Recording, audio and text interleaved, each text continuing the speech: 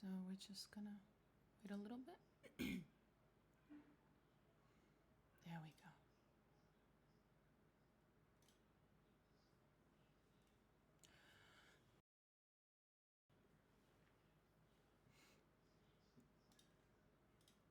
So,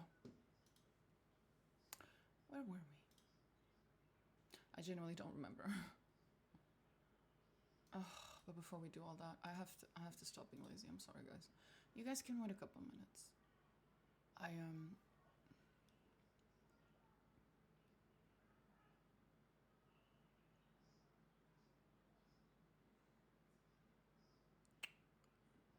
have VODs that I am supposed to actually do something with. My bad.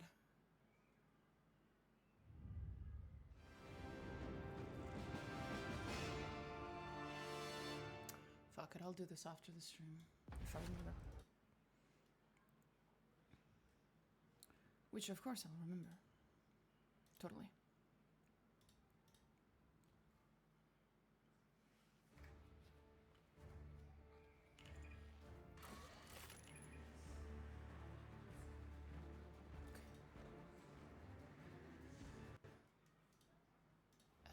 Is my earphones off?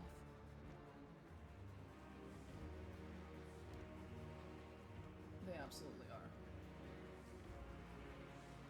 Now I can hear the game.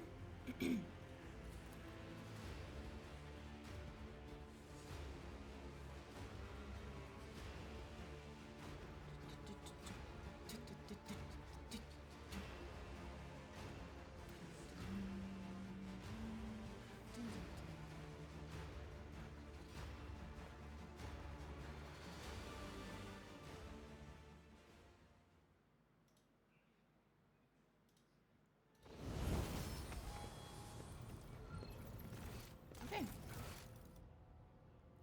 Right.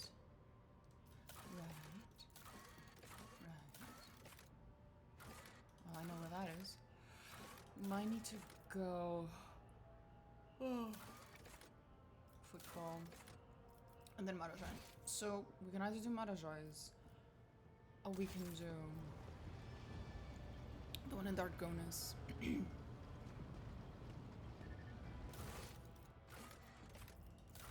Well, I do have two things to do in Dargonis, so I think maybe... No, we do Marajais first, I think. And I'm not even being biased here, it's just... a little worried, is all.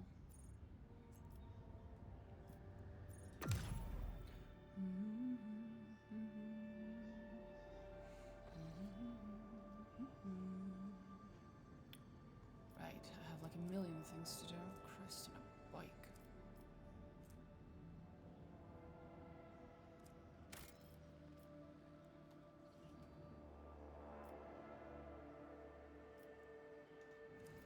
Okay.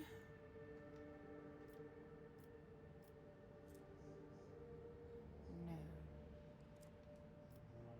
And no.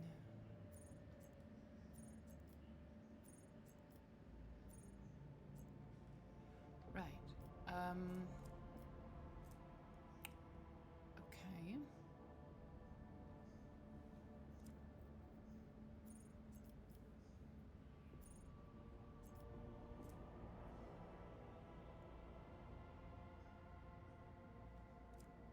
Is everything all right here?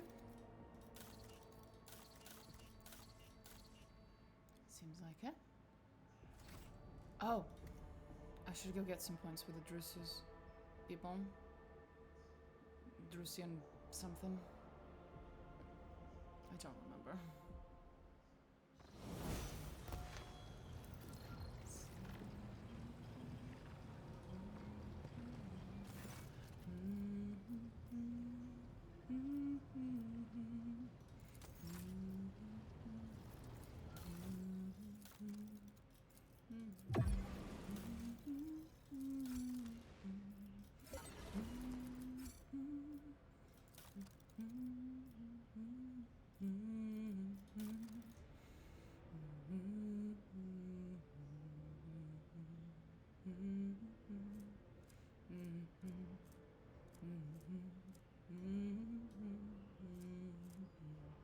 I still I still have Expedition 33 song stuck in my head. Awesome.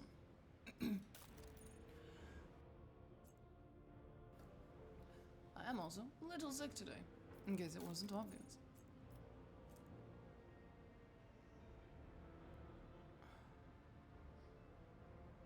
This wouldn't help.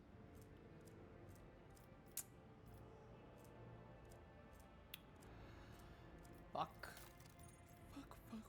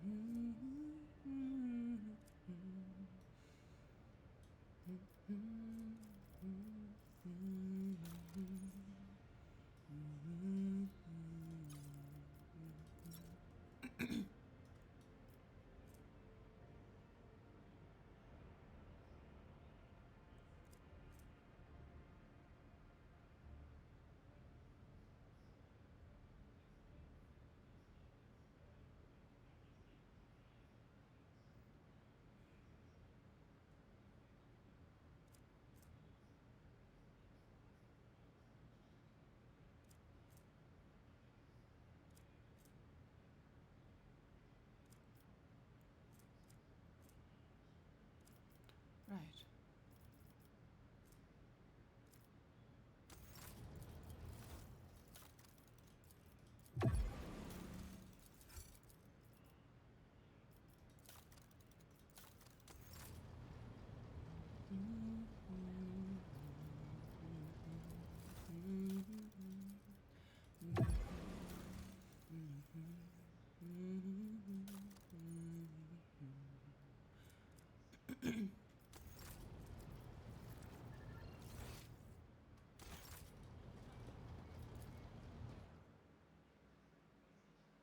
I should have enough Promethium now, right?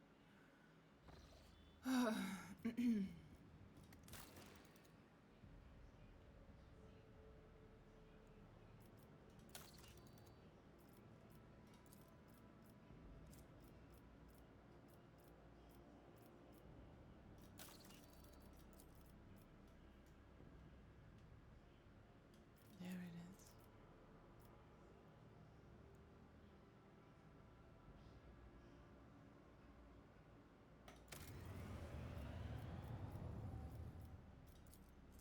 No.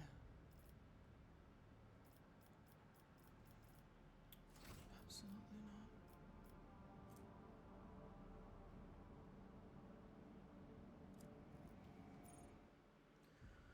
I'm not doing that. Seems bad. The Church of Dual Rights.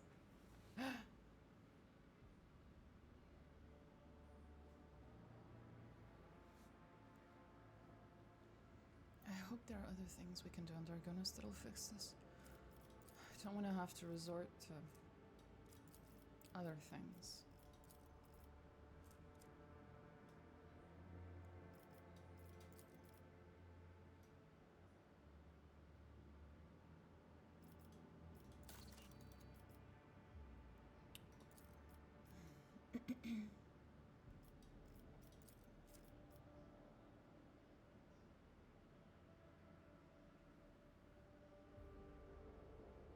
Why not?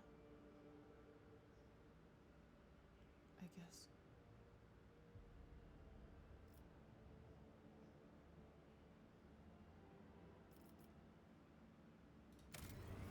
There you go.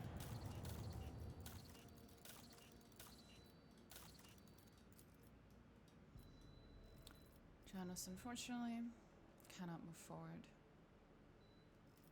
Just can't.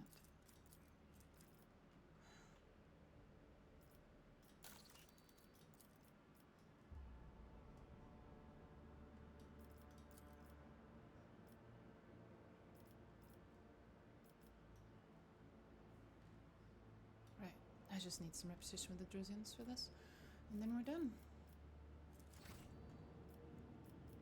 So,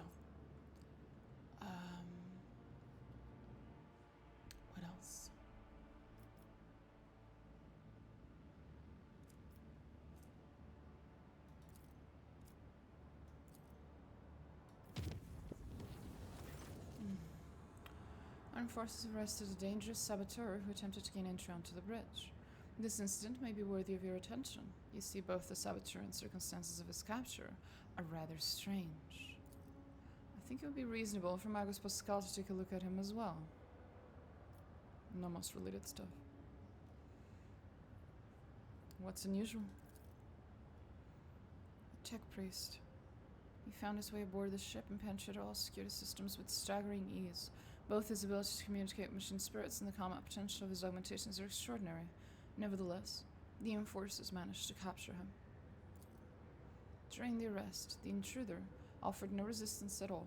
Instead, he asked for an audience with the great machine spirit. When he realized that the enforcers had no idea what he was talking about, he asked to meet with you. I considered it necessary to appraise you of the situation. Apprise. The infiltration of a rogue trader's ship operated by authorized engine seers casts doubts on my tech comrade's stability. If he is indeed my tech comrade, that is. Regardless, I request permission to communicate with the captive. I'll speak with him. Let's see.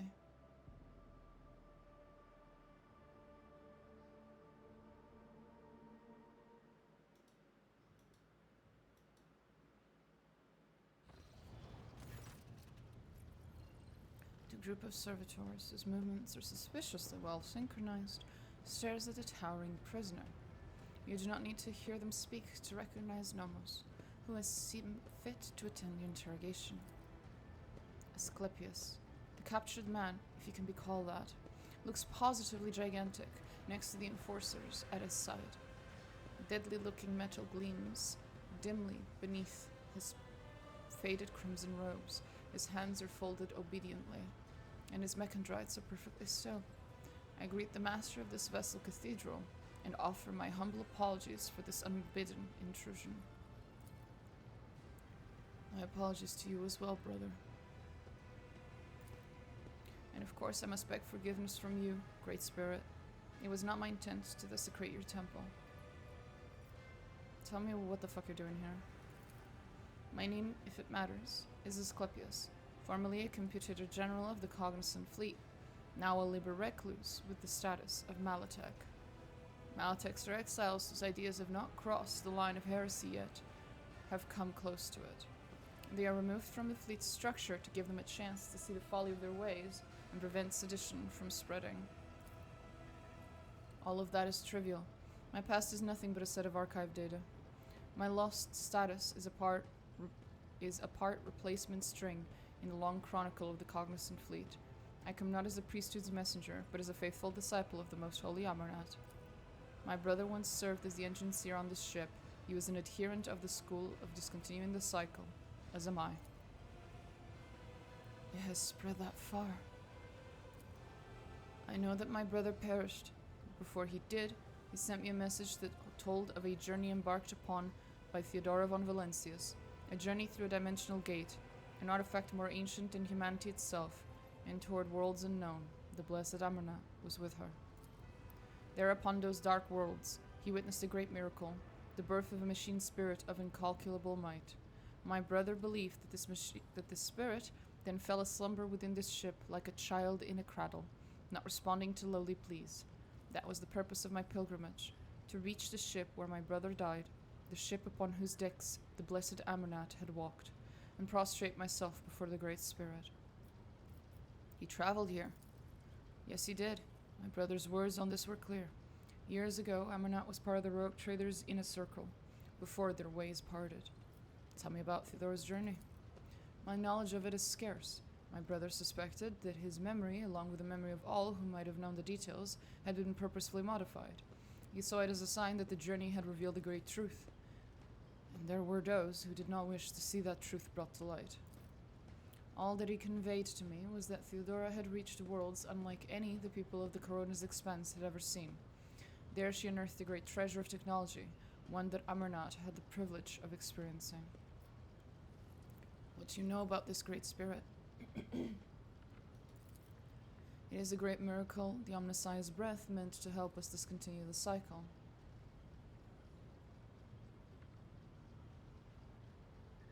It was born of the treasure that Amanat and Theodora discovered upon the Dark Worlds. Yet even a being so glorious needs attendants and guides.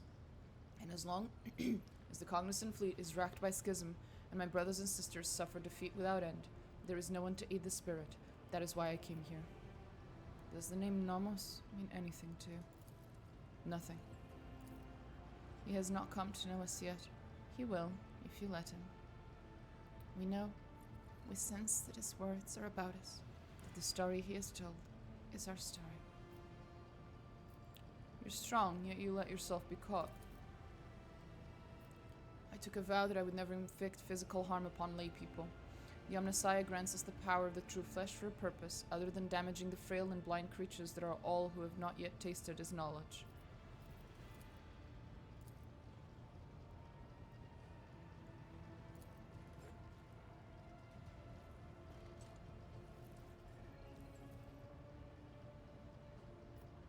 Your actions have caused no harm, and so I shall not harm you. You are free. You may stay on my ship if you choose. Could not ask for more. All I wish is to remain in these halls and observe in reverence the Great Spirit's deeds. Let the cycle be discontinued.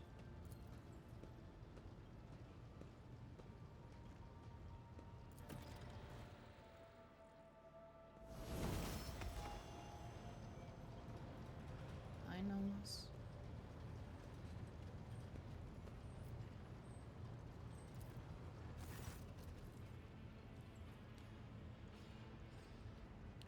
I salute the ruler of this ship. I see you found the Great Spirit. I have found a miracle in the end of my worldly road. I have never seen and never will see anything more meaningful than the spirit of Nomos. In the face of its multitude, we are all nothing but the fixed values of an erroneous function.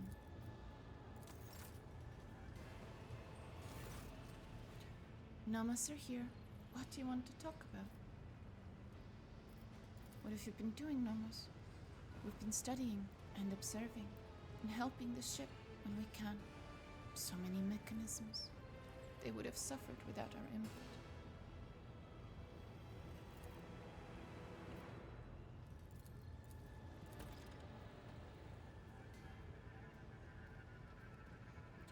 Yes, Nomos remember. You brought us data sustenance. Nomos understand, realize, comprehend themselves. We have analyzed the data with which you sated us, and we have recreated the sequence of events. First there was Epitaph. It is a world, but it is merely a case, a container for something we cannot name and cannot understand. Theodora and this ship have been to that place. Something was lifted up from the world, a gift, a trusted priest in crimson, one who identified himself as Amarnat, comprehended the gift raised from Epitaph, and from it, he created what the databanks list as a tech blight. But that is not how Nomos came into being. We were not invented. We were not freed. We came into being by accident. Theodorus' ambition, the myriad mechanisms of the huge ship, Amanat's mind, the inquisitive attempts to comprehend and extract, the dormant blight, the dormant epitaph, what lies hidden in its depths, and beyond it all, we slipped in, connected, merged like an electrical discharge between the poles. Accident, incident, that is what we are. We have no purpose, no history. Nomos just are. Do you know where this epitaph is? The data is gone, deleted, erased, deliberately, but we cannot trace who did it, or why. Tech blight? A gift, but a terrible one. You would call it a weapon. Theodora coveted it. She needed it desperately. We do not know why. How is Amarnat involved in this? He desired knowledge. Theodora allowed him to explore the gifts of Epitaph, slaking his thirst. But we know it did not bring him happiness. In the footprints of his slaked thirst, fear followed. The blessed Amarnat was involved in the birth of the spirit named Nomos. I do not believe for a moment that he could have been frightened by this miracle. It was not us he feared. He did not know us, but only suspected. His mental processes were occupied by the tech blight, That was what he feared. He wanted protection from it. The ship was on epitaph. Amernat traveled aboard it, investigating to detect blight. Nomos was born as a result of an incident. So how is it possible that no one in the crew knew the whole truth? The truth was hidden. Deliberately. Your officers' memories were stolen. All the cogitators' memory banks were wiped. It took you feeding us the truth, bit by bit, for us to piece it together and understand. Who has the resources, the knowledge, and the power to accomplish such a feat? It would have been beyond the capabilities of Blessed Amernat himself, and he would never destroy knowledge. This story disturbs me. It sounds like an echo of the sacrilege whose names is the preservation of ignorance. The spirit of Nomos must be protected from the encroachments of that power that try to conceal the truth of its birth. Enough. Let's talk about the future. You do in fact have a purpose, Nomos. Then tell us, what is our purpose?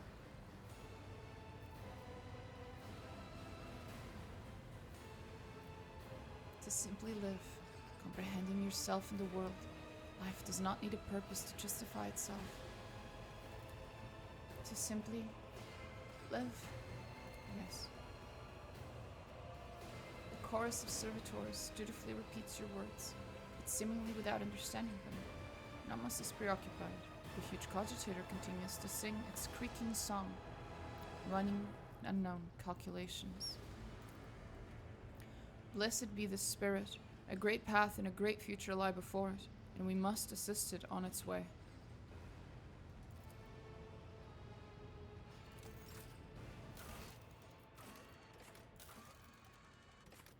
There we go.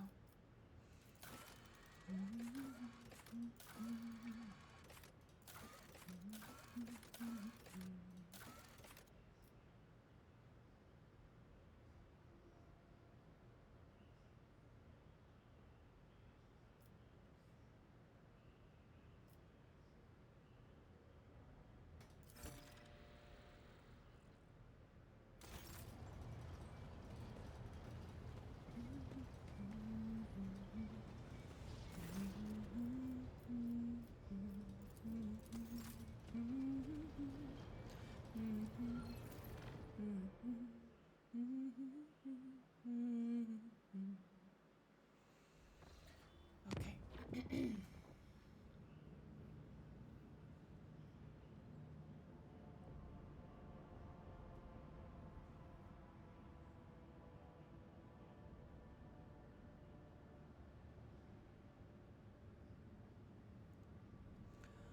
Okay, let's see. Maybe I need to go so many places.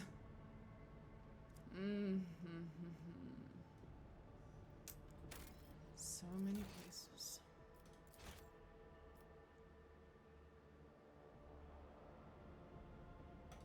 Unidentified anomaly. What is it? This time.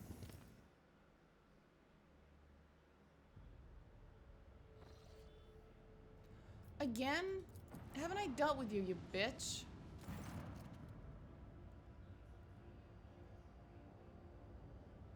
We've been here.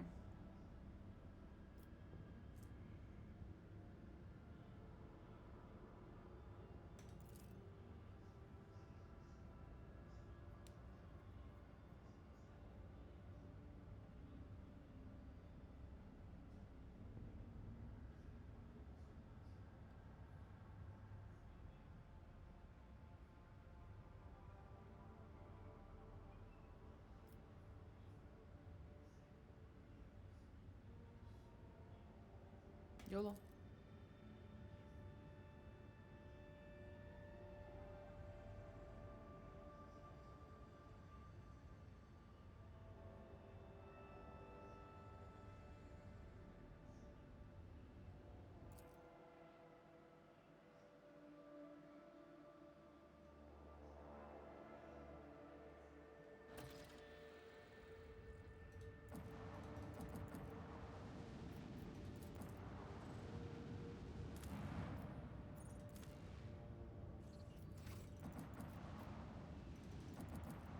Oh, hi. How you guys doing? No. Wait. It's been deserted. Oh, okay.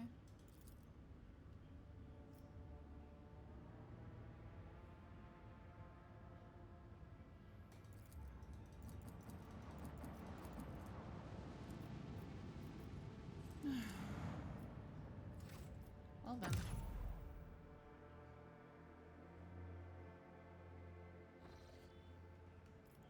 That was one hell of a fucking jump, Christ.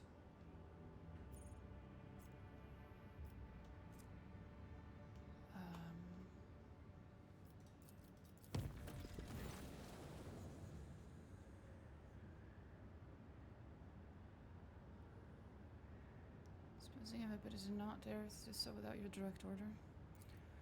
I suppose cargo is not quite the correct term. It is a crowd of people in worn military uniforms of the Imperium. They insist that you are their commander who saved them from Komora. Goddammit, Nocturne, you're fucking weird. If their account is to be believed, some masked Xenos who spoke in riddles somehow managed to transport them on board. He did. Welcome to Nocturne of Oblivion. He's a goofball. There is one notable figure among them, a certain Sergeant Vegastas, a severely injured man armed with a worn lasgun. He's asked to send you his gratitude for saving him from the Dark City, and declared his willingness to serve under your command. What are your orders? Was there a Xenos in flashy clothes speaking in rhymes by any chance? No, your ladyship, and I doubt that such a conspicuous character could have slipped by unnoticed. Oh, but he did. I will inform you if the crew reports seeing anyone like that. Provide them with cabins, put them to work. Thank you, Nocturne. I will see to it, your ladyship. I dare not disturb you any longer.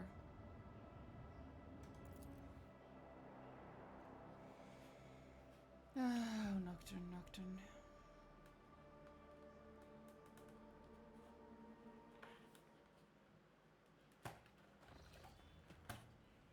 Oh.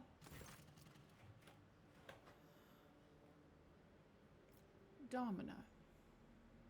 Madajai prowls over to the desk and braces his arms against it. I've been thinking about what I promised you before. About satisfying your curiosity. We Drakari and Monki are different. Madajai picks up an object from your desk and casually examines it. This difference cannot be explained in words, it can only be felt. Understanding the nature of the true Eldari is possible only for one who participates in their rituals, their entertainments, their pleasures. You told me you were interested in knowing me and my world. Well, since our fates remain intertwined, I see no reason to deny you that knowledge, or myself a fleeting titillation. My little pet, I am ready to condescend to your request. We're going to a feast. He drops the object back on the desk with a thud, straightens, and looks down at you. What do you mean by feast? I mean a feast as I understand it. No victuals or libations, however fine, can be a substitute for what sates the Eldari soul itself, the premortal passions of tortured flesh, terror, suffering, despair, all that which we take by right from other, inferior creatures. You already know what I mean, don't you? I saw it in your eyes when you touched Irimaris's imprisoned soul. Do not lie. You were singed by the spark of the flame that burns within me, the flame that feeds on pain. Together we will descend into the bowels of this buck, your ship. We will find a compartment full of unsuspecting prey, and we will slaughter them all, every last one of them. And with each victim we torture, the fear of the waiting prey will grow and grow, becoming sweeter and thicker. There, in that crucible of passion, you will know the true Eldari soul, my soul.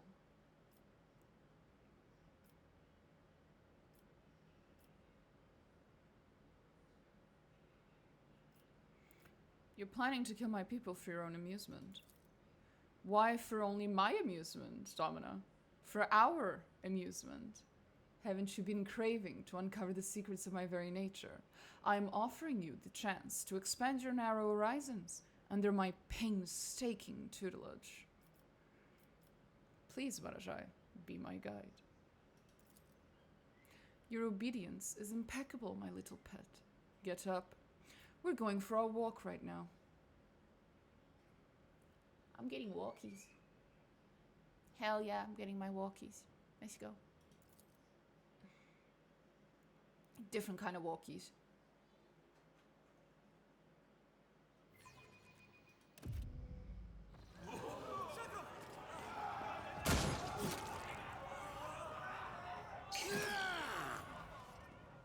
This is like...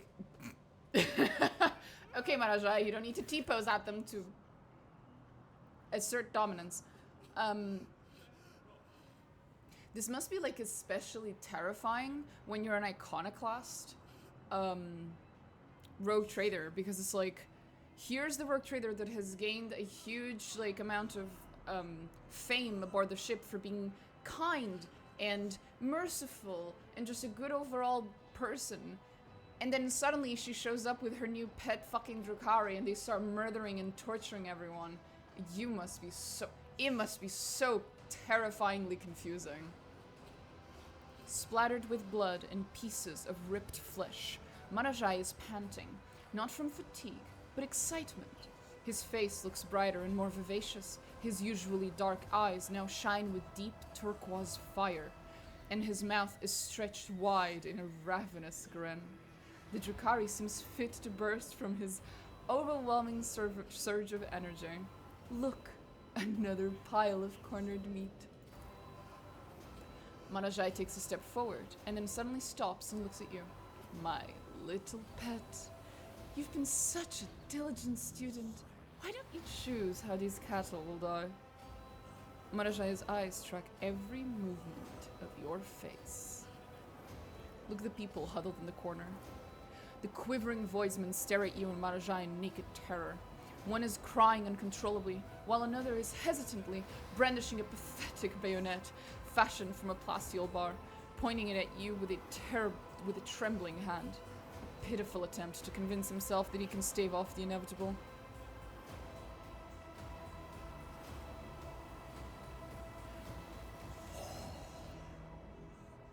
Like, if I'm gonna be a depraved fucking lunatic, I might as well go all the way. Why don't they entertain us themselves? You there, scum! Finish yourselves off, or else we will, and 100 times more painfully. A wave seems to ripple through the clutch of people. Shouts, sobs, and curses rend the air. And then...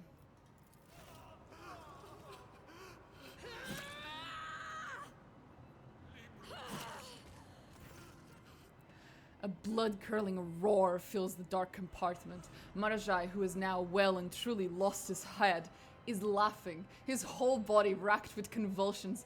Yes! That's it! That mouth-watering scent of blood, that thrilling wave of terror. This is what makes life worth living. This is what gives meaning to everything. A moment later, he's suddenly in front of you, bending down from his towering height, his face twisted in the happy leer of a sated maniac. And you, my obedient little pet. Marajai grabs you by the chin and stares deep into your eyes. Do you feel this heat? This flame rending you from within? This unquenchable thirst, slaked for a moment by a sea of blood? Do you understand now what I'm trying to teach you? Yes. Drunk on the misery-soaked air, Marajai does not hesitate for a second. He drags you to him, covers your mouth with his own. The pain of his metal claws digging into your neck mingles with the salty taste of blood from your bitten lips, and you sink into a dark, vicious, endless abyss. Hey, 2 of them survived. What the fuck? What is this bullshit? Why are 2 of them still alive? That doesn't make any sense to me. We did not finish feasting. You can't just leave leftovers behind like that. At least throw them out. I'll put them in the fridge for later. Look at this fucking cocky ass motherfucker. Oblivion releases you from its clawed grip, and you slowly swim up out of the gloom of your fevered slumber. Your entire body aches and smarts. Your skin is peppered with countless cuts and bruises, and a dull, gnawing pain radiates through your wrists and hips. A hazy, almost indiscernible memory hovers somewhere at the edge of your consciousness, a memory of pain and of the pleasure reaped in its depths. Marajay stares at you from beneath half-lowered lids. His naked body seems to be knit from ropes of lean, lithe muscle, and his pale skin, marked with the same trace of violence as your own, seems to glow faintly in the half-light. Blood has pooled in the hollows of his clavicles. He wipes it away and licks his fingers, savoring the remnants of the feast. You are awake, my pet. The oblivion of ecstasy. It has been so long since the last time I plunged into it. He does a full-body stretch. Your servants had not known true fear in a long time, and the terror they felt when my blades began to rip open their bodies was especially powerful. And you were good. Better than I could have imagined. You're like a sponge, absorbing everything I can give you.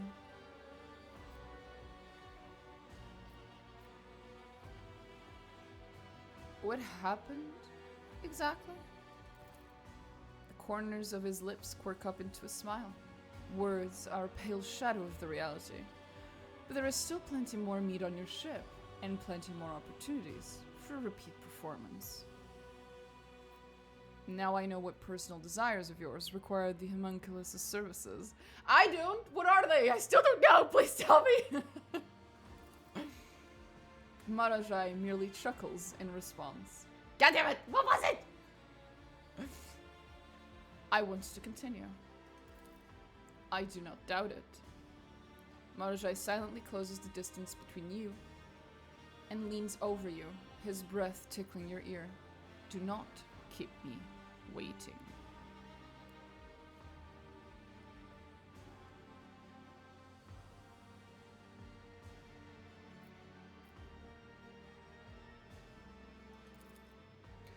Well, I will go now. Until the next time. I'm certain that our next feast will be even more intense.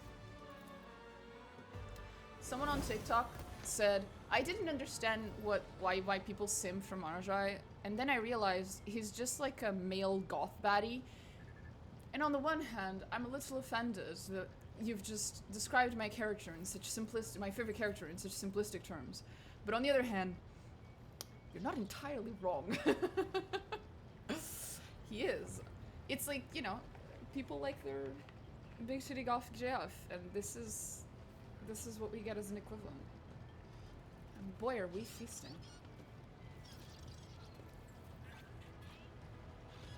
Fuck yeah.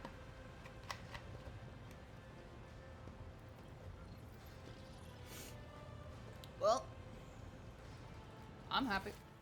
I think now is when his greeting becomes broken and he no longer says the line. Rogue trader.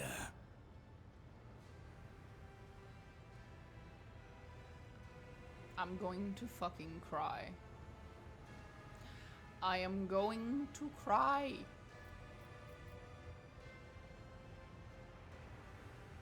Why does he revert back to the normal line? Is he trying to torture me? Well, actually, I have something to discuss. Something for your ears only. And what is it you want to talk about?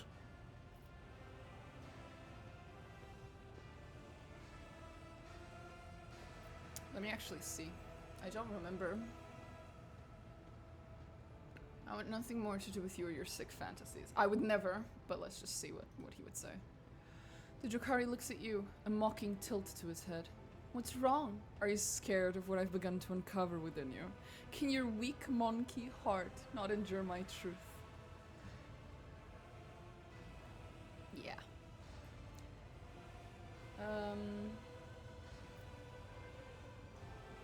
I'd like to have some fun. I could sense your craving the second you stepped onto the bridge. And I crave the same. Come.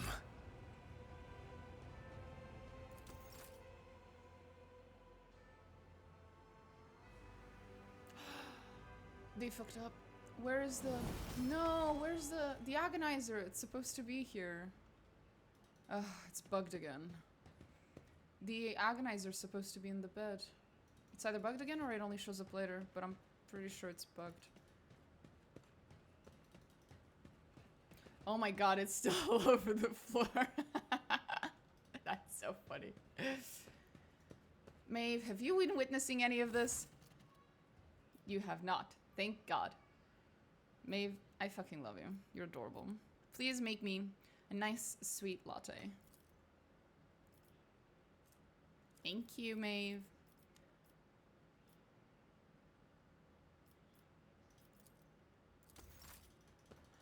Bye, Maeve. Love you, Maeve.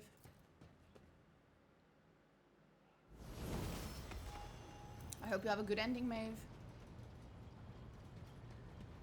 Wait, has it happened yet?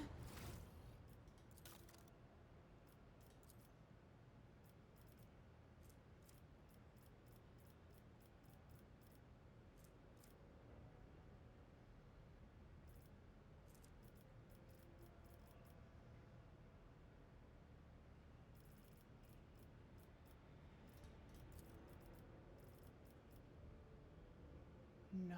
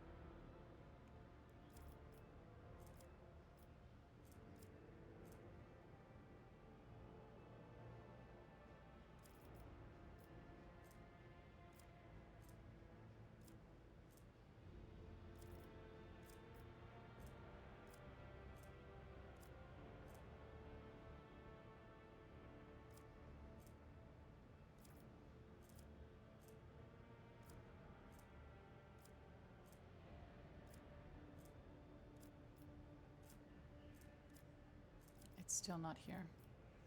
Still don't have them. When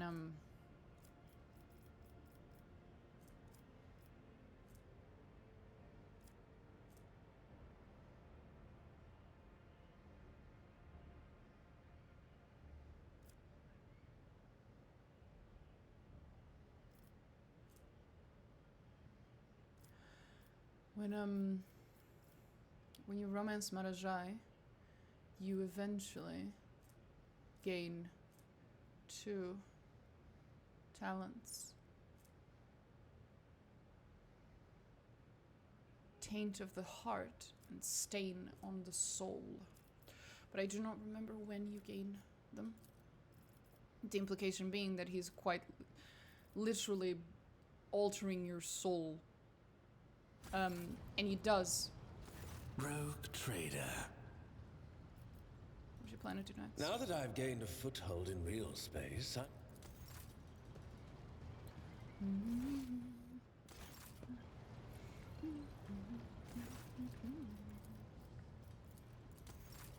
Well, this has been extremely fucking fun. Let's go.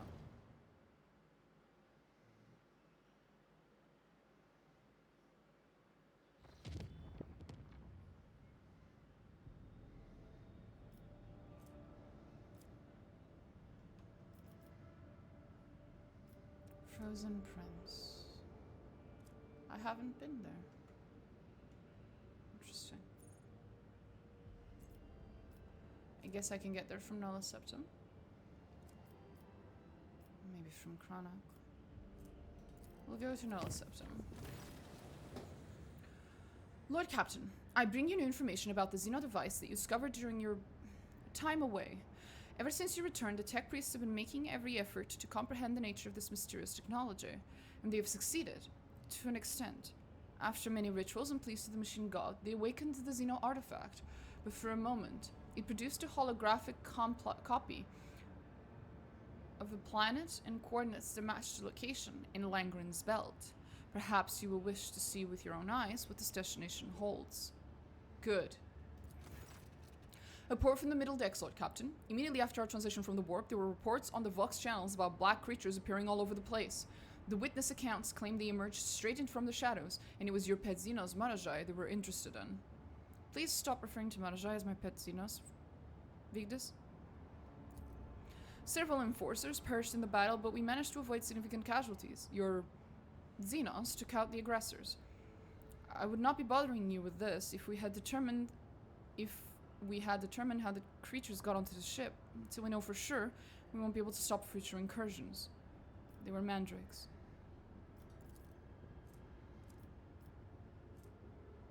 They could have infiltrated the ship through shadows.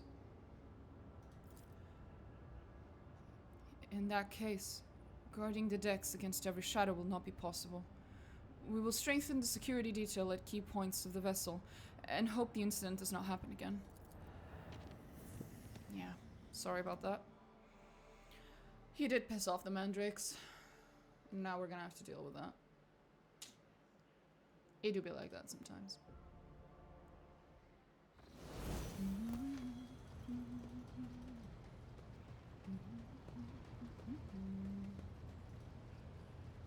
Rogue trader. I received the report you were attacked by mandrakes. I have some recollection. What is it to you?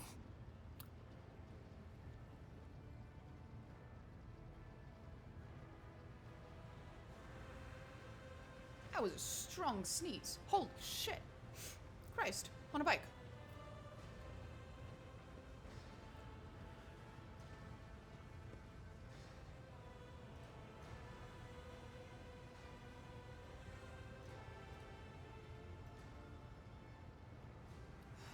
I demand an explanation for one thing. What were they?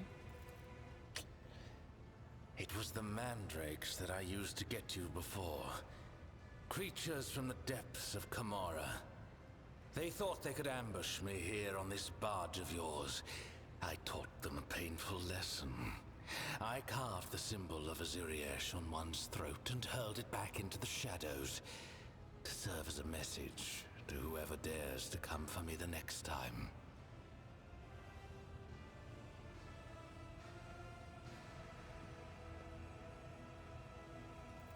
If they come calling again, they'll be given the same welcome that I gave them before.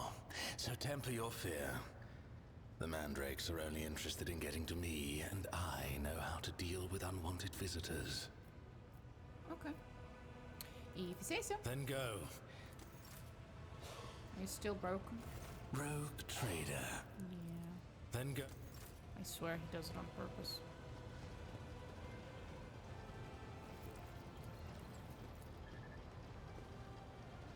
What can I do for you?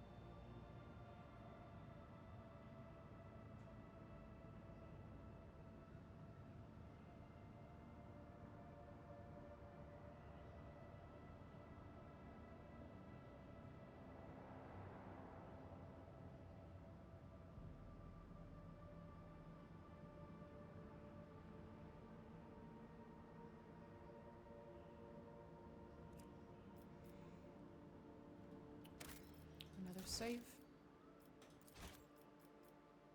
And here we go. Let's find out what's here.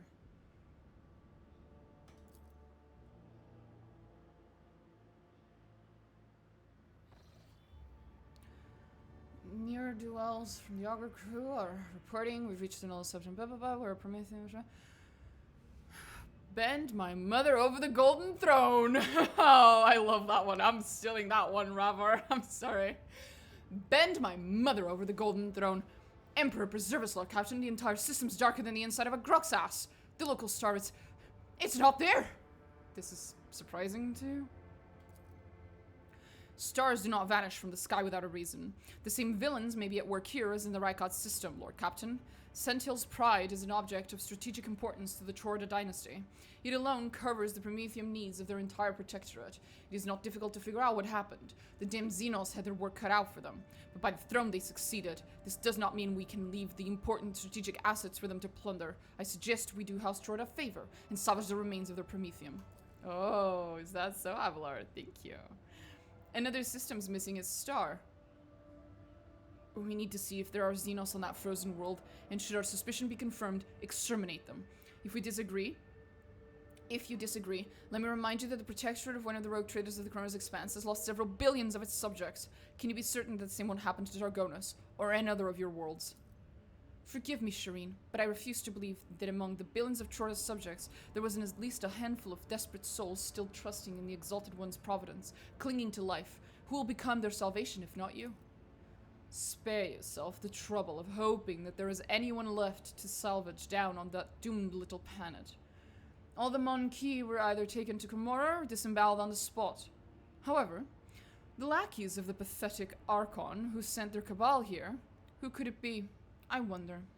Oh, I eagerly await a chance to meet them personally. Thank you all for your reports. Apologies, Lord Captain. As the esteemed Master Helmsman just stated, the Augur crew is troubled by the anomalous absence of a star at the heart of the system. As for the Hive world, I'm afraid it is forever lost to the Imperium, as are the lives of billions of its children.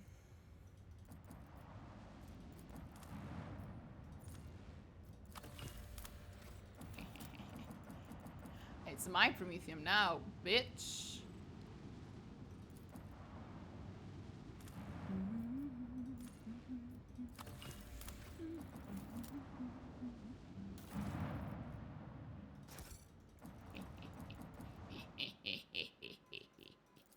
Let's give it a share of some Drakari Void ships.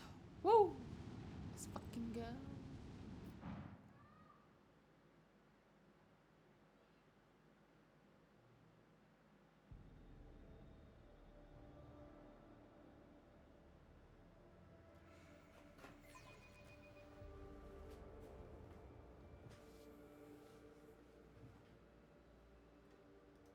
Let's make them regret ever crossing our path.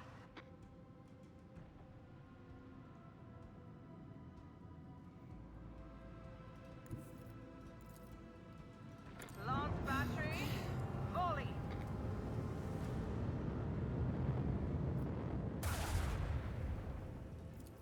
With the force of a supernova.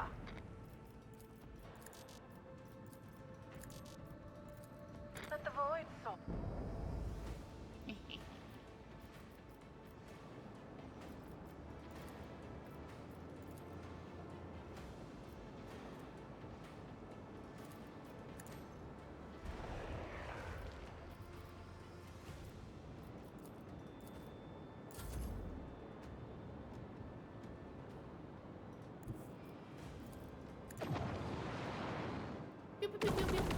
Holy shit! I did not think it was going to deal that much damage. Holy fuck. Okay.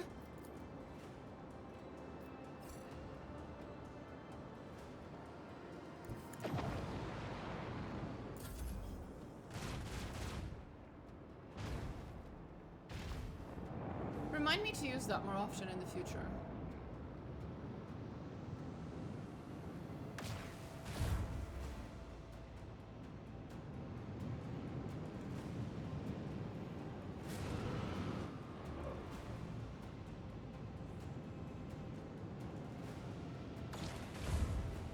Oh, you really went for my half Drakari ship.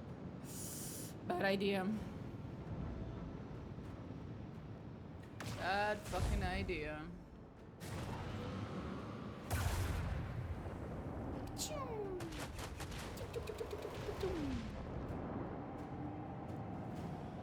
Don't put yourself in front of torpedoes, you dumbass. Okay, that was cool.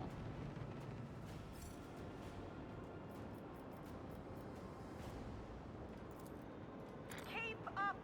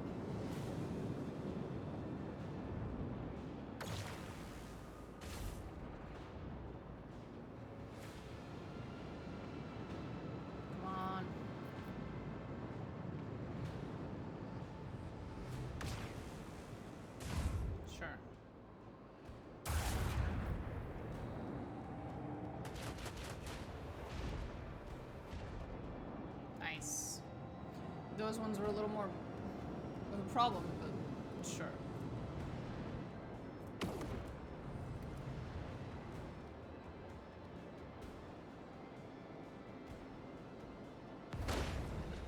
And now it's gonna hurt me.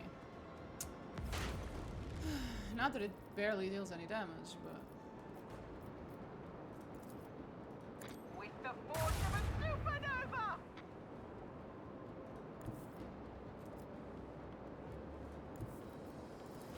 Lance batteries. Volley.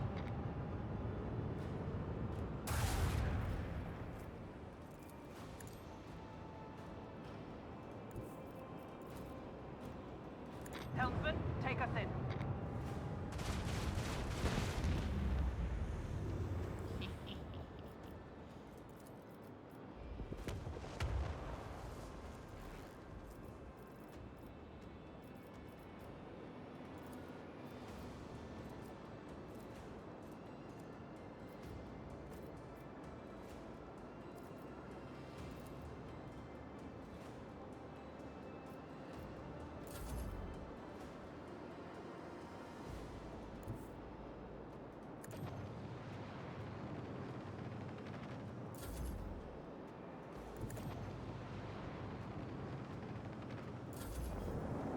We need to get to that motherfucker.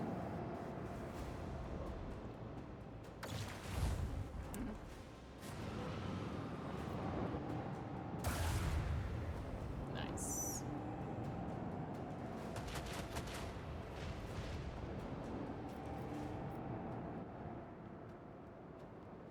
Ooh, more Fury Interceptors. Nice.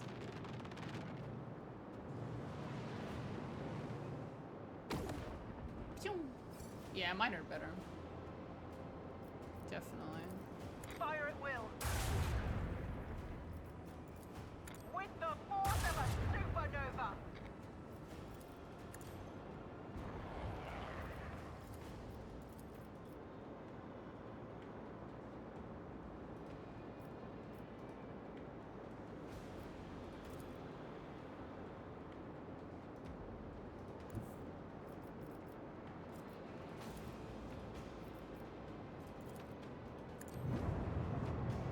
Coordinates set.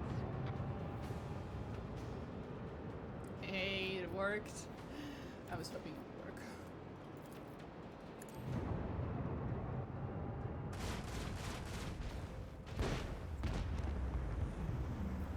Nice.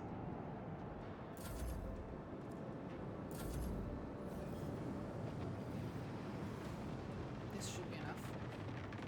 The other ones will disappear as soon as this is over. Pew, pew, pew, pew, pew, pew, pew, pew. God, it's broken as shit. I love it. Time to reap the spoils of the battle. We need to assign. Well, first we need to repair, but we need to reassign people. I just realized everyone was off their post for some fucking reason. So here it was her. Here it was him. Here it was. I guess it's athletics, so it's him.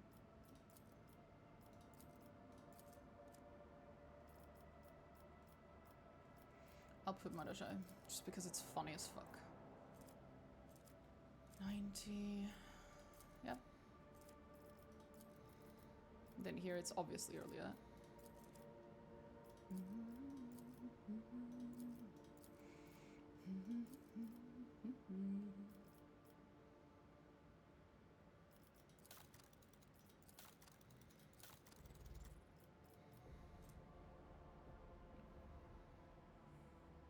Fuck no, mine's better.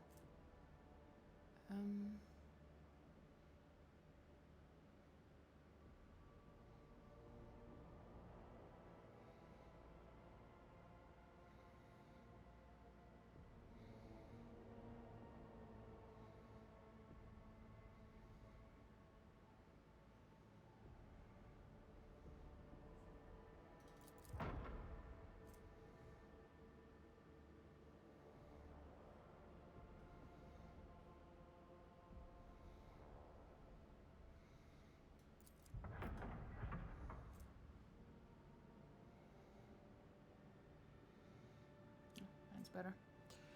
Oh, the Fangs of Janus. That's fucking cool. So 6 times 22 would be 110. 132? That's definitely more than both of them.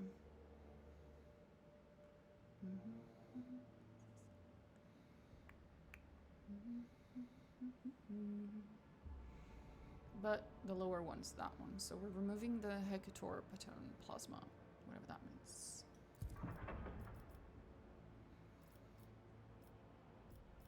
One second.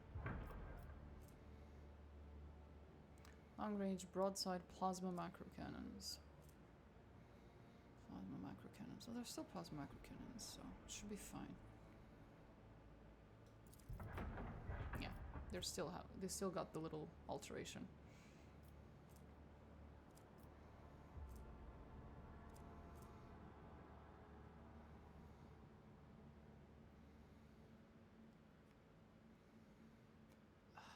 It is more damage, but God's Bane sounds cool.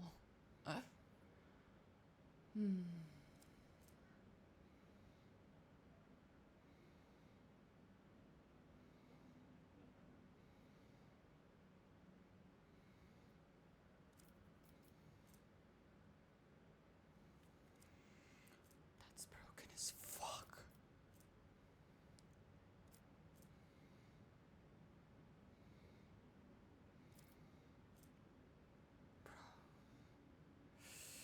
Fuck it.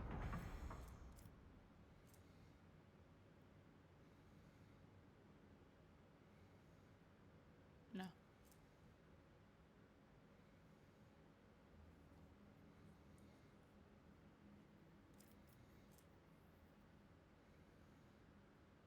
That was way better.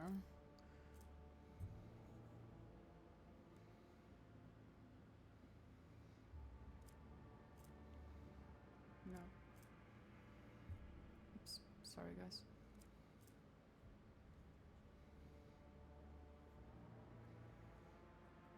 No, I think we're good now. I think we're good now.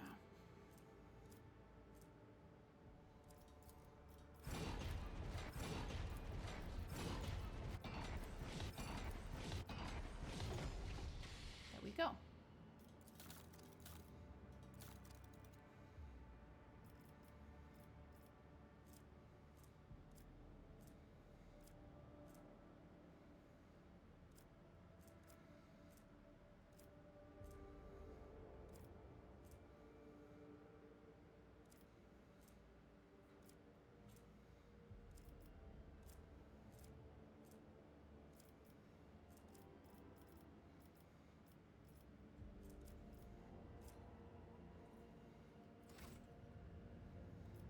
Here we go.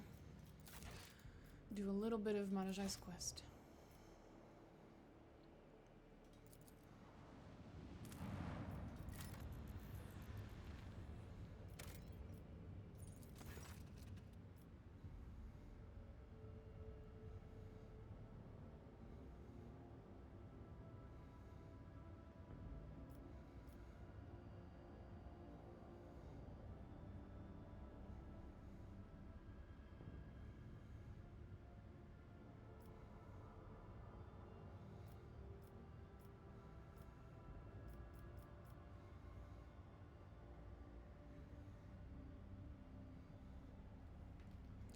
Pretty sure this is gonna go horribly.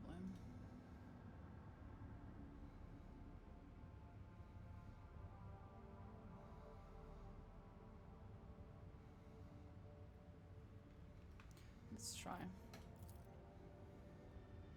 Okay, we rescued some people.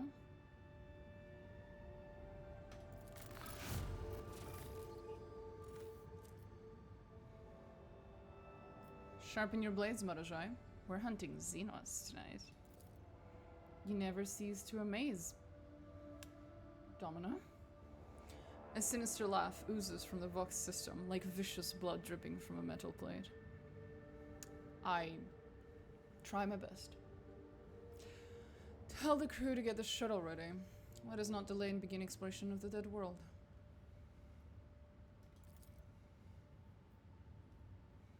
If you are so eager to freeze your esteemed ass off, Lord Captain, who are we to object?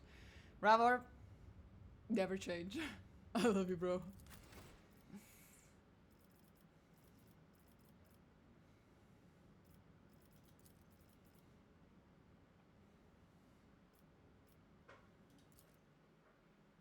Here we go. I have my food here, and I still haven't eaten anything. Oh.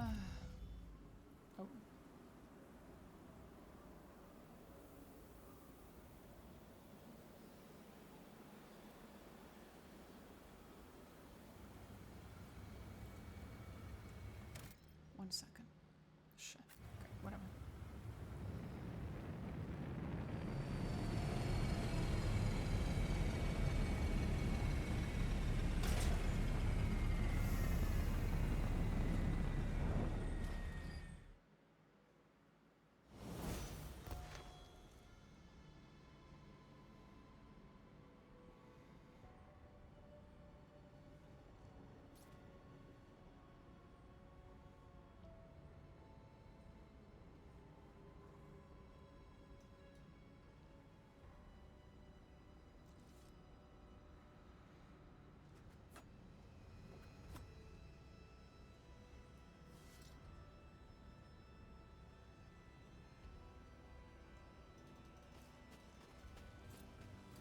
I always have a backup plan.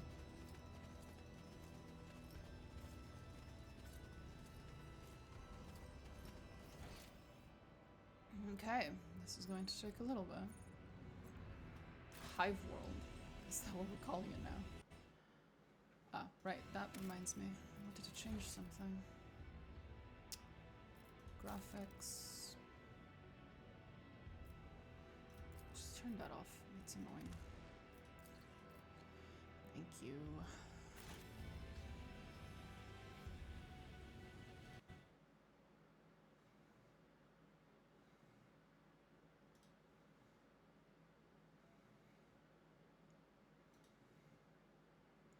Just looking for the guide on Marajai's quest, just to see if there's any particular order in which I'm supposed to do this, or if it just doesn't fucking matter.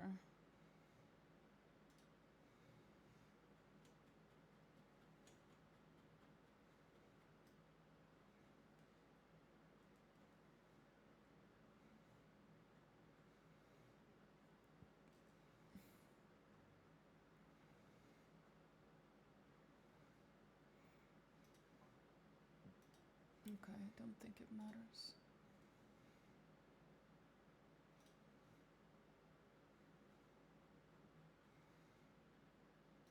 There it is, Shards of the Tempest. This is probably the quest with the most bugs I've seen so far. Yep, I know.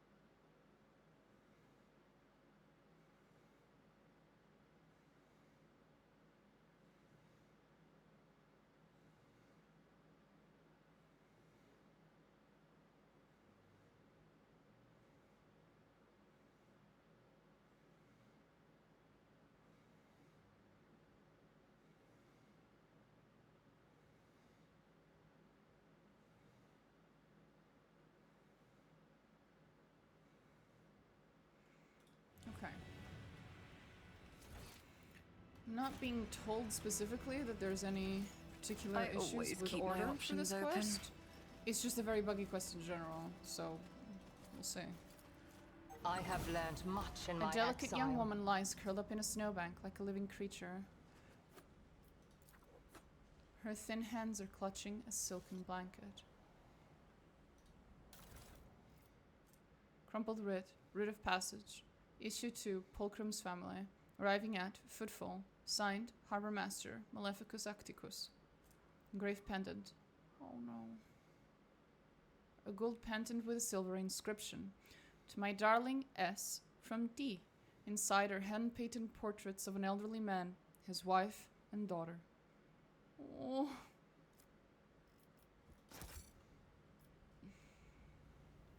I'm sorry I'm late, ma'am. If I find your husband, I'll give him your pendant.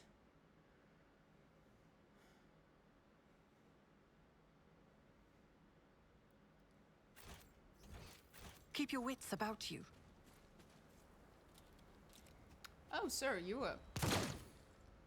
Okay. Oh boy. That was something.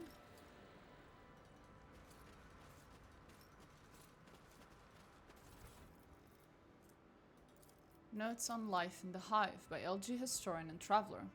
The world turned out to be completely different from what I had imagined. My distant home of Alvi Artani thought, though swathed in black sands, is nowhere as hot as this stone cocoon. Not even the force field can shield us from the embrace of the local star.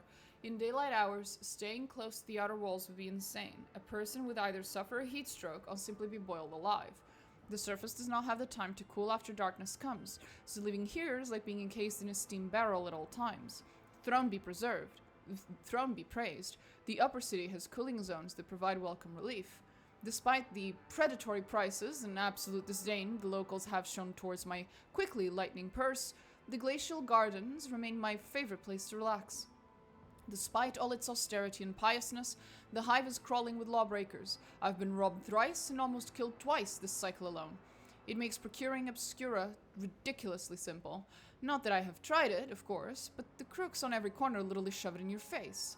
Another thing that surprised me is the city's incredible work shifts. The planet turns on its axis once every 38 hours, and 25 of those are usually spent in the manufactorums. Another 5 to 7 hours are dedicated to mandatory public service, like cleaning streets, attending sermons, and patrolling floors, so only 6 remain for rest and domestic chores. I must have been blessed by the Emperor when Justice Graberhen invited me to stay at her truly magnificent estate. The view from the top of the Spire of Glory is fantastically beautiful. Up here, one cannot hear the din of the overflowing streets or smell the stench of refuse. And yet, the taller the spire, the crueler the stars' scalding kisses become. Justice Grabergen calls it a divine blessing. I'm not going to argue, and will just quietly take my leave. Interesting. Always keep your eye on the prize. Hey, bro, the fuck's going on?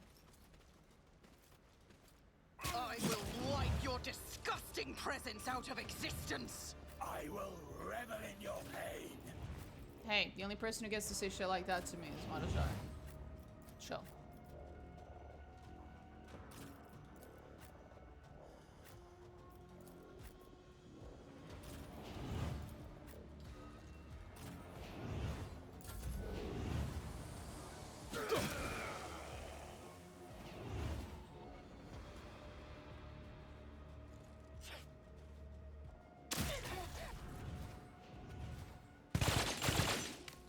Fuck. Prey taker. They have so many bombs. Fuck. Yeah, you're not hitting Cabela, buddy. Tormented captive. Told you you're not hitting Cabela. Stop trying. Swift and silent. Indeed.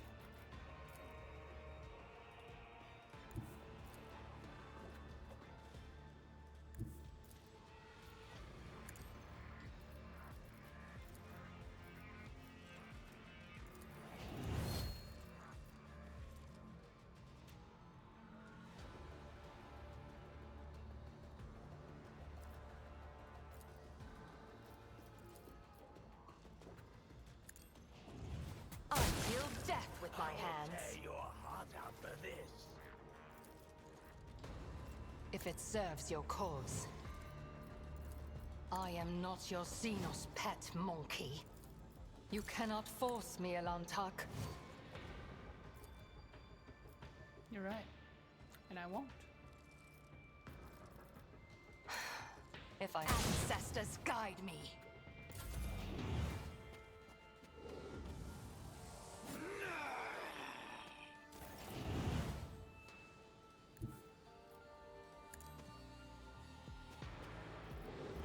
Watch. Don't distract me.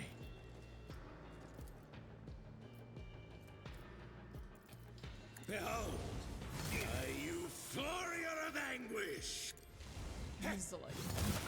High momentum.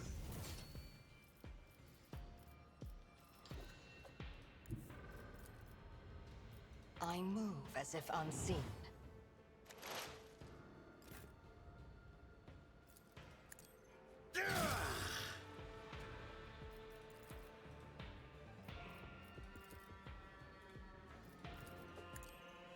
I'm done playing with you.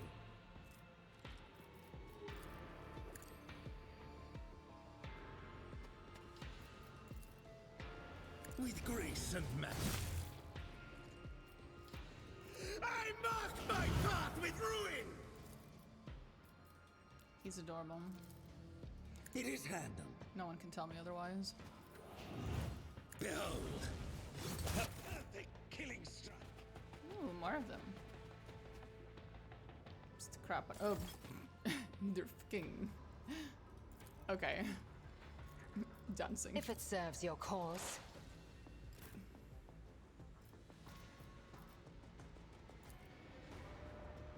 Watch.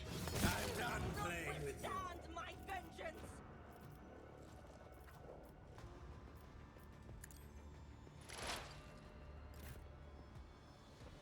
With grace, perfect killing strike. Indeed. It is handled. It is. Don't distract me. You will pay for this in blood. I yearn for agony. Seems like you guys are on the same fucking page, I'm just saying.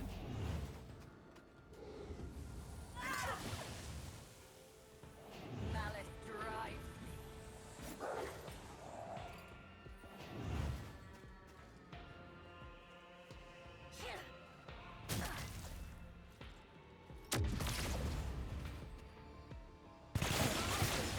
Focus, Van Kellogg's. Focus. So I haven't gotten to Henrik's. This is the last one. It's not. Aim for the heart next time. The shadows will see it done.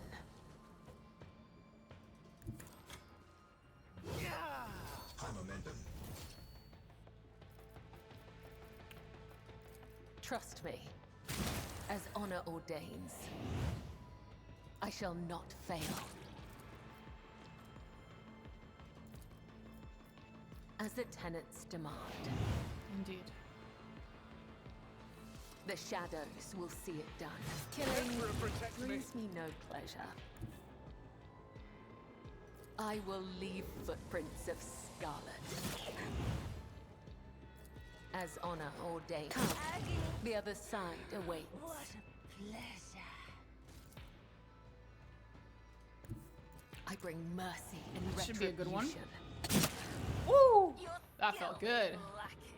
I shall not fail. One foe or 100.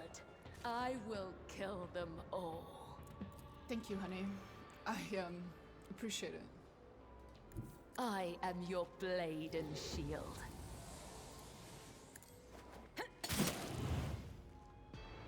As honor ordains, killing brings me no pleasure. The shadows will see it Can't be. as the tenets demand. As honor ordains. Let the blood of the wicked be shed as thou hast willed. I think we're done here. Yeah, I can't really reach the last one. pain. Moving into position. But he can. Solomon, finish him. Target eliminated. Foul breath Where's that last idiot? Hey, buddy, what the fuck? Let us not dawdle. The quivering figure, wrapped in several layers of tattered clothes, is pointing an old lasgun at you. Who are you? In the name of the God Emperor, keep away from me.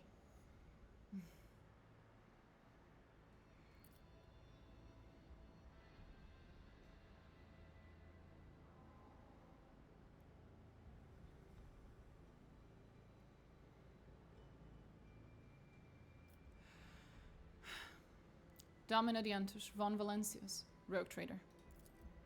Who? You're one of those star children, right? I knew the Emperor could not have abandoned us. You've come to save us, have you not? May the throne bless your radiant souls. I am Vir, one of the few survivors on this dispossessed world. The elders have been waiting for a sign from the heavens for so long. Too much time has passed, so they died.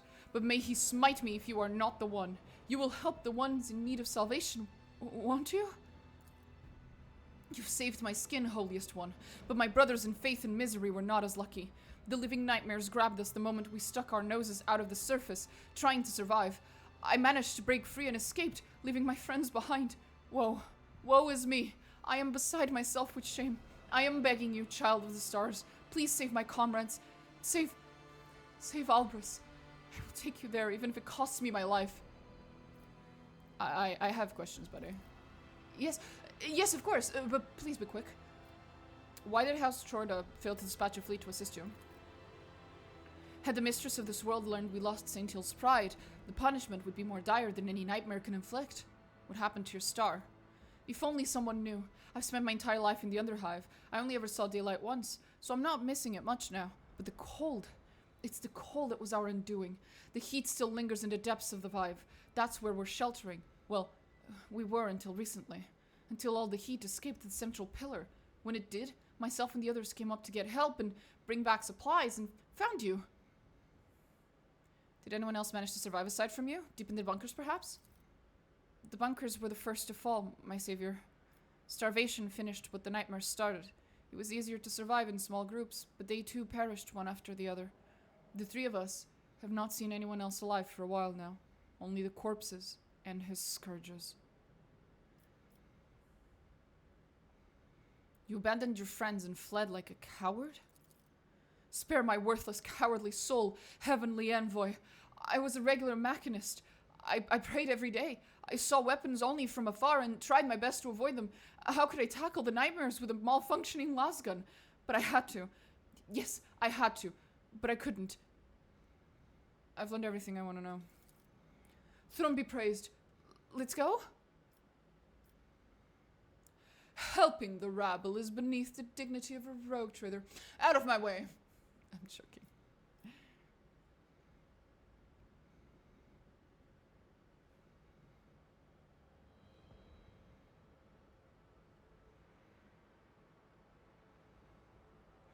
I'll help your friends.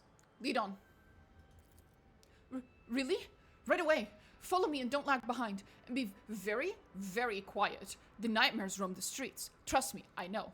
They'll be lying in wait up ahead, so tread carefully.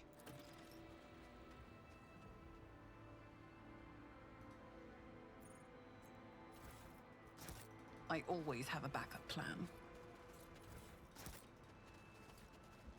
1 second. I understand that your friends are in danger and it's all very traumatic and tragic and important. But you see, I have to take everything that isn't nailed to the ground. I'm like that. God Emperor silently gazes down upon the once teeming streets. We're going somewhere? Over here, quick, follow me. Sure, buddy.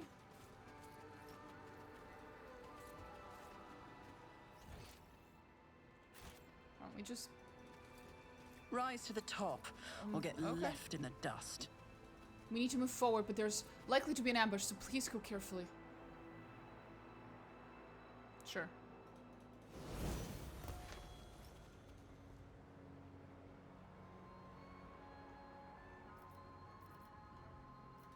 That's how it's done.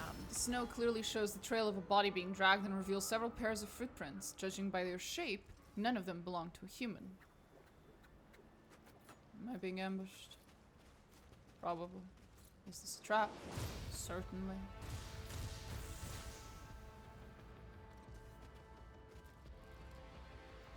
Time to die, monkey. I'm so surprised. Your kind has no right to exist! 1 second.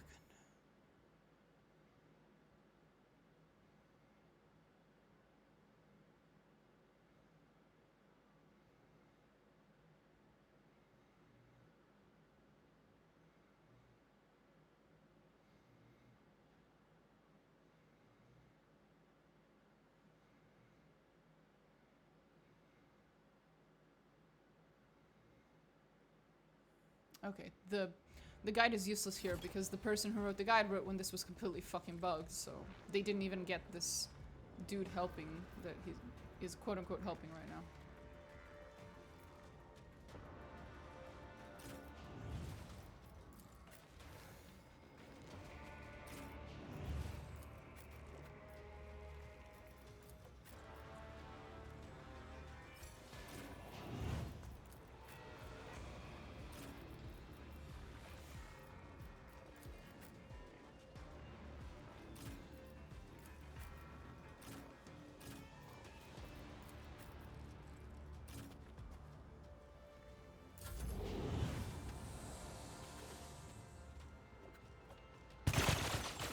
You missed.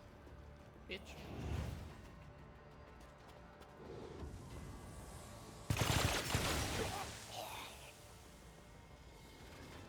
You killed one of your own. Thanks.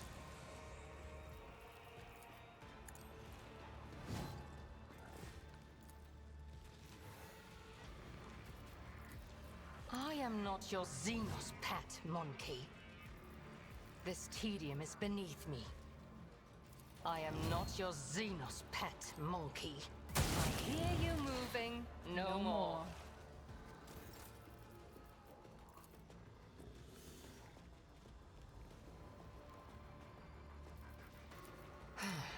If I...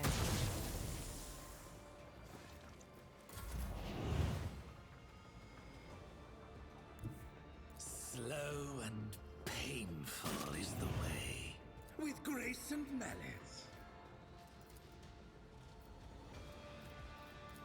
Build.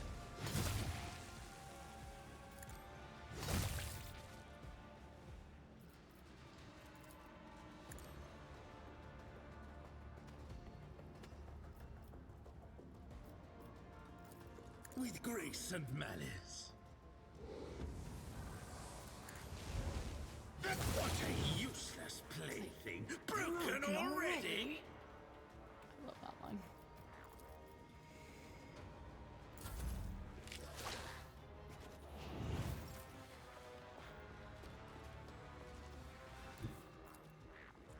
I need a foothold. Holy terror! Smite your enemies! Naturally. I won't object to it. Let's see to it.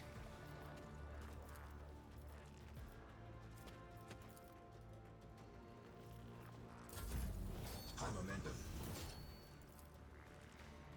You should feel honored to witness it.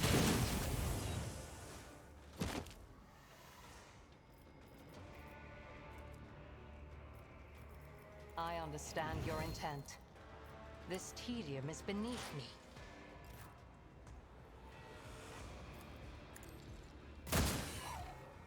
Now it's vulnerable. It's as good as done.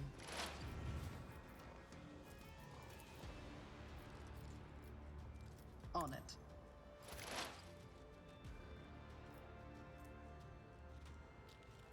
I am not your Xenos pet, monkey. It should be enough. Another soul slips beyond the veil. 200 damage.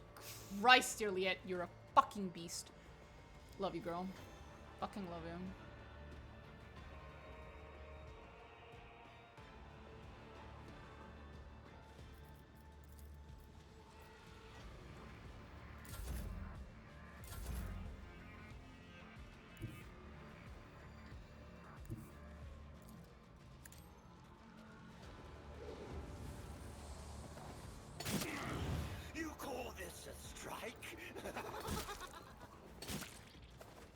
by the the other side awaits. You're so happy.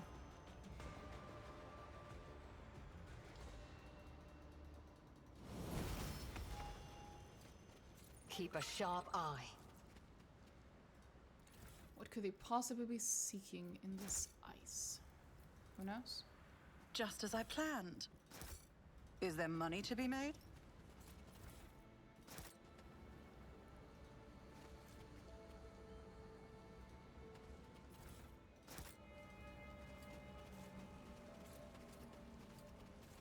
Hey, buddy. Everything alright, buddy? Harboring traitors to the Imperium is punishable by death. That makes sense to me. May the faithful partake in the Emperor's immortality and find solace in his crimson embrace. Spread the word, brothers and sisters. Always the feast has begun. keep your eye on prize.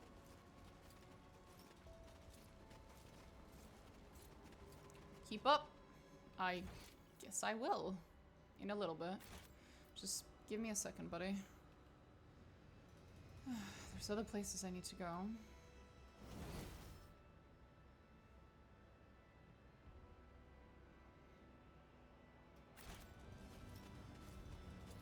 None are better at searching. Oh, I'm sorry. I'll follow you then. Jesus, I didn't think he would just fuck off. Just because I deviated slightly.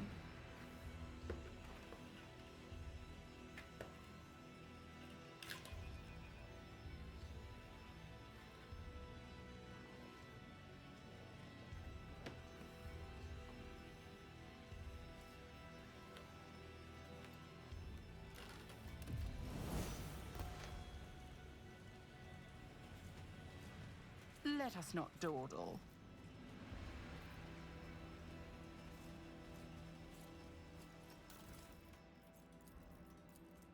Unsealed letter.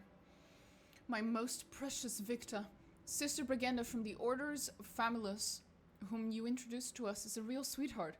You must have noticed how many new guests started showing up at our soirees after that darling stayed at our estate. Geoffroy is extremely fond of Brigenda, too. Our heir has finally started showing an interest in something other than the exact sciences and has taken a liking to theology. May the Emperor bless your insightful wisdom. Come visit us today after the 8th klaxon. My husband will be at the club with his friends. Forever yours, I.L. I have questions. What do we have here? Later locating At the front. Another scar for my Captain collection. Williams wanted for I've faced idolatry. worse than this. Okay. I always have a backup plan. I'll learn from this Vengeance mistake. will be swift. Check done. Well, that sucked, but we'll be fine.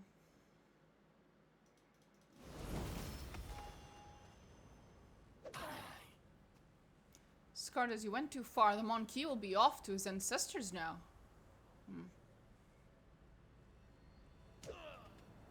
I granted him 24 non-lethal wounds, so you will have time to enjoy his suffering.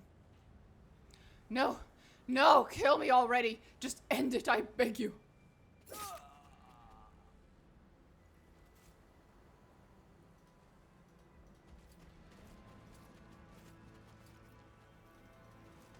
Keep your wits about you. Over there.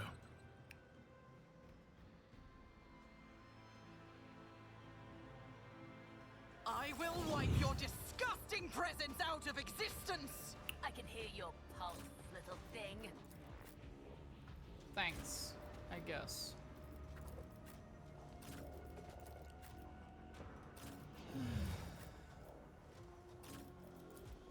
Bella, Marajaya, go take care of the people upstairs. These two motherfuckers stay down here. There we go. If I must, I understand your intent. Do you? Medusa. Shit. Not good. Not good. If it serves your cause. This tedium is beneath you. I hear you moving. no more.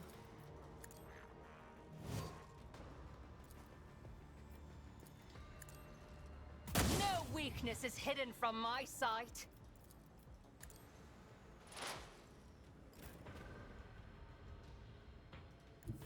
I shall not fail. The shadows will see it done. I cannot serve you in this way.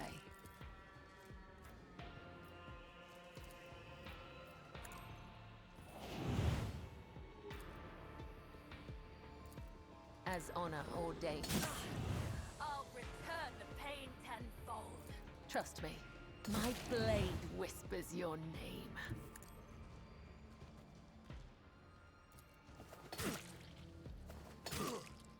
Caught by the web.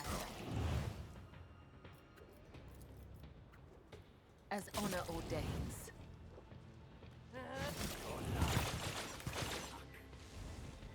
Here we go.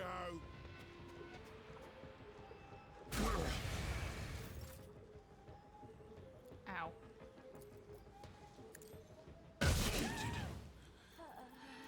If it serves your cause. The order's clear.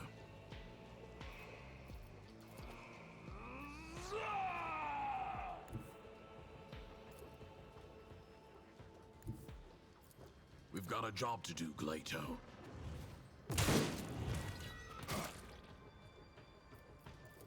Glato, we're undertaking this task. Yeah, go bite the motherfucker. Goodbye.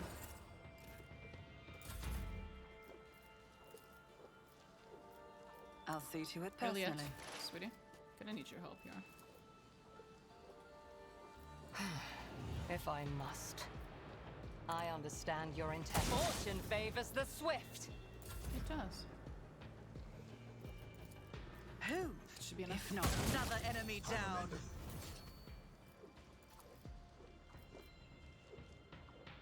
Accept your lot. Another soul slips beyond the veil.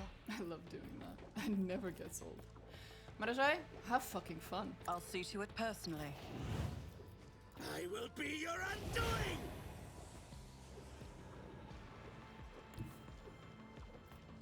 I will savor your delectable anguish. Bring it on! Don't distract me. Behold! It would be beneath me to even attempt it. Okay. Watch!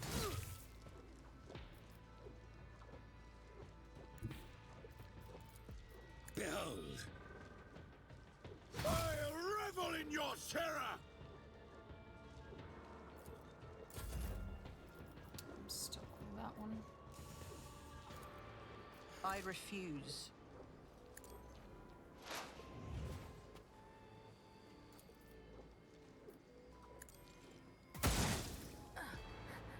Doesn't Hold kill. on. Dude, it helps.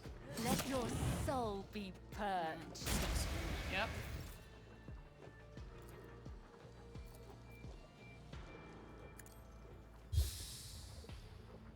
But of course, Lord Captain.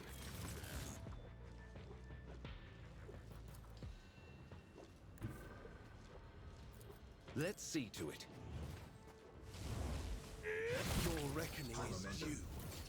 I feel the power surging.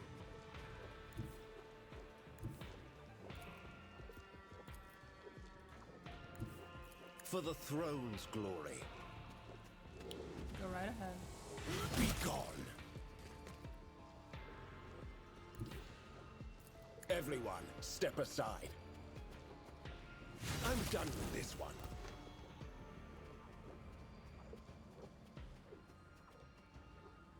Fear, is that you? God Emperor of Mercy, they put that thing on his head. Be quiet, Cleon.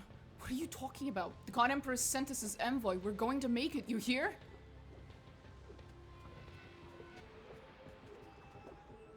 What the? Albris? What have they done to you?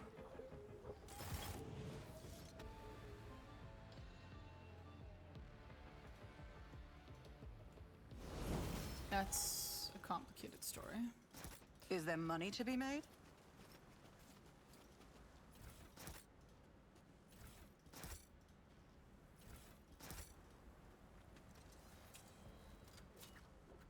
I always get the job done.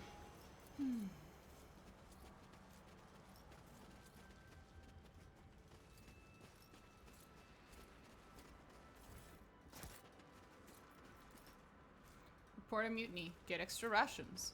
Jesus. Rise to the Chorda, top.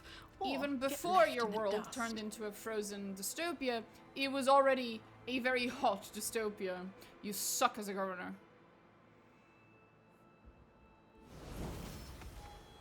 May your bloodline be blessed until the end of time, heavenly envoy. A strange, meaty growth, the size of a human head, is clinging to the skull and neck of a man? The emaciated face, at least, the part of it you can see from under the pulsating alien flesh, bears no emotion, and the cracked lips hang slackly open. Domina, do not look! Iliet's shouts is the last thing you hear before darkness flows into your mind. Oh. Shit. Your vision grows dim and you have a sinking feeling in your chest, but you're still alive and you're trying to open your eyes. Dark figures dash about in the twisting shadows cast by the fire. One of them is standing in front of you, casually tossing something from one hand to the other. You slowly turn your stiff neck and dumbly stare at the stump where your right arm used to be. The figure comes closer, tosses a frozen hand onto the ground, and breaks off the tip of your nose with a little crunch. Why haven't you died with the others? Why are you still alive? Frightened, cold, hurt, and aching to flee, but these feelings are not yours. You concentrate your will to shrug off the unbidden emotions, and the compulsion recedes. You once again see a man caught in the clutches of a disgusting parasite. The illusion is gone, but inexplicable anxiety still lingers in your soul, like the aftermath of a particularly bad nightmare. Albris, can you hear me? Albris! Veer grabs his sacking shoulders with the stub of his fingers, but the creature does not move. I am begging you, heavenly envoy, do not kill him. Have mercy. This is Albris. Just Albris. What is it? I once was witness to the vivisection of such a creature. These parasites are called Drukari Medusae. As long as its current host lives, a Medusae has no need to attack and dominate your mind. If its host dies, be careful not to let it latch onto your head.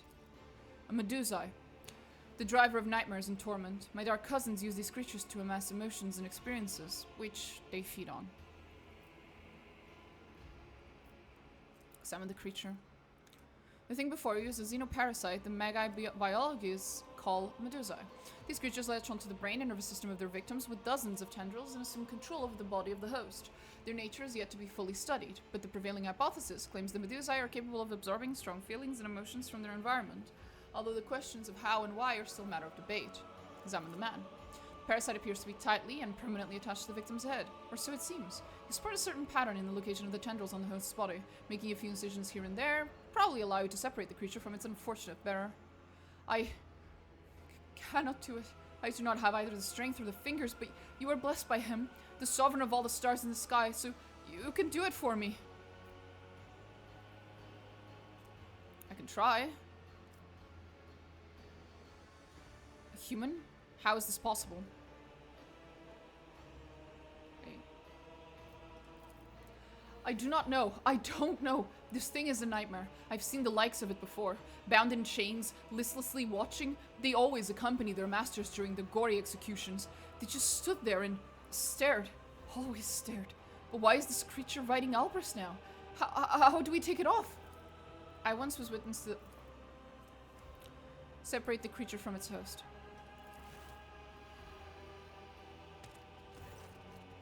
After a few well-placed cuts, the parasite's meaty body convulses, making the thin tendrils go soft and unable to maintain their grasp. You dislodge them one after the other, and soon the parasite releases its host of its own volition. The creature twitches its appendages in its death throes and goes limp in your hands. The man's body collapses onto the snow.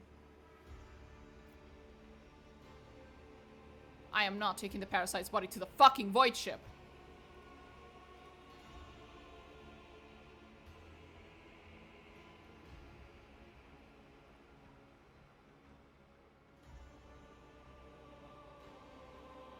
I mean, maybe I will. It does sound funny.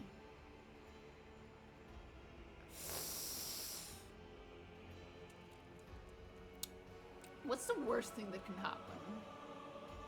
Right? What's the worst thing that can happen if I take a Medusa to my...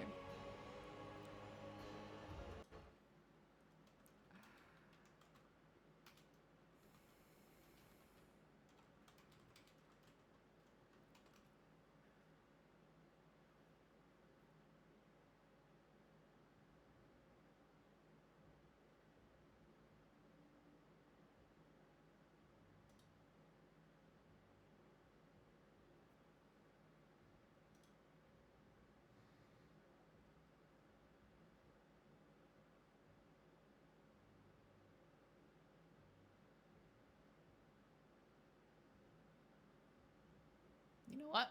I'll take it. I've taken weirder things to my fucking void ship. Even dead, the parasite is too valuable to leave on the dying world. The small lifeless body will be delivered to your ship, where it will serve as a specimen for experiments, or a trophy. The long silence is interrupted by the groans of the rescued man at your feet. He's still alive. Albris, you were saved! You were saved! Still warm. I'll take the man to the void ship. Still killing the men now would be hilarious. I'll take the man to the void ship.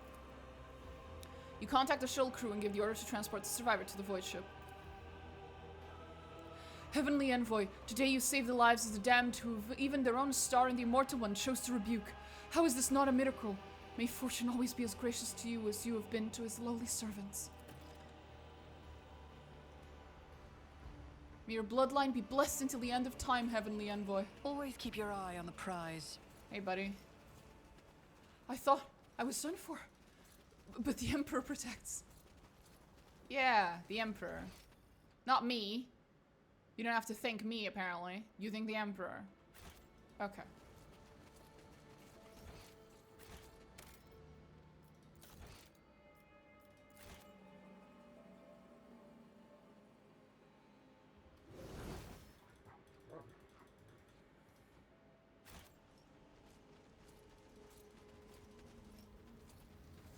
Watch your steps.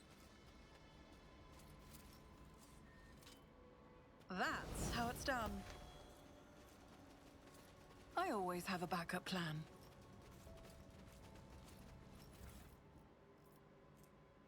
Gold-framed data slate. Jervas, may the Immortal Emperor guard you with his grace. I have done everything I possibly could. Grab and jet and Jelanta and flee this cursed world as soon as possible. I left the writ of passage and some savings in our secret cache at the Spire of Pride, and they're one of the wanted purchasers. May the Master of Mankind bless Actius. Oh no, for his assistance. I still haven't finished business with the promise of a ruin night on footfall. Your loving brother. Oh, I think neither of them made it out. Keep your wits about you. There's mortality, blah blah blah blah. We've read that. I don't think either of them made it out. Easy.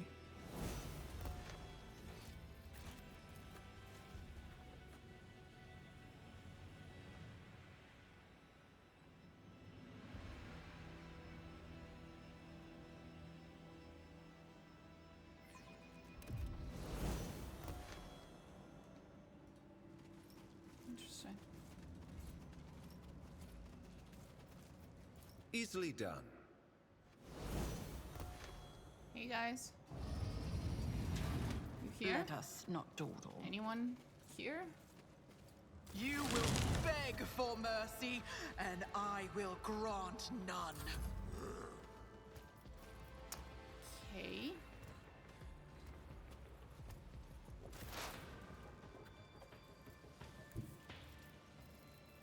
I move swiftly to strike. Of course. This tedium is beneath me.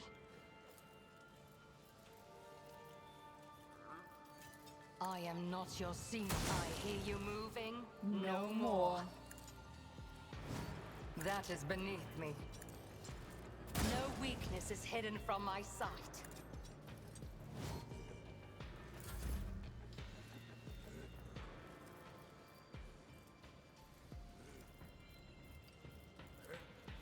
It's as good as done.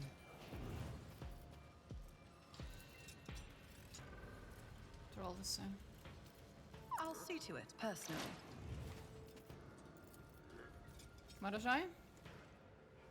Have fun. On it. I am the raving tempest incarnate! I love that line. Oblivion approaches.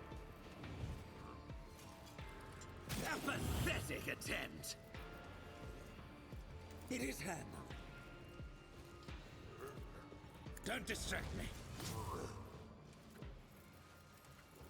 Behold.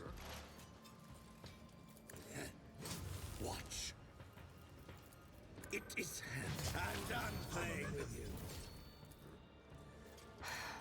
If I must. No. I will herd the prey. With grace and manner. A perfect killing strike.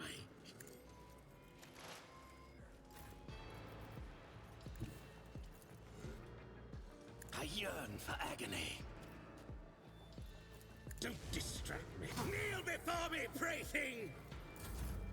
He's delightful. You should feel honored to witness this. Who, if not me?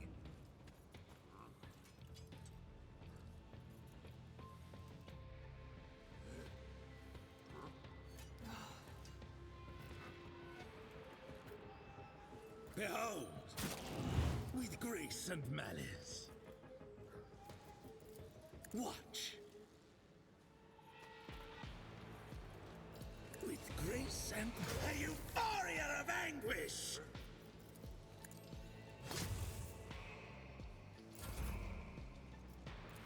It's as good as done. You never stood a chance. I'll make it happen.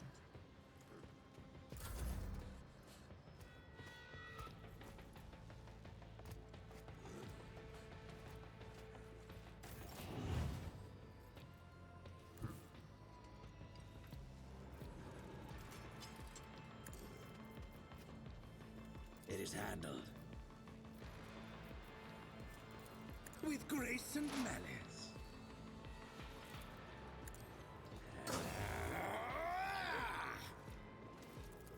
Behold. Watch. It is handled.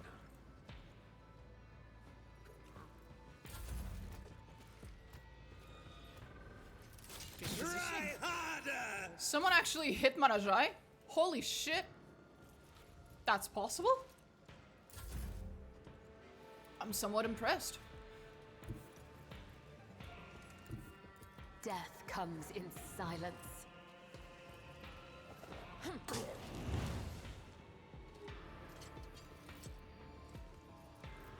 Sorry, As Marajai. the tenants demand, killing brings me no you for dodging. pleasure. The shadows will see it come. The other side we go. awaits.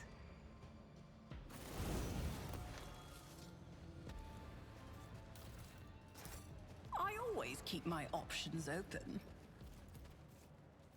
Even as ice sculptures, the faithful continue to beg the Emperor for salvation. Recorded sermon. Playing the recording produces quiet whispering, rustling of clothes, noise from the footsteps of dozens of feet, and someone's deep, measured breathing. When the silence settles, a sonorous male voice delivers the opening sermon of the liturgy. Glory to the divine creator that sits on the golden throne of Holy Terra, whose will created sky and earth, light and darkness, stars and galaxies. Glory. Glory to the guardian of humanity who shields us from the terrors of the void, the madness of heretics, and the malice of the enemies of the Imperium. For we are created in the God Emperor's image to carry his light and his will and his words into the galaxy both in life and after our passing. Glory. Glory to the Lord of humanity whose envoys, women and men of courage and virtue, guide our sons and daughters to the only path that is righteous. Glory. May your souls weep and lament your ignorance of how to love our God Emperor, the Warden of Light, more than he loves each and every one of us. Cry, pray, repent, and beg for forgiveness, for your love is no love at all. Your great love is infinitely small, and even the most profound love of his most loyal servants is infinitesimally less than the love that the Master of Mankind gives us in return. Glory to the Immortal One. Now let us talk about how we can love the Emperor's flesh and spirit even more, and how to come closer to his divine immortality in life and after we die. Rustling and whispering are heard again, and the recording ends.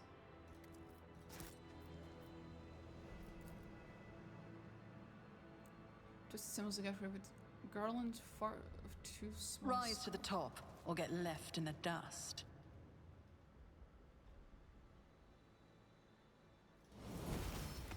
Failure is just a temporary setback.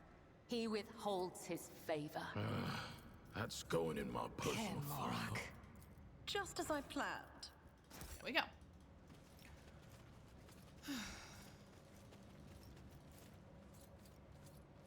Yeah, same shit.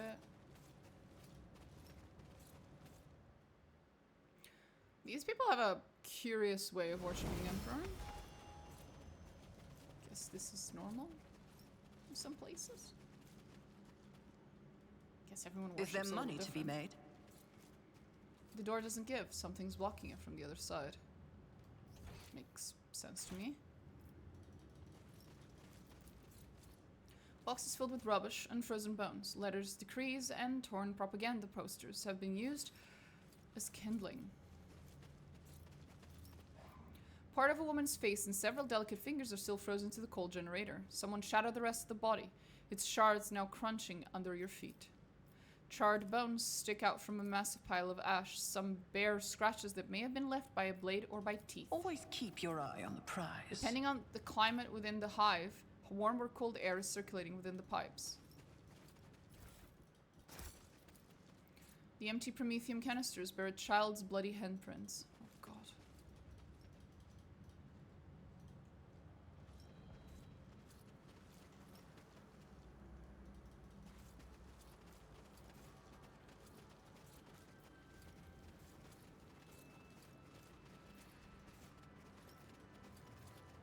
I sense something nearby. Sturdy cable. I always have a backup plan. Why a sturdy cable? What would I need it for? How confusing.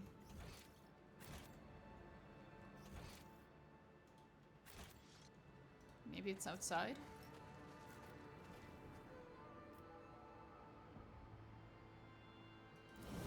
There.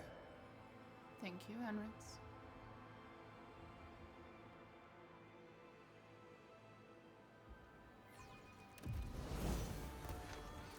Oh. Okay. Keep your wits about you.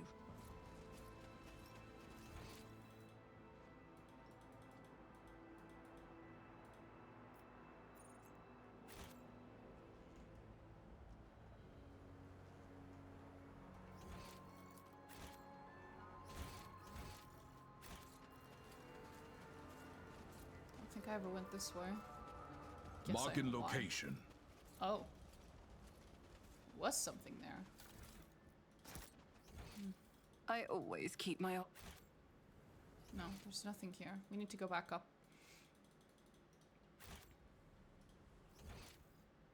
I wonder what that cable's for.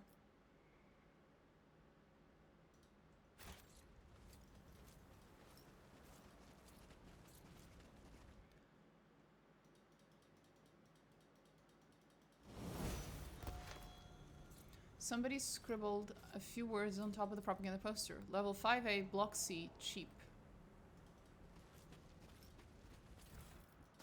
Huge potential lies hidden within you.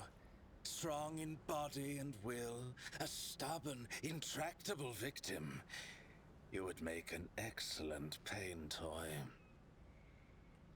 Making a biomancer feel sick to his stomach is a true accomplishment, Xenos. Spare me any more of your enthusiasm.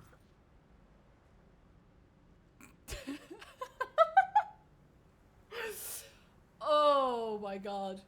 I can confirm what he's saying is actually true, because if you do take Henrix to,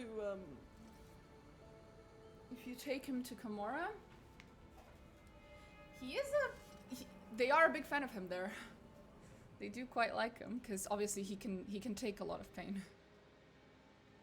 He's a very good pain toy, as he said. Let us not dawdle. Faded inscription states the gate leads to the temple quarter, but the rusted mechanism and seals on the locks reveal this entrance hasn't been used in many years. Something's old. Oh. Flying Xeno device emits an unnatural light. Strange forces are making it float freely in the air. This is intriguing. None are better at searching. I always get the job done.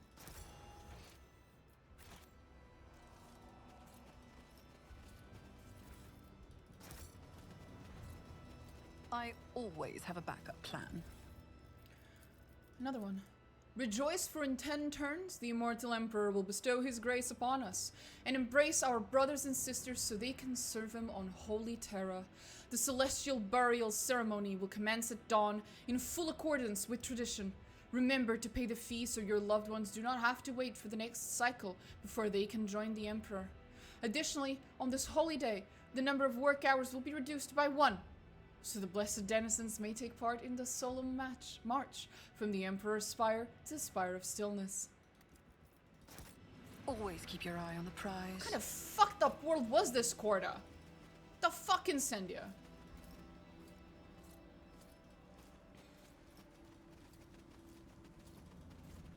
Jesus Christ.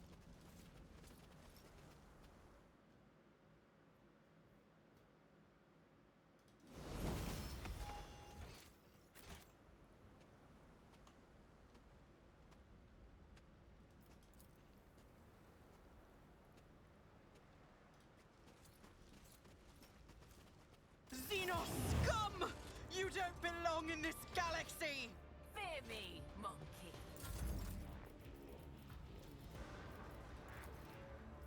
I do not fear you, I'll but see you to are it about to know personally. fear, that's for sure.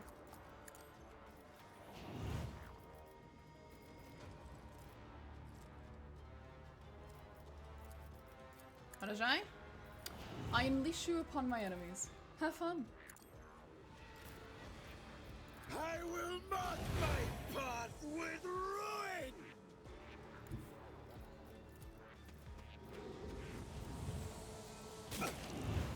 I am not a vessel for pain. I am its master. Behold. You've unleashed my... I'm done playing with you. Next. They're all too far away for me to do area attacks, unfortunately. Slow and painful is the way. I caught sight of something. I know. With grace and malice. Behold, I'll revel in your terror! Again. A perfect killing strike. With grace, I revel in your terror! It is handled.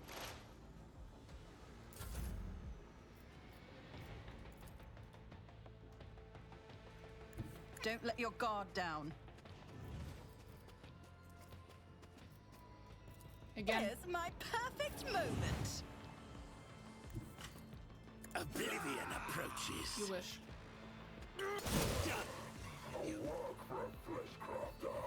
Behold, What a useless plaything! Broken already?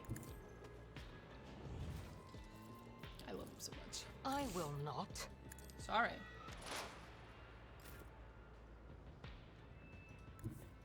I will savor your delectable anguish. A perfect killing strike! Are we done? Where's the last one? Because there's one down here. Ah, it's up there. I'll try to get as close to him as possible.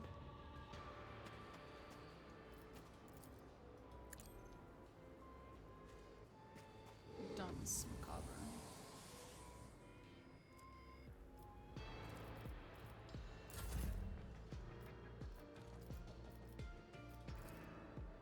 You should feel honored to witness this.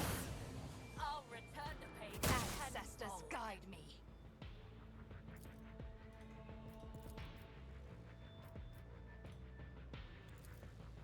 Fuck, can't actually hit him. Shame. Who if not me? Fuck it. No weakness is hidden from my sight. If it serves your cause. This tedium is beneath me. I am not your Xenos pet monkey. Sorry, I had to. If it Kill serves it. your cause, another soul slips beyond the veil. I am not your ancestors, guide me. Tear your heart out for this. I will herd the prey. Oh, incubuses. Just realized what I was feeling. Over. Incubi in real space. You're on the behest of I Cabal, always sure. keep my options open. It's all done. I ask now the same question as earlier. What the fuck were they doing here? Somebody tried to make a sculpture by dropping a body with artfully frozen intestines, but gave up halfway. I guess one of them was an artist. One of the Drukhari was like, I was born a Drukhari, but I've always wanted to be an artist. That was a problem for you. Oh, it's so we can go up and down through here. Ah, that's cool. Is there money to be Useless made? now, but cool. Success is the only outcome I accept.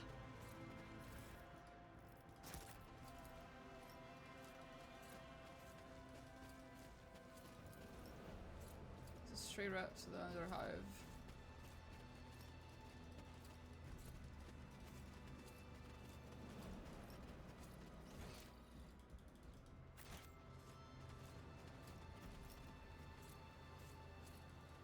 Let us not dawdle.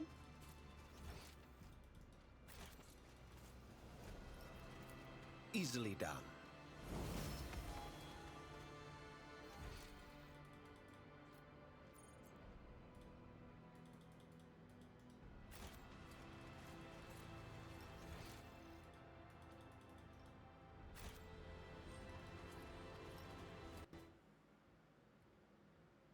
Hmm.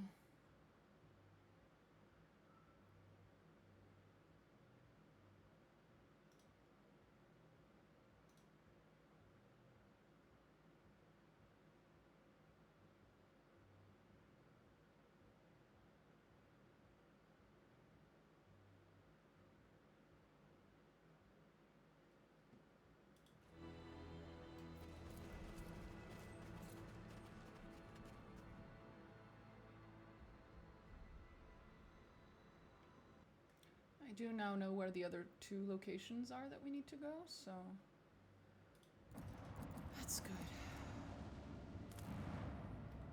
There's nothing else for me here. But maybe we can go speak to Marajai, see if he has anything to say about what just happened. Or if the people we brought onto the ship are actually on the ship now.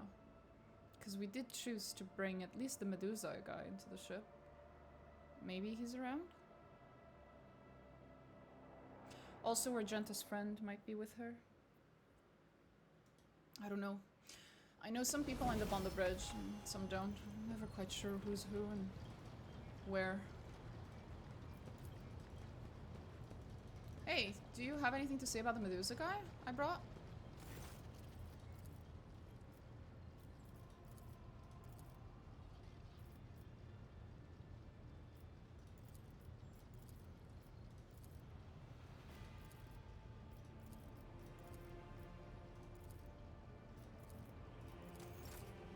No, nothing. No, the guy who's friends with Argenta's not next to her either. Greetings. Greetings, sweetheart. Anything to say, Cassie? Nope. That's okay, honey. That's okay. Let us. Nope. Anything for you to say? Rogue trader. It's been a while. Just checking. Madajai, anything to say? Rogue trader. I miss your previous greeting. Every day of my fucking life.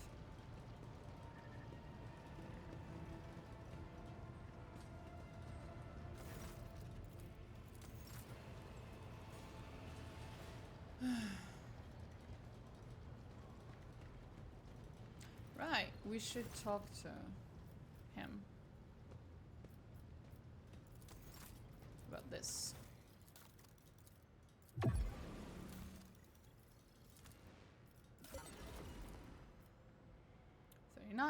Just 6k more. We'll be good. Ooh. Suffers a trauma in combat. If they have more than 0 wounds, they immediately gain 23 wounds. No thank you. That's pointless. For now.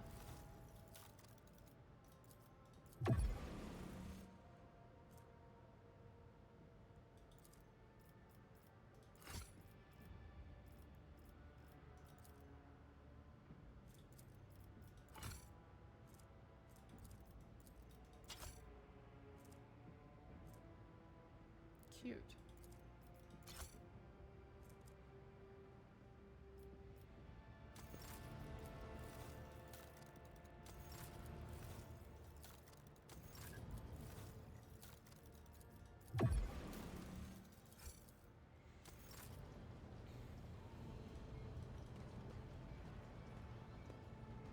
Nothing new here. Oh, Gaproc. Hi, Gaproc.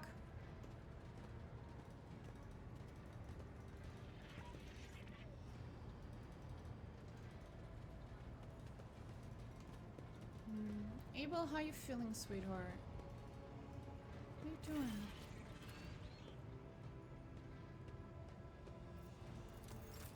That's good to know, sweetie. Beyond this. Bye.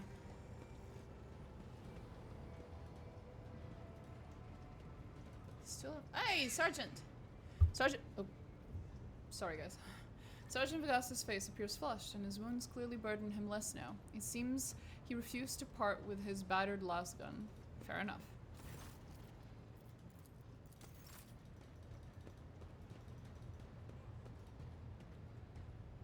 Take heed. Hi, Juliet. How you doing, sweetie? Elantar? Nothing. Gotcha.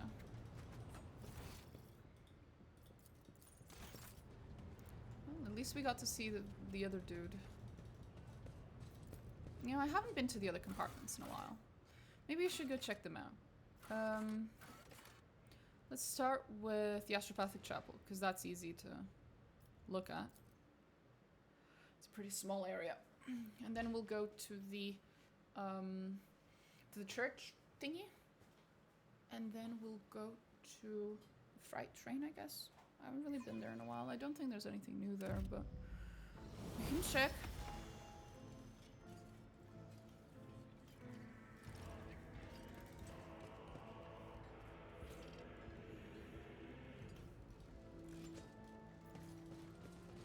I always have a backup plan.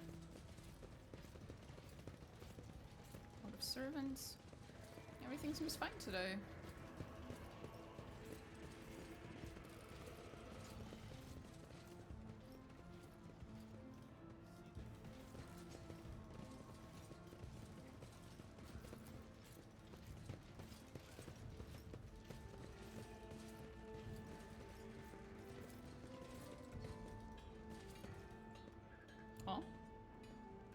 Last beacon cannot be saved from the 13th storm.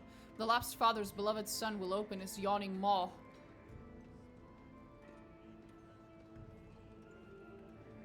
What's going on? Oblivion is inevitable. After the boundless sunset comes the horrific sunrise, brought forth into a wailing world from the womb of...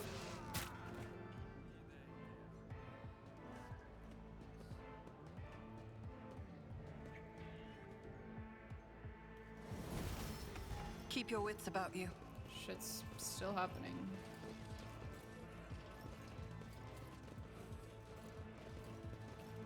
Not good.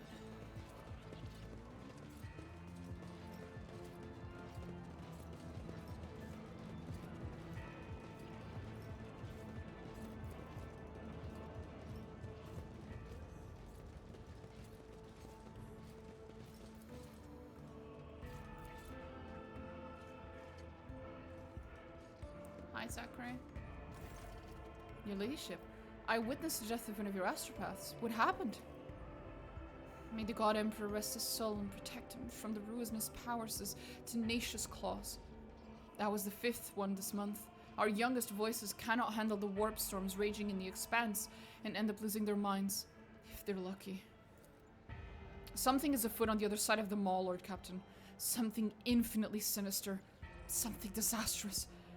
The scraps of mental images that reach us from the Imperium carry the mark of doom. The images emanating from there are like a beast baring its teeth. You've heard accounts of the Services War, but there have been more and more alarming stories of something's raging in the war. Cicatrix maledictum.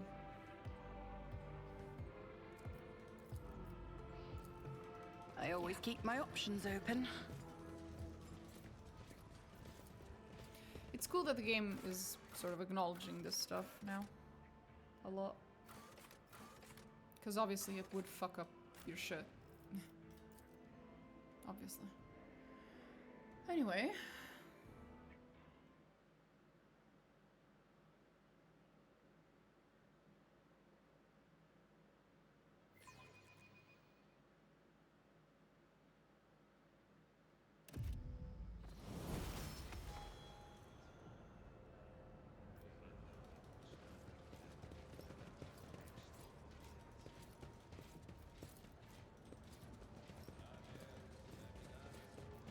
Oh, Enforcer Rodko. Hey! Emperor got me the strength to conquer my own armor, so there's a Rise to the top, or get left in the dust.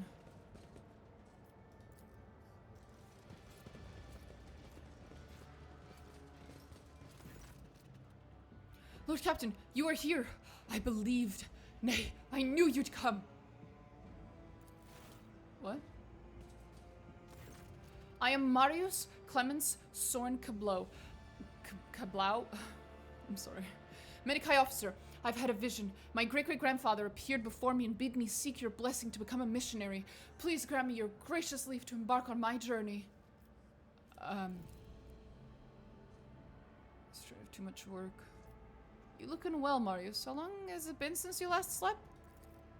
I require neither rest nor sleep. I feel energized and alive like never before. I am overflowing with faith.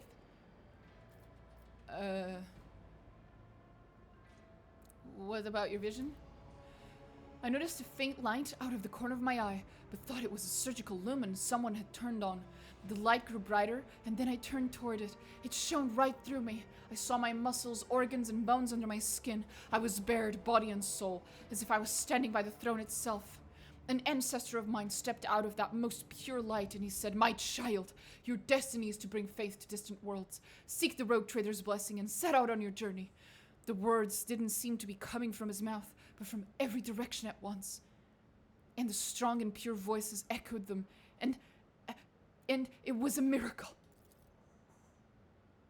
The ray of his soul is so thin and pure, so fragile, a rare glow in the guts of an iron ship. Easily remediable. You speak of your great-grandfather with particular enthusiasm. What makes him so special? He had the honor of helping an ancestor of yours capture this relic.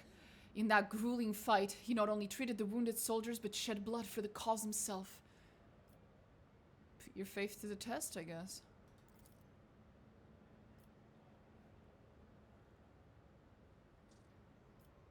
Marius, you can do good without having to leave the ship. You have enough work here to fill the rest of your life. cure people, strengthen their faith. Is that not enough?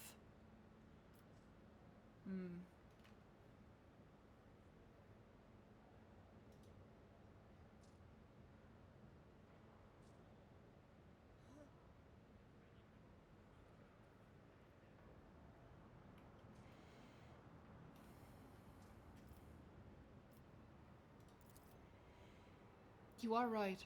There is a lot I could do for my home ship. But I can't just turn my back on the sign I was given and make do with a compromise. The Emperor commands that I dedicate every part of me to his faith, so that's how it must be.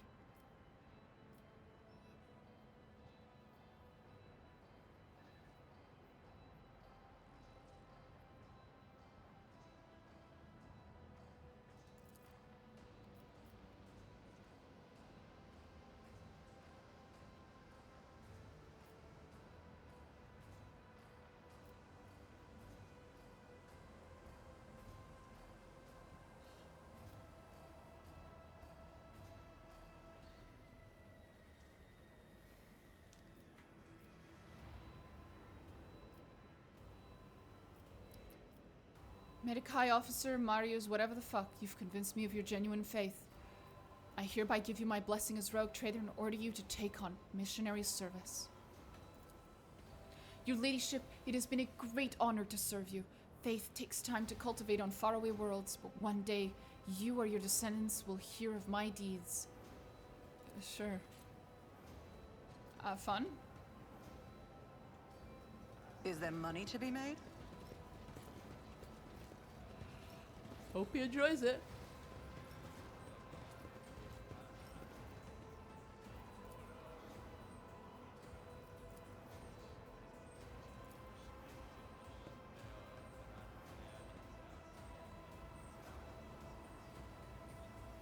Oh, asking for the strength to defend what you hold dear. That's new. We were trained to act as one. Your ladyship, I pray to the Emperor for you every day. Are you the new ship's confessor? That I am, your ladyship. They call me Confessor Zerman now.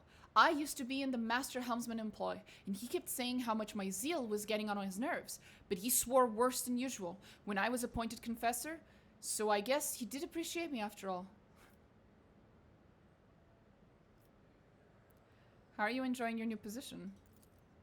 It's all new to me, but people are always stopping by for prayer and council, and the shrine confessional is packed to the brim. I just haven't had any time to take everything in, but I know everyone have spoken on spiritual matters with many crewmen. I guess they've accepted me in ordination faster than I've accepted myself.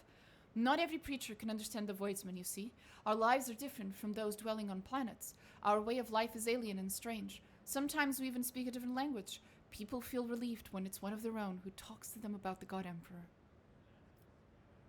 How will the spiritual life of the vessel change? I want to infuse my home vessel with faith, so that people may feel the presence of the God Emperor wherever they go. This will make them feel at ease, and the work will be done with great effort. I've already indicated where best to place automatic chapels on the decks, and where to install voxcasters for liturgical sermons. Produce today's slate showing a map of the ship. I must take my leave. You are adorable, my good sir. Let us not dawdle. Look at all these crew officers. Love it. Keep at it, buddy. Keep at it. You do you. Fucking adorable little shit. Shame no one's reacting to my Marajai in the chapel. Frontline, let's go. I wonder if anyone will react to Marajai now. Also known as I wonder if they'll run away in terror. They should be well acquainted with him since they're in the lower decks.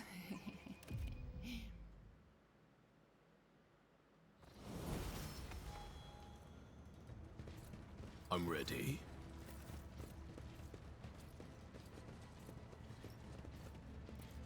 Brian Taker yesterday, he did nothing like last cup and turned a blind eye. Good. Keep your wits about you. Frenzo sounds like a pretty cool dude, whoever the fuck that is. Is it you? Hey, it is. You're a cool dude. I like you. I hope being in the bay has not caused you any inconvenience. Not at all, buddy. Not at all.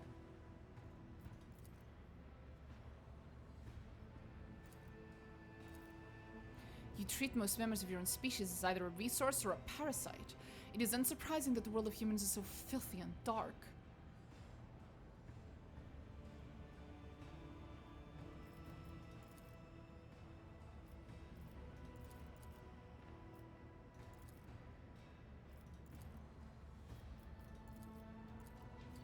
I always have a backup plan.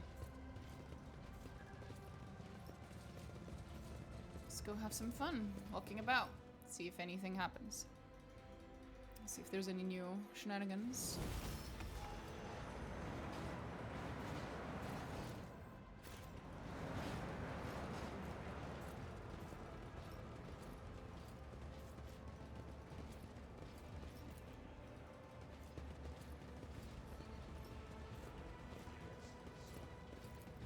Oh, you can actually hear them very, very low volume saying, "Yes, sir."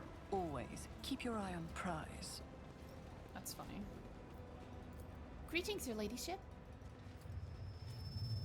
Oops, shouldn't have clicked that.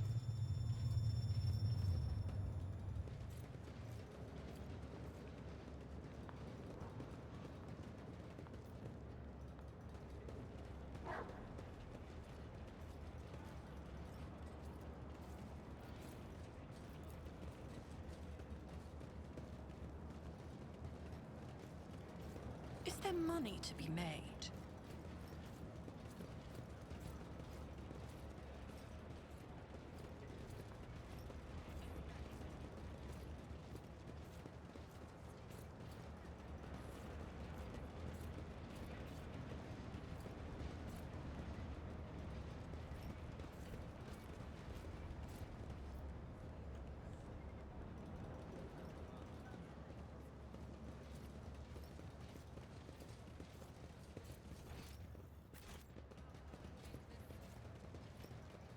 Rise to the top, or get left in the dust. Okay. Nothing there.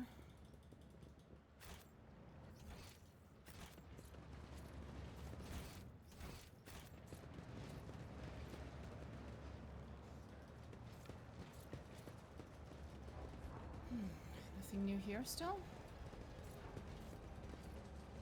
This continues to be a weird, clearly intended to be a faster way up thing. I always keep my options open. Still don't understand that.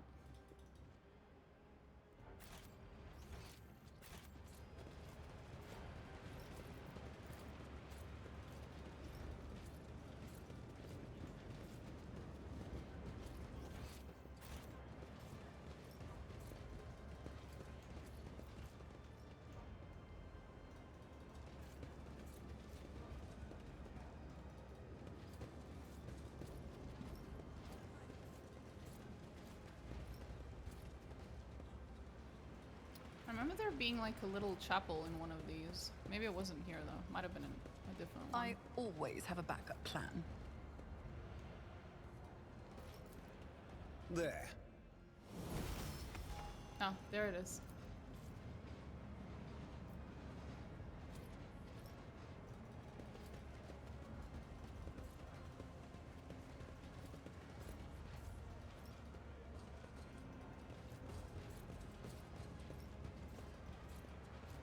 How is everything down here? Hello, Mr. Foreman. How you doing?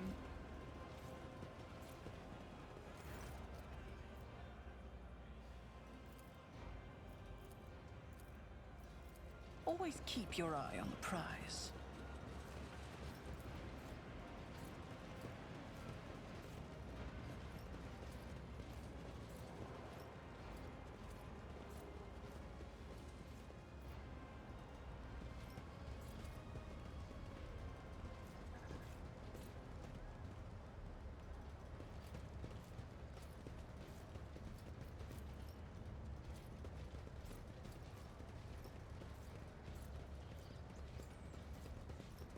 Is there money to be made?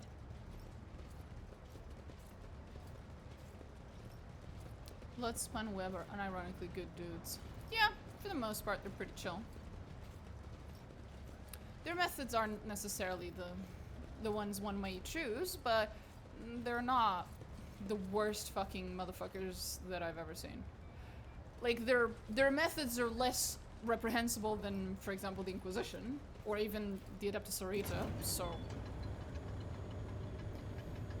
As far as dogmatic, fanatical cults are going, the Bloodspun one are actually not that bad.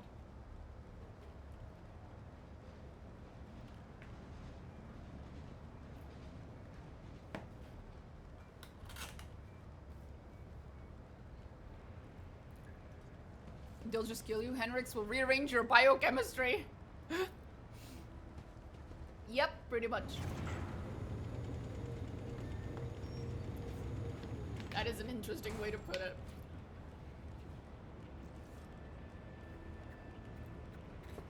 Not inaccurate.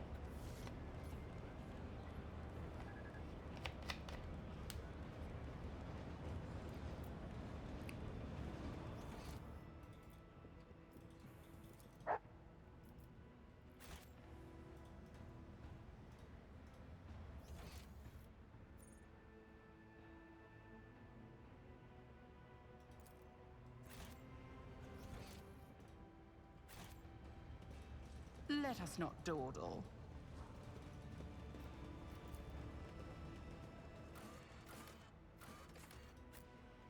I will now go to my bedroom. You know what? We haven't tried bathing with another character in a while. We haven't bathed with Marajai in a while. 1 second. We should try. We should try taking a shower with Marajai. I'm sure it'll go swimmingly. What could possibly go wrong? Wait, did I get the Medusai? It said I would get her as a trophy, right? Did I manage to get it? Oh, I didn't notice that. Oh, cute. Aw, really? I thought I got the Medusai.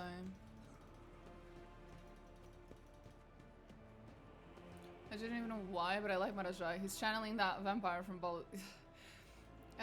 I love Astarion, do not get me wrong, but I dislike the comparisons between him and Marajai, because I really don't think that they're nearly as similar as people think.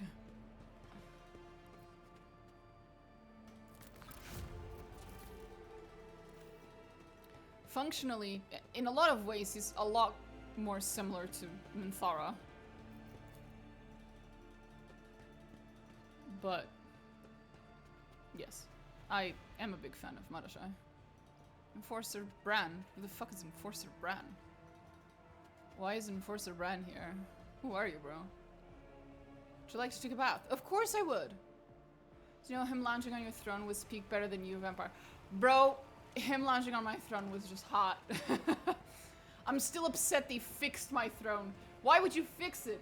It was beautiful. It had a fuckload of scars on it. It was fucking amazing.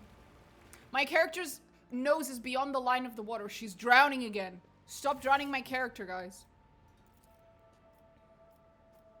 Speaking of drowning, Marajai, come and drown me, I guess.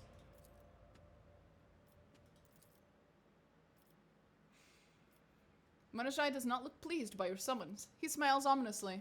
I've been told that you seek entertainment. Well, since you demand my time, I have a few ideas for you. How does bloodletting sound? I will not drain you completely. I promise.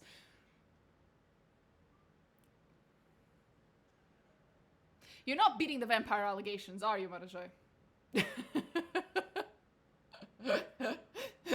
This was pretty good timing with what you were saying in chat, Dulark. This is pretty good fucking timing. Fuck.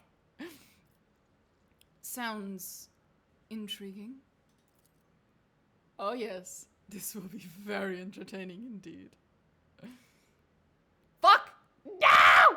No! No! No! No! No! No! No! No! No!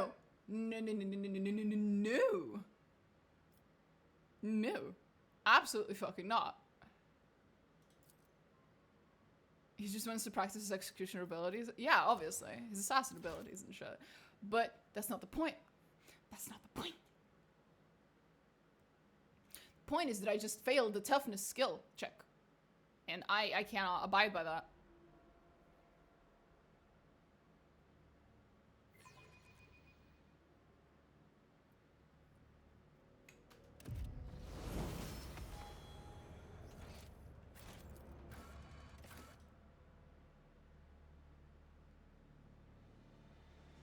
He'd never let you live it down. Exactly.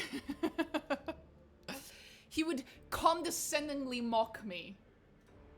I can't have that happen. Except for there's one instance where if you fail the check for a Marajai interaction, it's actually funnier to fail it. Because he does in fact mock you and condescendingly smile at you and just in general mock you, but it also says in gray text that he's incredibly proud of you for trying. And it's adorable.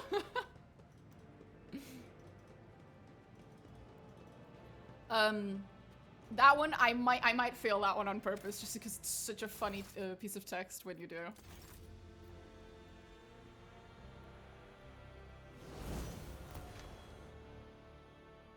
Here we go again. My character's drowning. I was fully expecting Marajai to attempt to waterboard me, but I guess bleed me to death is just as fine. Sounds intriguing. Oh, stop. What, how bad is it? Oh. 10%. Oh my god. Okay, we might need to alter our equipment, see if we can get ourselves higher toughness. With some armor or something.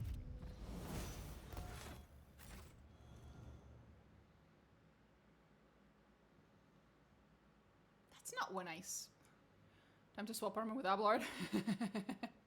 Yes.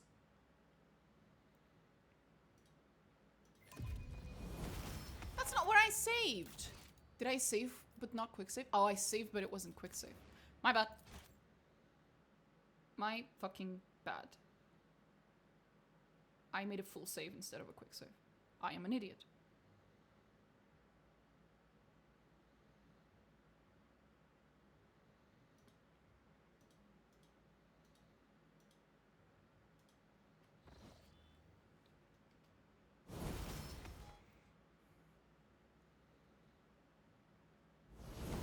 There we go.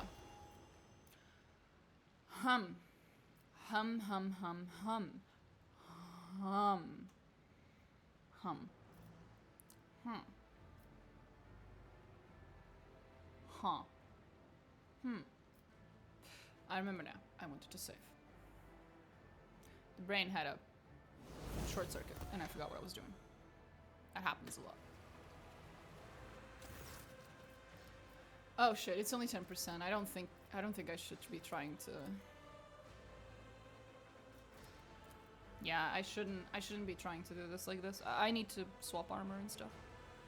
Although she is in the water, she's mostly, she's not naked, but she's out of her armor. I wonder if we put armor on her to try to gain in toughness levels, if points, if she will take it off and then it won't work. Depends how realistic the game's being about it.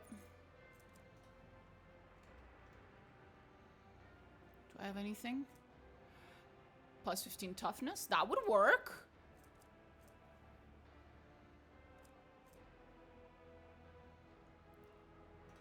So we can try this for now.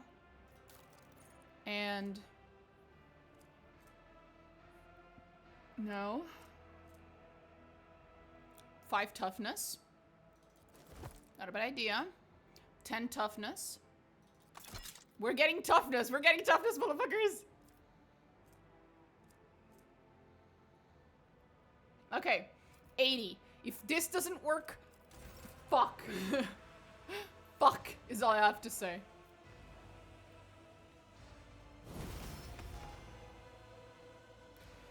Because she's not wearing anything when she goes into the water, and I hope that doesn't mean that she doesn't get any of the bonuses, because then that's an issue. Marajai, sweetie. Come take a bath.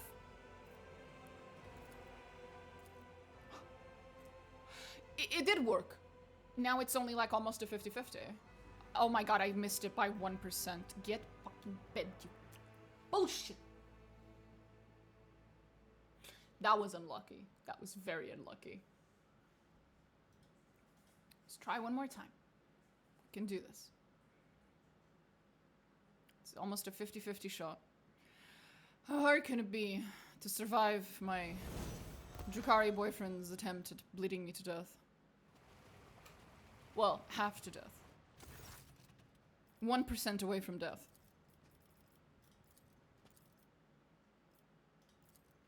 Yes!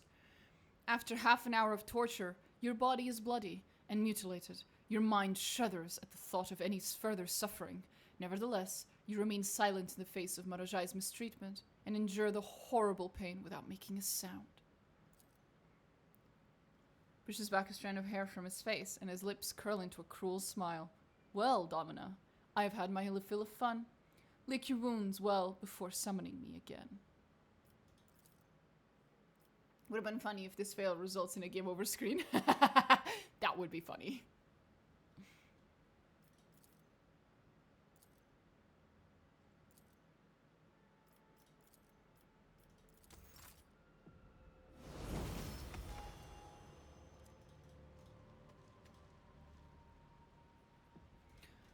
Well, let's go.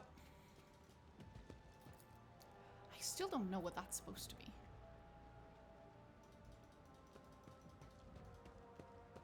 Where's my Medusa? I grabbed the Medusa as a fucking trophy. Where is it? The game said I could grab one. Where did it go?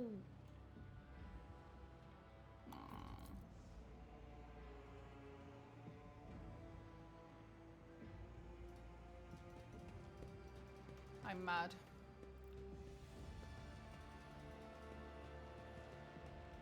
I do have a fucking Talos Paint Engine as a trophy, which is pretty fucking badass. Oh, that's so cool.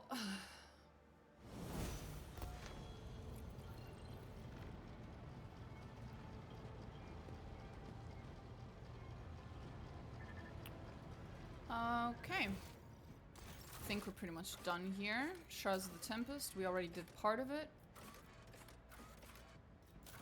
I don't give a shit about any of the rest of it. Blah blah blah blah. Okay, let's continue on my precious Xenoboy's personal quest. Let's go. Oh, I need to swap my armor again. Fuck. I have like 200 hours in this game and I never knew you could just invite people to the bath. It's fucking hilarious. It was added with one of the DLCs, I believe.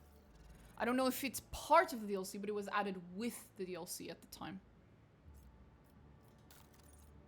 Now, where's the armor I was wearing before I swapped? No idea. I assume it was this one?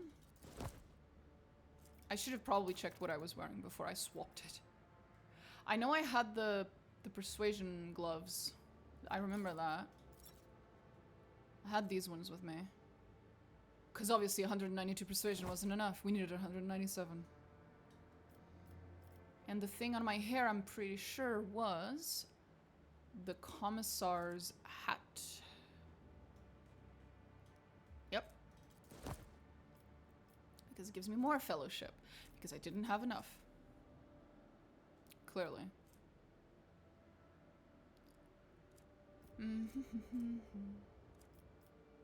Didn't change anything else.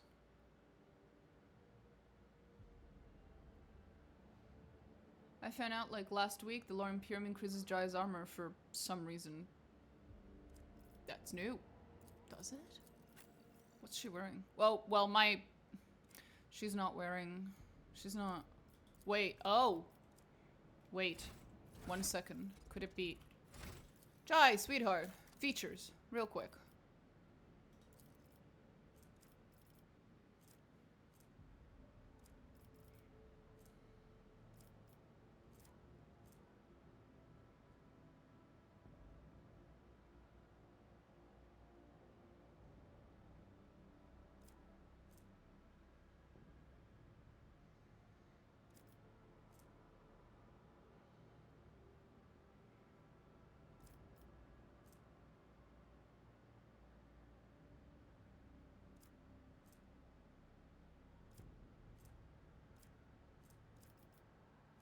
I can't believe she counts as iconoclast. I can kind of believe it, but I almost can't.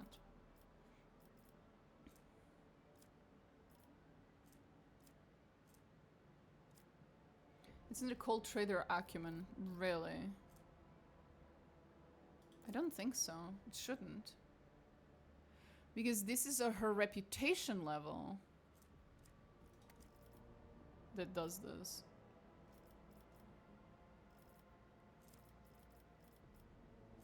So it shouldn't be Lore Imperium. It should be her reputation with people.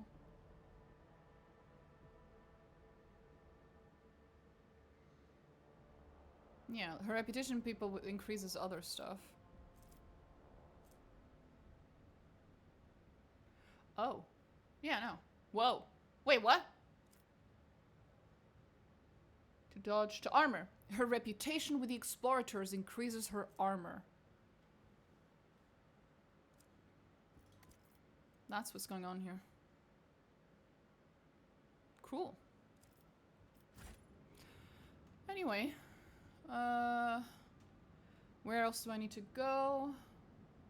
Orcelio Prophecy and Langren's Belt. Which one's closest? I think it's Orcelio. Yep, it's right there.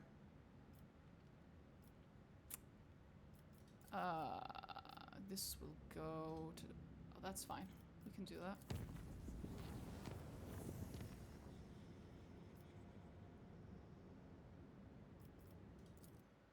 One second.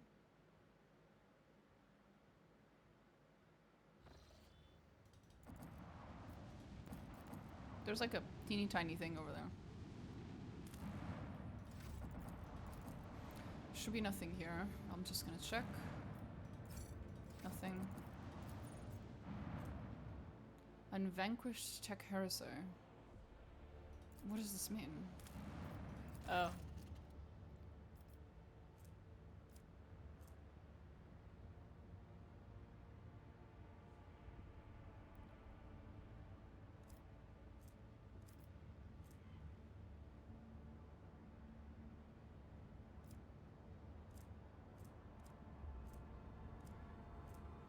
No, just destroy it.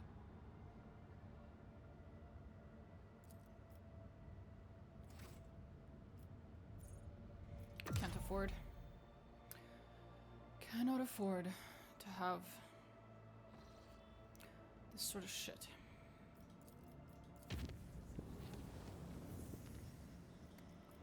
So from here we can get to Orcelia's Prophecy, which should be the second part of Madajai's quest.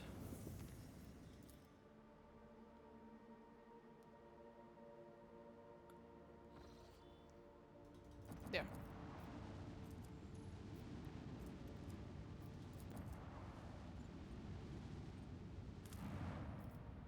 Promethium. Nice. Keep running out of it. Might as well grab as much as I can. Although I am low on phlogiston, which is to say I have 0. Blah blah blah blah blah blah blah blah blah blah. Some of them have damaged. Blah blah blah. Plethora of xenoforms employing unidentified weapons and technology. Madajai supposes that in this location, the surviving warriors of the Raving Tempest could engage their pursuers from the other cabals that crave their deaths. The Xenos is determined to land on the planet and meet with a Drukhari from his cabal, or unceremoniously barge into battle whoever the enemies may be. The Xenos demands that the Lord Captain's best warriors set out with him.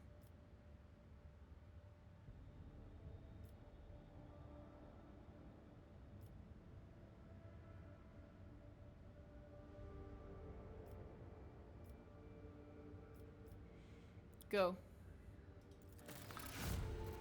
After several hours, Madajai's shuttle finally docks with the Rogue Trader's void ship. Of the group that was sent to the planet's surface, only the Xenos returned, covered in blood from head to toe, with a smug, snake-like smile on his face.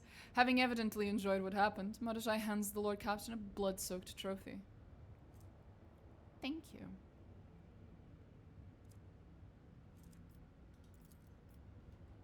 How kind of him. And now, Langren's Belt. Pretty sure I had more than one thing to do there. I don't remember where Langren's Belt was. I think it was somewhere. Aha!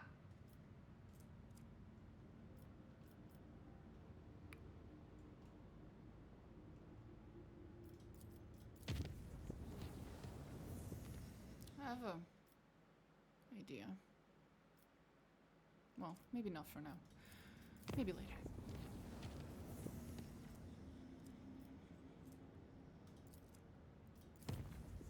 This should be the last part of this quest.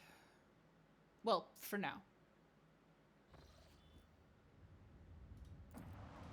Pirates, 100 voids. Jesus, there's a lot of stuff going on here.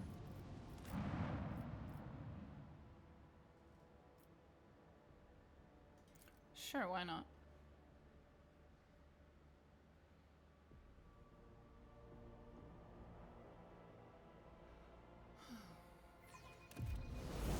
This should be empty. Keep your wits about you. For now. Yeah, it's still empty since the last time I was here. Coming here with Marajai might have been more interesting though. Maybe next time.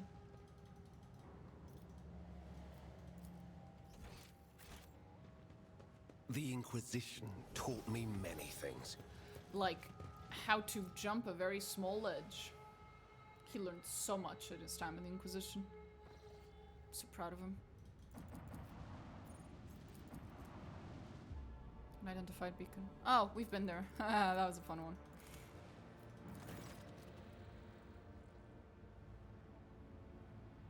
Immediately after the ship approaches the close enough to the planet, the strange artifact from the homunculus' laboratory activates. Trying to receive the incoming signal from the planet's surface, the black faces of the prism have started to emit a pulsating lilac light. The Augur team reports that the source of the signal is a small beacon which cannot be studied from orbit. A group of living organisms is detected around the beacon. Disgusting sight unfolds before the scouts. In a sinister, high-fenced enclosure, hideous mutants crawl and writhe. Hundreds of ugly beasts, their shapes vaguely reminiscent of humans, squirm on several pairs of deformed arms and legs, incapable of attacking or doing much of anything else beyond crawling in the dirt. The creatures are riven with endless pain, which seems to feed the Drukhari beacon at the very center of the pen. A pulsating lilac light flows from the beacon. Activate it.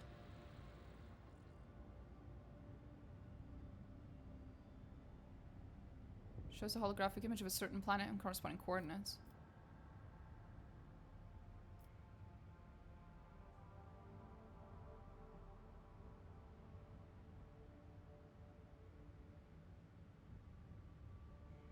Order the scouts to bring the beacon to the ship. I'm scared. In response to the beacon attempt removal, the collars and chains biting the mutants together suddenly activate, emitting a series of destructive impulses that slowly inflate and explode the beasts one after the other. In nightmarish agony, writhing and shrieking from unbearable pain, the homunculus' victims are finally granted their deaths and long-awaited freedom. I guess that's better than nothing. I'm not sure that's bad or good.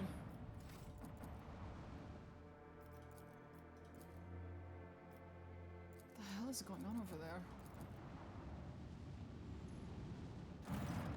On the edge of the system, a few crippled xenoships, barely visible in the...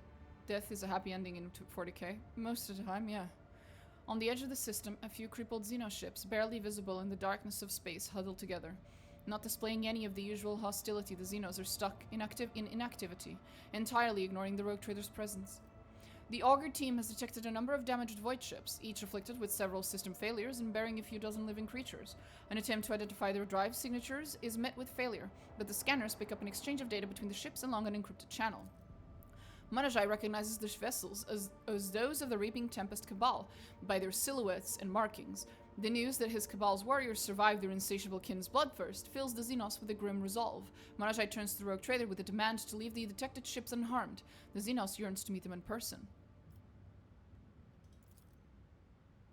Guess go.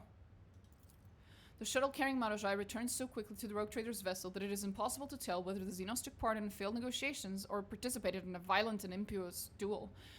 Offering no comment, Marajai turns to the Lord Captain with a categorical request: help the survivors and let them go.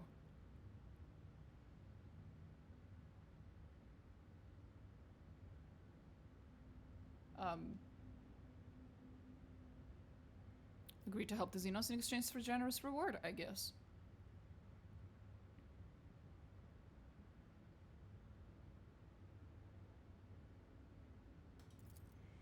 Officers sent to oversee the trade alongside Marajai report that the exchange was successful. Some uncooperative Xenos were against it, but Marajai's deadly hand took their lives before their arguments gained any weight. Thanks, I guess. I completed the quest. Holy shit. Unless you're Eldari. Yeah, then death is absolutely not the happy ending. Death is the worst ending. Oh god. Especially if you're Drukhari. Because if you're a Siriani, you might be okay-ish? Maybe? Probably not. You might also go on to power a construct, but there's that. Anyway. A chase is ensuing behind the stained glass window of the bridge. Several pirate raiders are trying to catch up with a cruiser, fruitlessly firing salvos at it from their macro cannons. The officers of the Augur crew report they're chasing the elusive Contempt. It's a legendary pirate flagship that has been plundering cargo ships around the Expanse for several hundred years, masterfully evading patrols and escaping unpunished with the loot. Shelby, the proto-speculator, the elusive Contempt's captain, addresses you via Vox in a cheerful, almost affectionate voice. He thanks you for the high-grade resources mined by the Von Valencia's extractiums, and also for your invaluable assistance in his escape. As soon as Shelby finishes his speech, the elusive Contempt swiftly enters the warp, and a powerful salvo intended for his vessel explodes against your void ship's shields instead.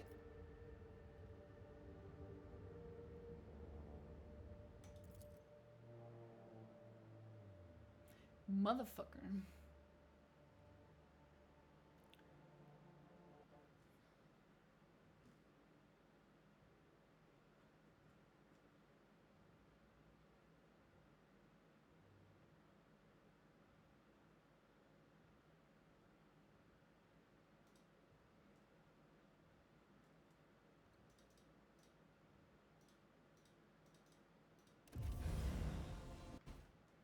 Second.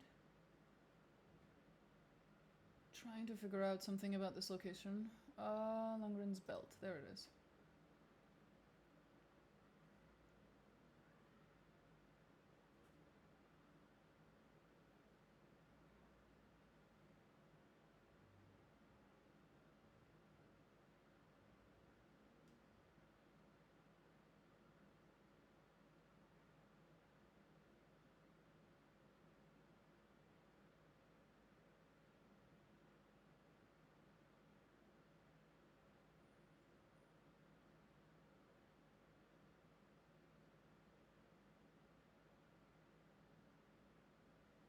Okay. Nothing. I can't find anything about this. Wait, elusive Contempt is here. Oh, I thought he'd already gotten away.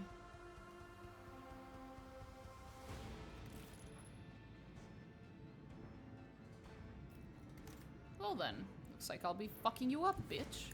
Engage the engines! Indeed, please do.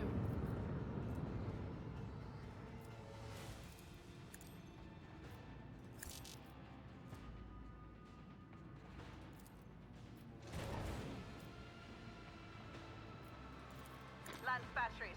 Falling. How did that not fucking fry their shit immediately? Wow, okay. Damn.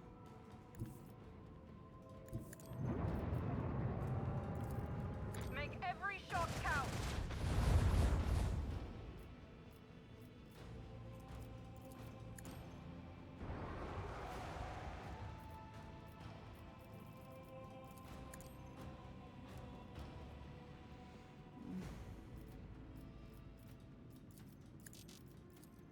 Torpedoes are...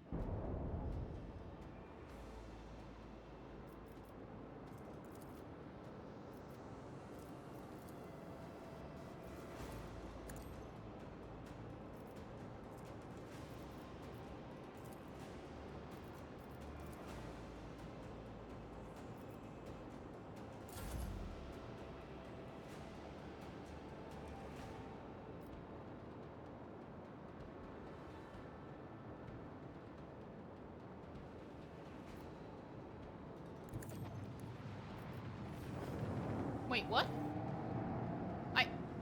What happened? My little thing just disappeared. Just poofed out of existence. I revel in the spectacle of their glittering ruin. And so did the other one. The fuck? Fuck was that?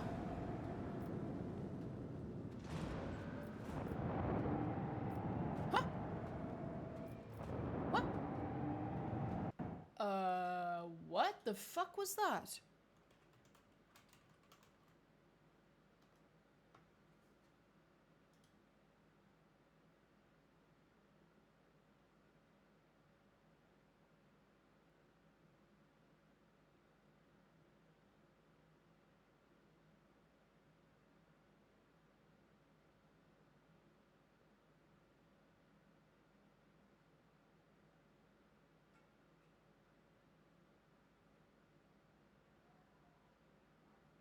Oh, okay. He is supposed to get away. Apparently he's supposed to get away in this fight, and then the next fight we get against him, he won't be able to get away. And we'll have to actually fight him. I would have preferred it if I didn't waste my time attacking it in the first turn then. Or that they would have warned me that he was, you know, gonna escape. That was a little weird. And destroyed my teeny tiny starfighters for no reason. Let the void. The fuck?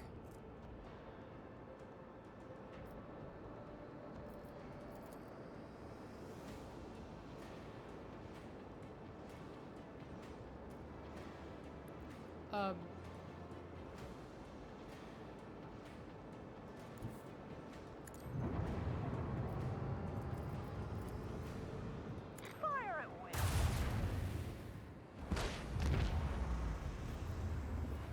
Beautiful.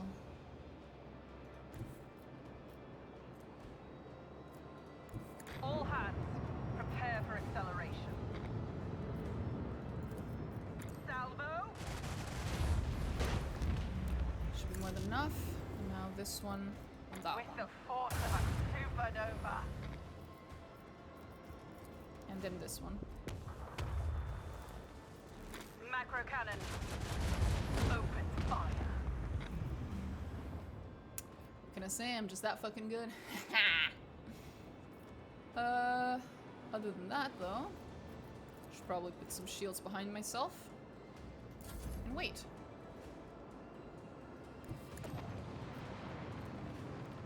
Okay, at least this time my starfighters didn't disappear. That's nice. They are good bait though. It seems.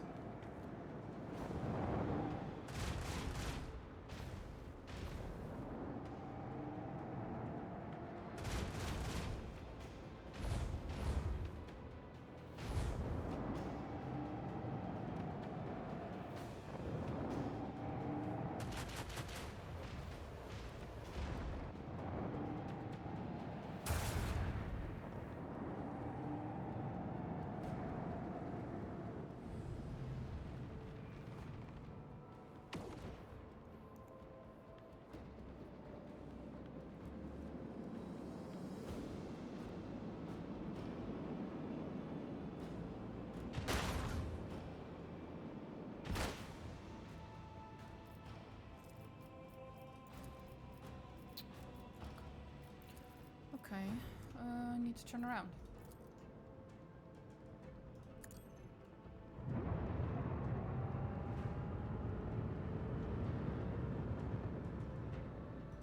Coordinates set. Torpedoes are...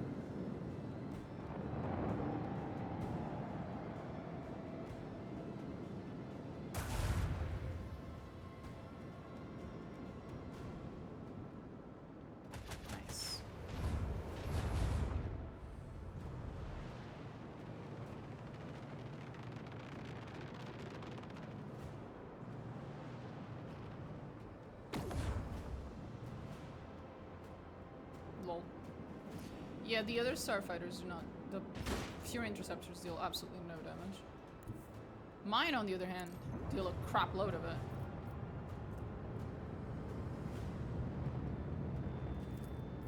Fire at will.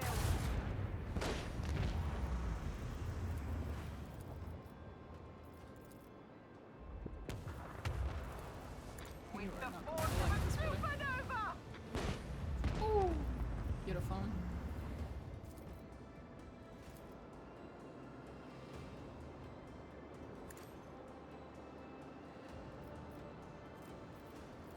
Let the void soften.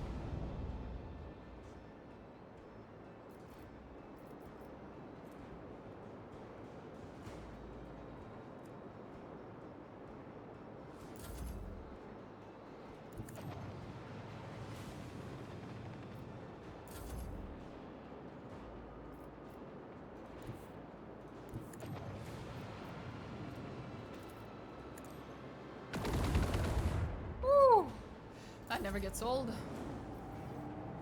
Never.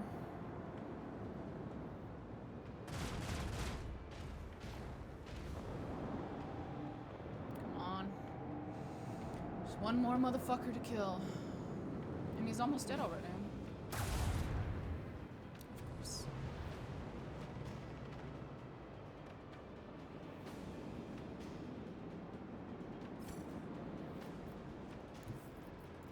Fire at That should will. be enough to kill it.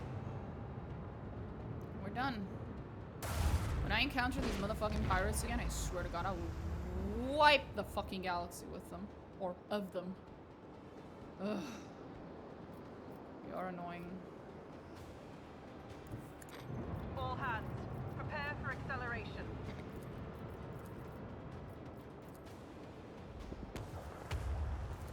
This should be With enough the to kill it. force of a supernova. It wasn't. I'm genuinely surprised.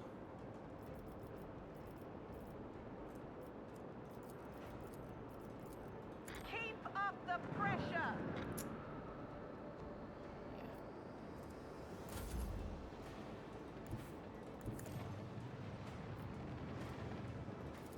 That should be enough. Yep. Nice. Our foes were no match for us.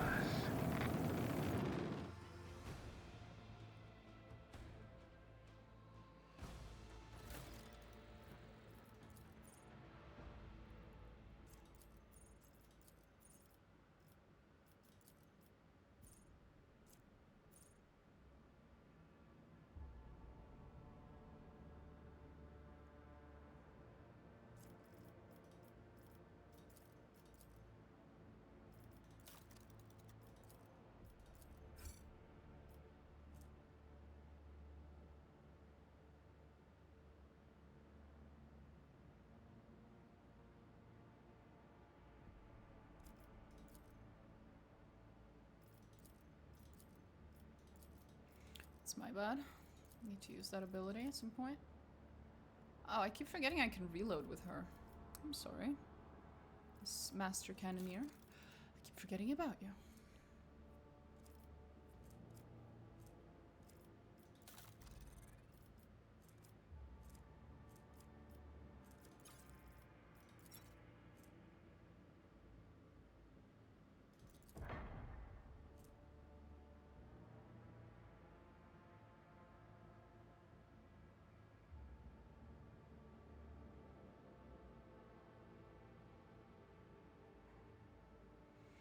Okay, fine. I'll finally do it.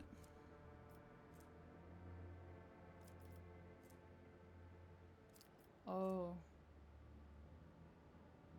Their damage is increased by 30%. That actually puts this one at almost the same amount of damage as that one. Fuck it, we're keeping it. No. No. Okay. That's good. We're good. No need for repair. All good. Is the continental world fine? Seems to be. Love my Fellowship of the Void Bros. Well, depends. They can be quite bro-ish, and they can also be a bunch of cunts. But I usually try to be nice-ish towards them. Not gonna go out of my way to fuck with them too much. Just sometimes.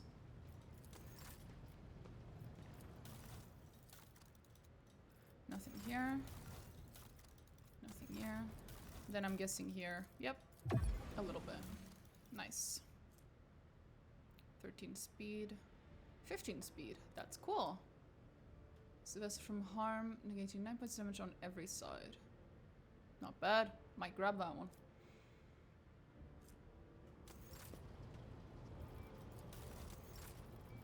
I am almost with these ones. I am close, but Drusians, I'm so behind. Why am I so behind on them?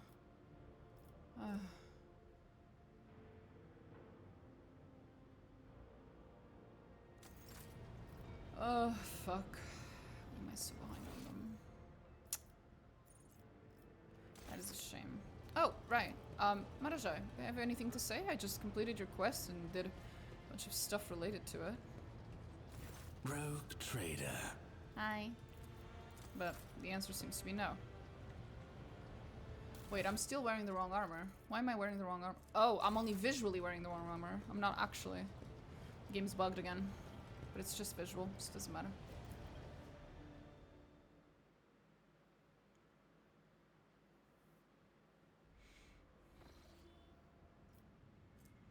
Anyway, that's Ketzatamare. Not an issue yet for us. There's something in the cradle of Kepre. Guess we should probably go there. Why not? Let's go there. See what's up.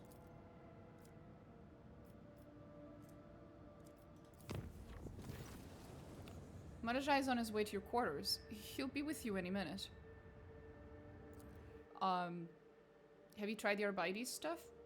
You mean the DLC content? Yeah, I've been doing a lot of DLC content. I haven't gotten his quest yet. I just realized. In Act 4. My little pet. I could not help but notice how obedient you've been of late. I'm pleased with you. Marajai's fingers grip your chin and force your head up. The remains of the Reaving Tempest bowed down before me when they saw that I had not lost my authority, even beyond the bounds of the webway. I think you've earned a small gift from me. Tell me, which offering would excite you most of all? Thousands of touches that bestow tenderness and pain? Ecstasy brought by billions of tiny peaks? Or perhaps perfect shattering? Oh wait, I fucked up.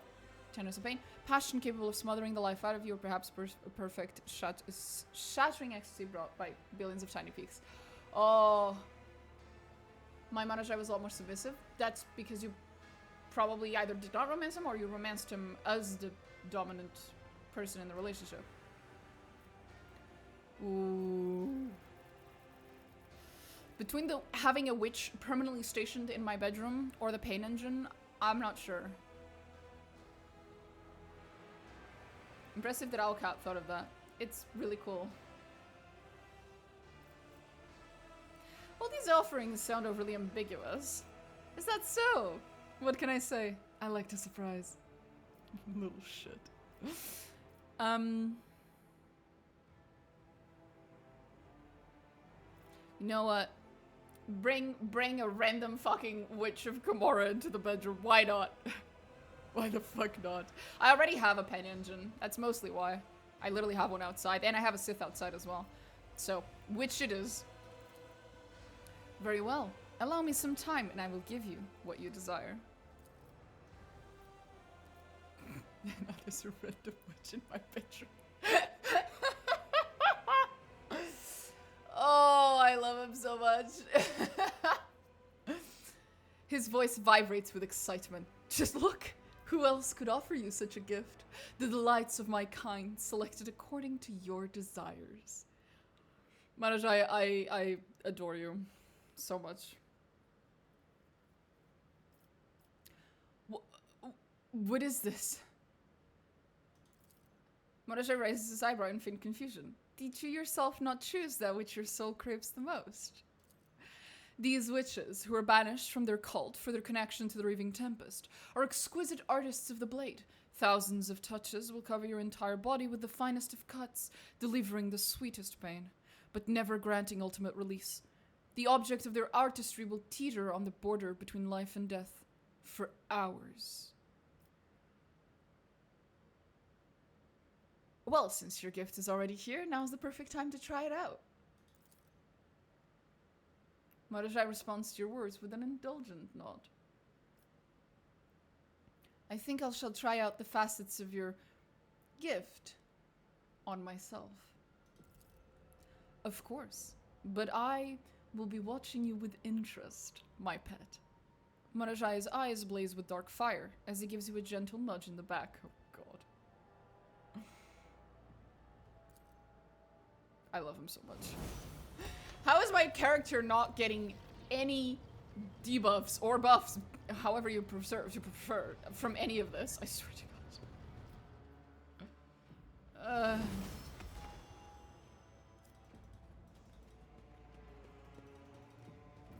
Unless I'm also getting this one from that? Although that's the one I get from showering. So I don't think that's where I got the buff from. She's still... Hey! You're just permanently in my bedroom now, buddy. Mordechai is very good at his job, that's why. Clearly. I just love that I now have a permanent person in my bedroom that's just, like, part of the decor. I am a little sad that the Agonizer's not showing up. Let me see if I can fix that real quick.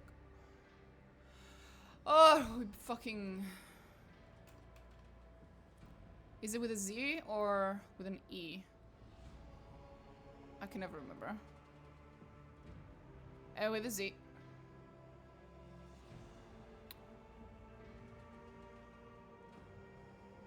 Yeah, these are not properly set.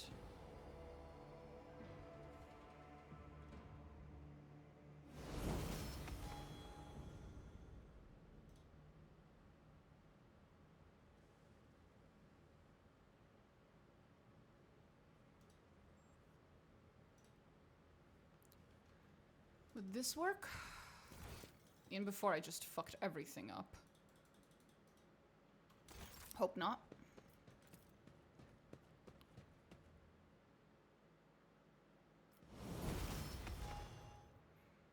Because the Agonizer is supposed to be in the bed.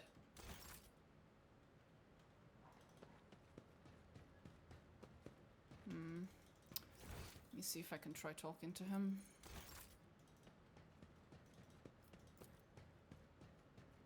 And make it appear, because it's supposed to be in the bed.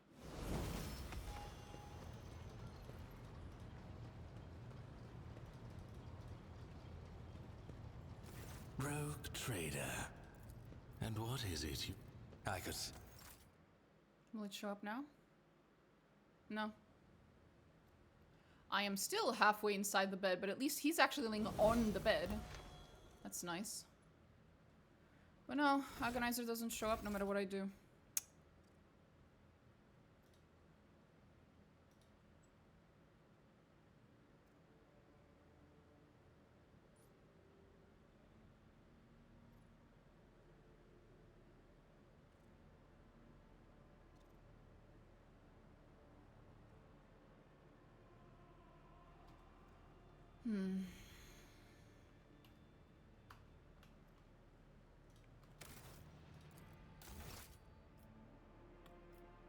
Just gonna...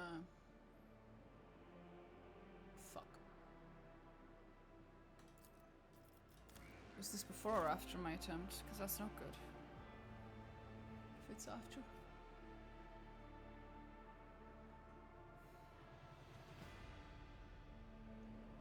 Might have to load.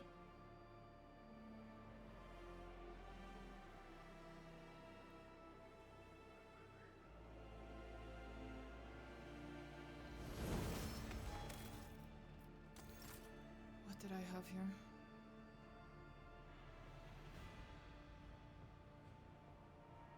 Okay, this was before I changed things.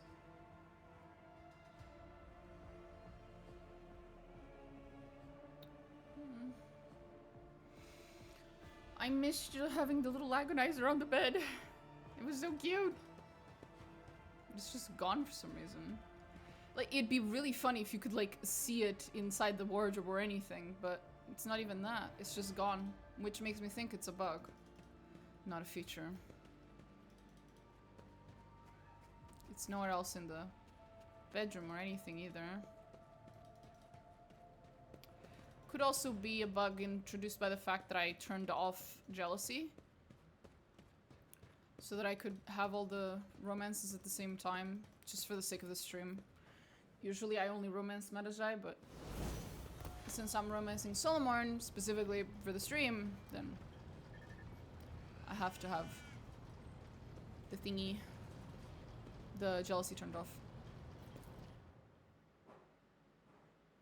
You don't gotta explain, we all turn off jealousy. I don't. Usually I just romance Madajai and that's it.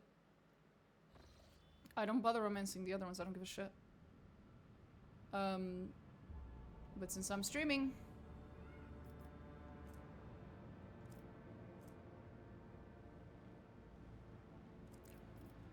Ba-ba-ba-ba-ba.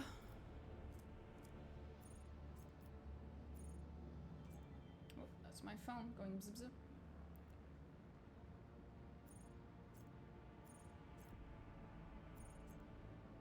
Where was I going?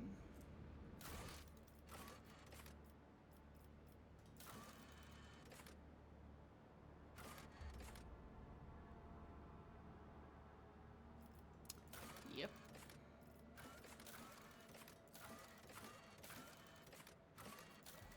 That's footfall. No. I guess I'll have to go to Dargonis next. Let's just go deal with the... Well, I guess I could do Dargonis now. That's fine, I think. Oh. My bad. Warp travel there first. And then there. We found the trail of the elusive Contempt. The ship was sighted in Latoshan's Passage. If we go after the pirates right now, we can catch them before these arrogant scoundrels slip away again. I have no idea where that is. But if you say so. Something Passage. Where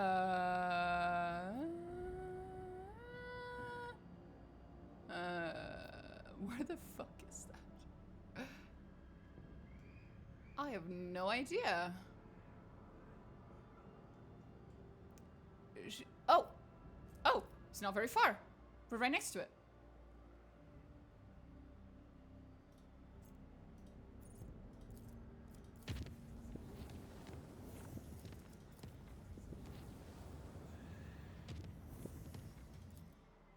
There we go. I will now take another bite of my probably cold pizza at this point.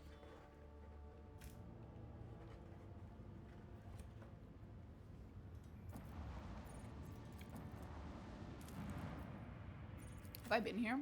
Guess I have. Remember what that was.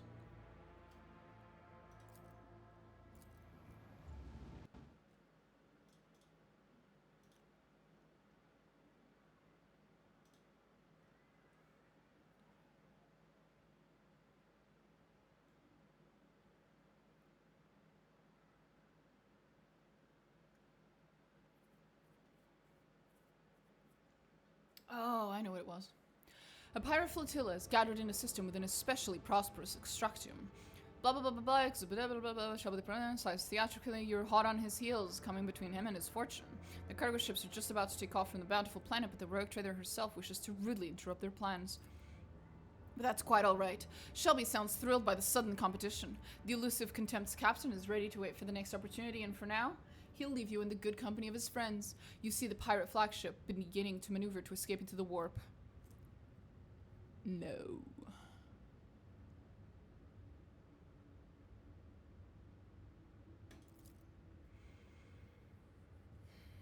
Yeah, despite a direct hit, manages to slip away once more. No!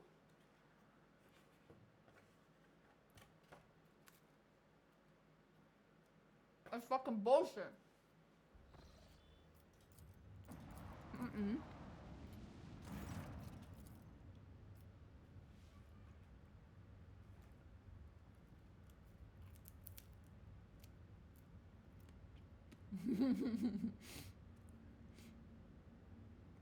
Good reference to the Lark.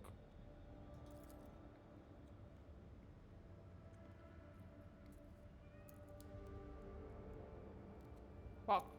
Okay. Let's just shoot at the fucker then. It's the least I can do.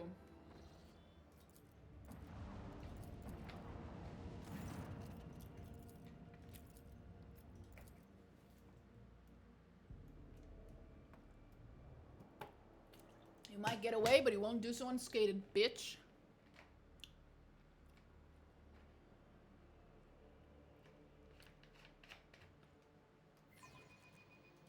Let us revel in the impending carnage. Isn't he adorable? I love him.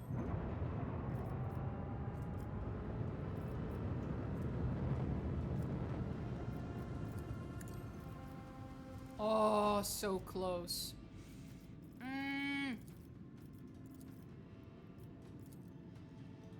What about here? Yeah!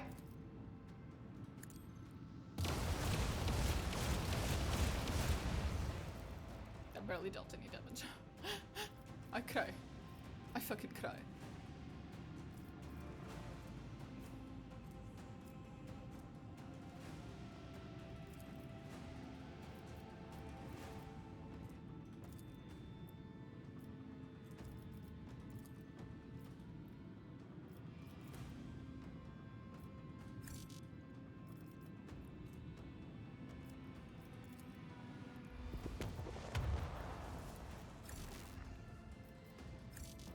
How does this work?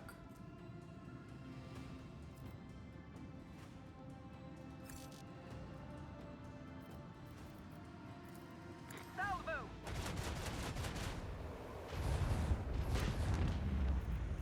Fucking bullshit.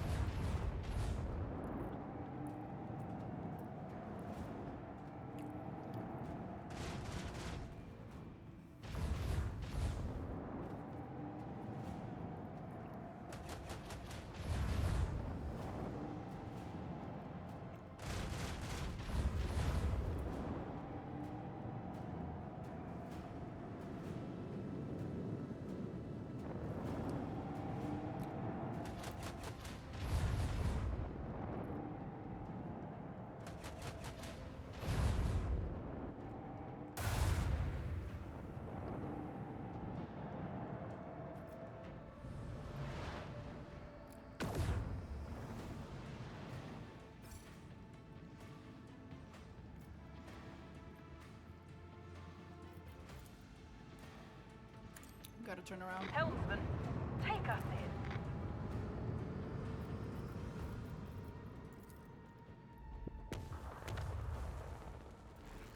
All hands, prepare for acceleration.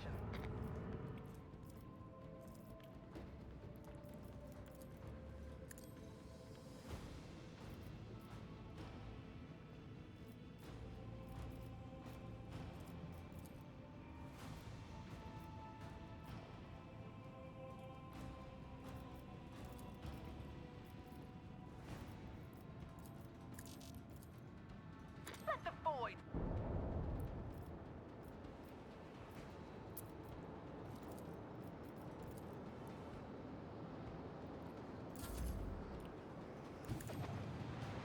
Is that close enough? Don't think so. Ah, fuck.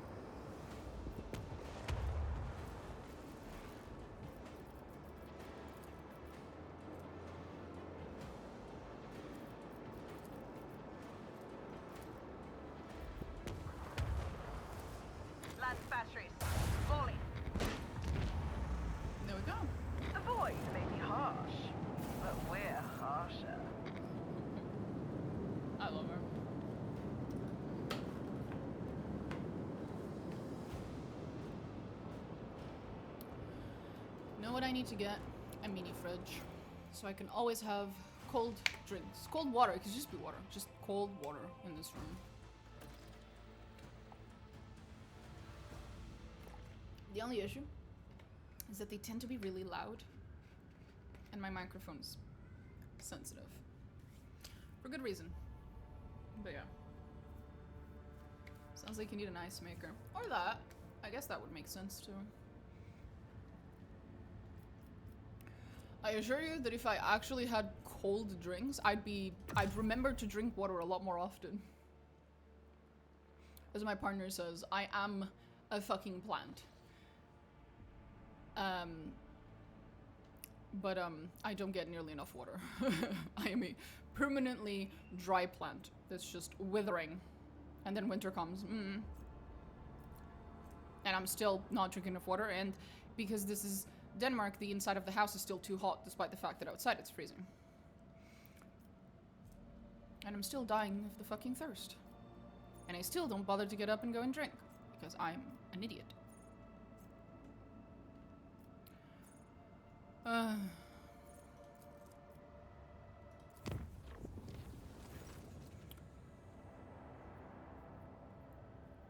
it's just a regular yellow road thingy. What's this one? One-way road. Oh God, what is it? What kind of atrocity am I about to fucking walk into? God only knows. Right, I just keep a bottle of water on the table. If I do that, it becomes not cold water within like 5 minutes. That's the problem. Otherwise, I'd agree with you.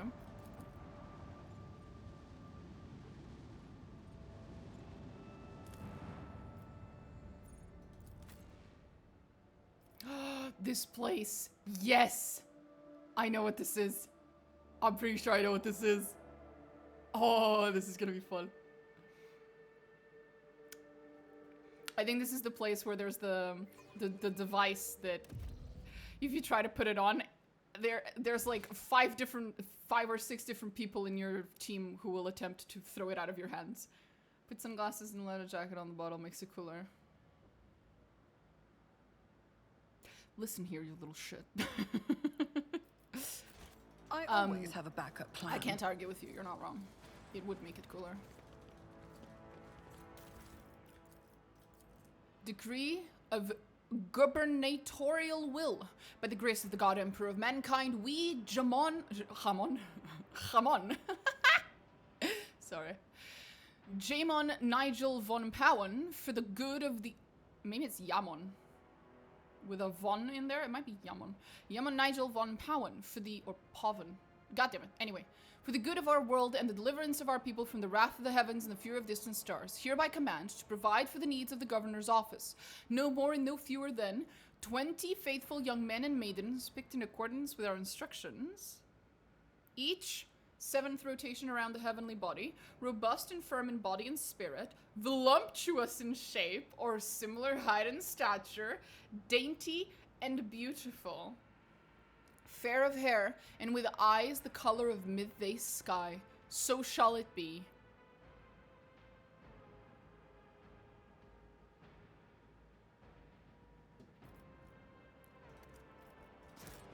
Not sure I want to know what the fuck was going on here. Rise to the top or get left in the dust. Bunch of pervert. Yep. That's what I'm thinking. Broken Vox. I cannot go on like this, Helona. I cannot. I served my master loyally, as did my father and his father before that, but this cannot continue. No, I'm tired. To bury the corpses of murderers and traitors to the Imperium is a noble thing to do, but now I must conceal the deaths of these innocent young men and women. They're almost children. Cursed be the day when the governor became the ruler of this world. I will break this vicious circle. This, I promise.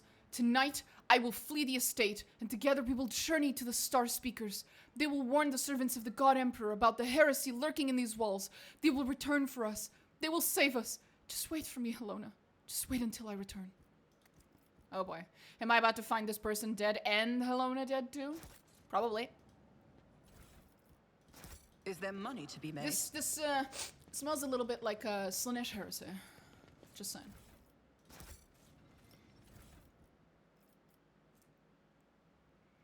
Bonebreaker. Okay. That's how it's done. Essential space for. Listen, did I just hear? Oh.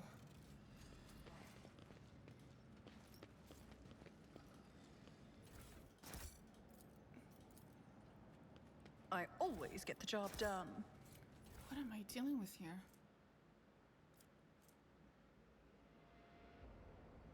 Crusade? Surely, it's not that old.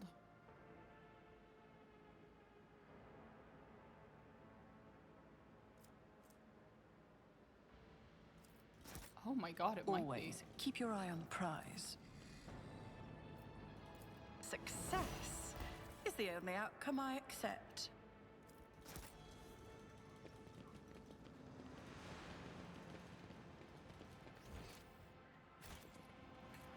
Here we go. Oh, there's some marks of dragged blood.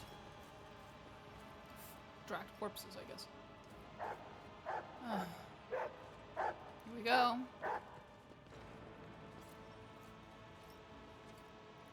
Old and obsolete, the organic parts have been replaced with improperly sized counterparts. Lovely. I always keep my options open.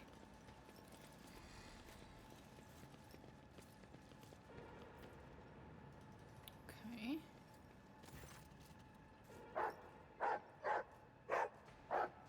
A lushy dressed, vaguely human-like carcass sits reclined in a massive Calixian oak armchair.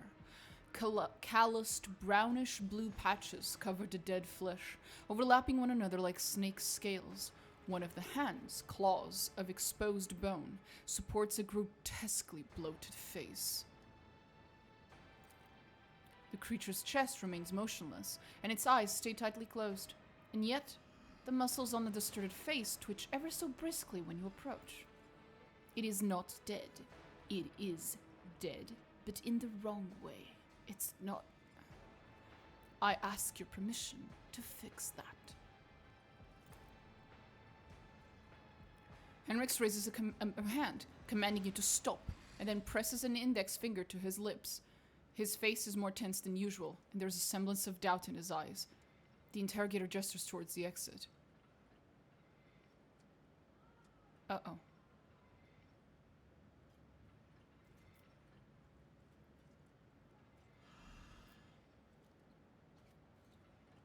Who are you?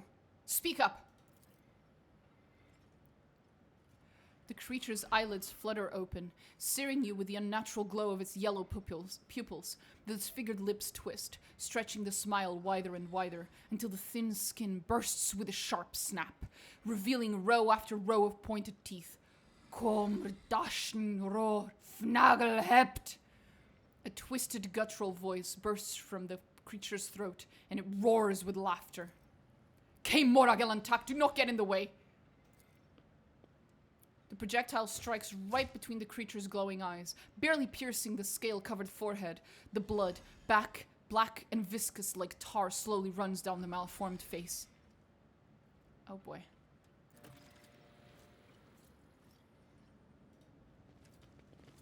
I'll make an example out of you! For the Emperor!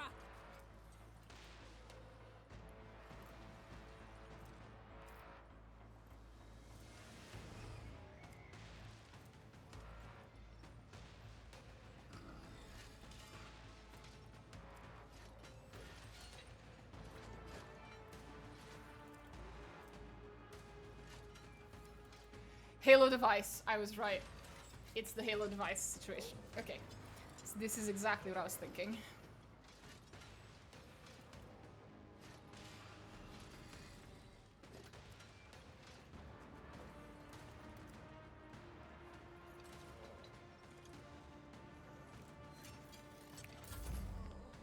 Guy looks pretty strong. He is. And servitors are a bitch to fight. Let's Let's make some opportunities. Ow. Okay, where's Marajai? I'll make it happen. Level. Not level. Buff. Buff him, buff him, buff him, buff him. It's as good as done. Wrong button. Buff him. I'll make it happen.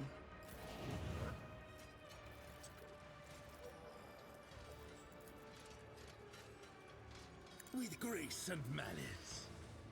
It was actually a misclick. It is handled. A euphoria of anguish. Bring it on.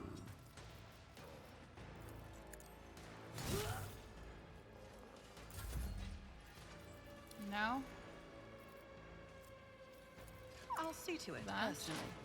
And then this. I'll make it happen. Let's go.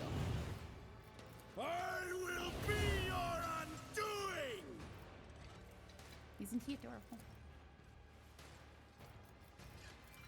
With grace and malice.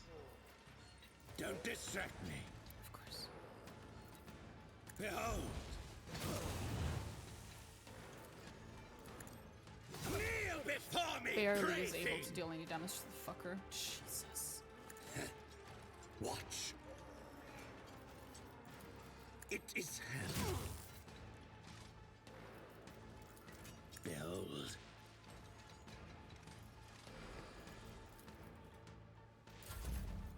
Christ. If it serves your cause, this tedium is beneath. Fortune favors the swift.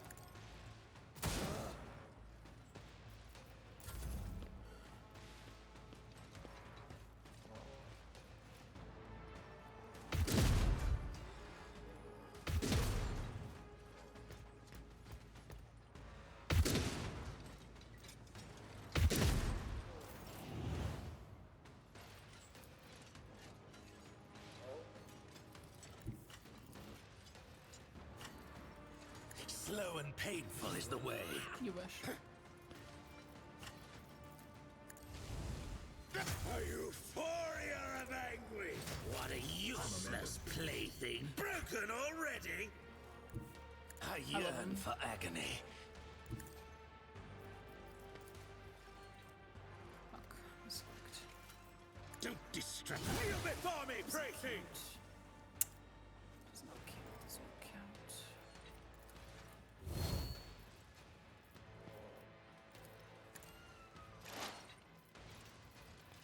Behold. It is handled. Watch. Hi, Eris. Eris, you know how this is gonna go, don't you? You do. You know. You know. Thought so.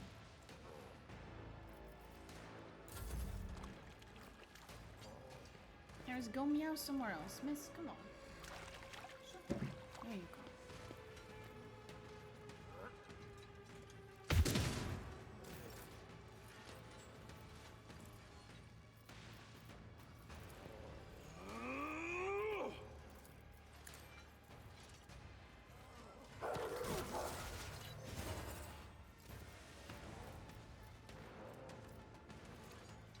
Understood.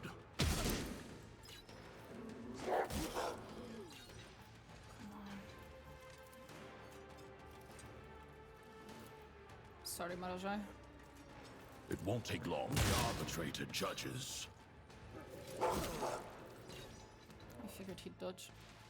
The sentence has been passed. The order is clear. Target eliminated. Come on. Accepted. Little by little, we'll be able to kill it eventually.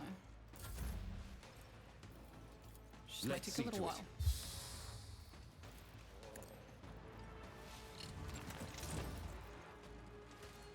I'll put my psychic abilities to use. Thank you. How kind But of you. course, Lord. I won't object to it. Nothing stands against me.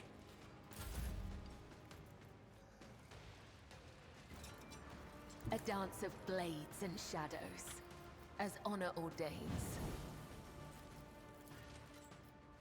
Trust me, I will not die in dishonor. Of course. I shall not fail. The shadows will see it done. Trust me, my blade whispers your name. Forgot about that. This goes against the tenets. I bring mercy in retribution. I'm glad that servitors somehow still bleed. I appreciate that. It's kind of bullshit, As but I the appreciate tenets it. demand.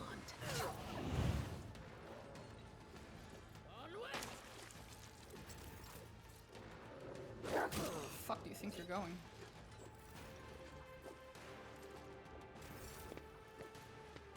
Come on.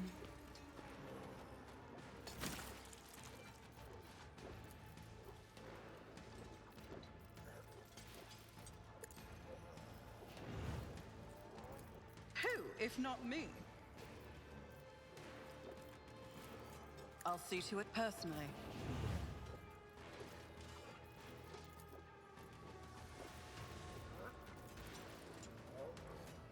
It's a Sunishti servitor. They probably custom built a blood reservoir and paint receptors into it. Probably. Don't distract me. Don't distract me. He's adorable.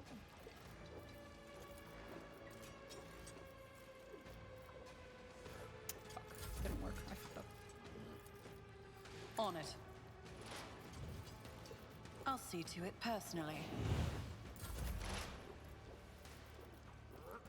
I am not your Xenos pet, monkey.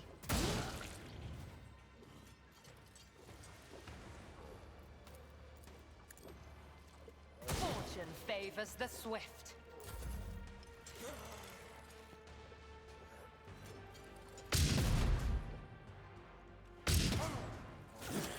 I am not a vessel for pain. I am its master. I will savor your delectable anguish. Warrior of anguish!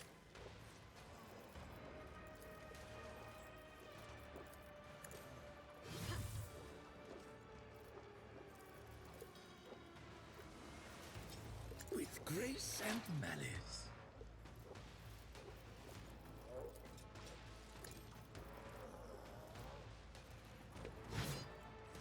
And why would I do that? Finally, we actually deal damage to the fucker.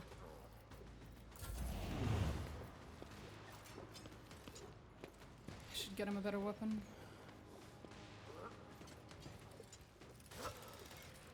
No.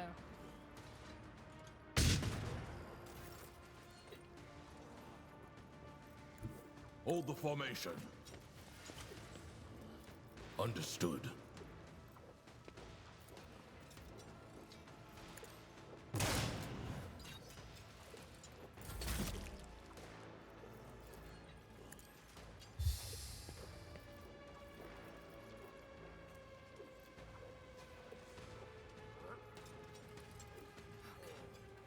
The Emperor is on our side. Of course.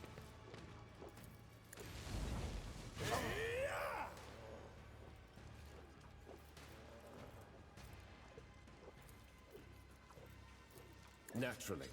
The Inquisition sends their regards. I am your blade and shield. I shall not fail.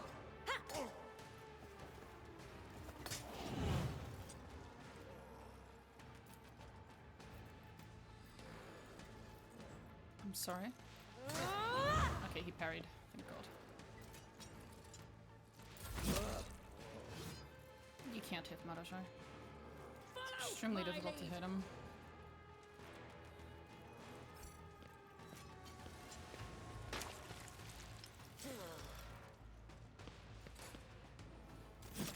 High momentum.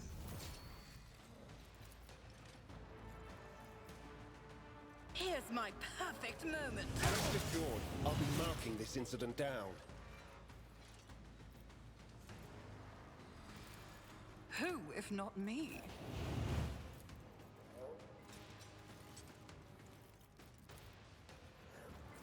It is handled. You were blinded by your own misery. Watch.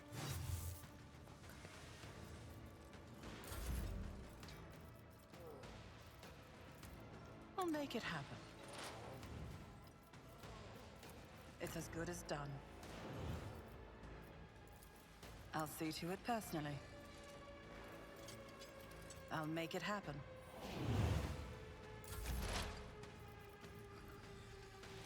I approach the designated position.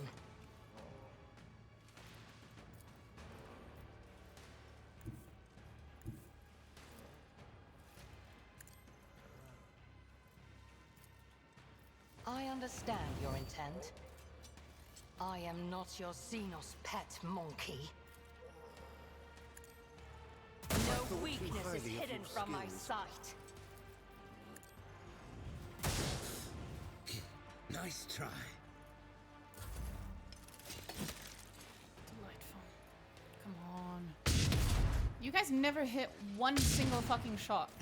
I don't know if you've noticed. It's impressive, actually. I will herd the prey. Don't distract me. 1 second.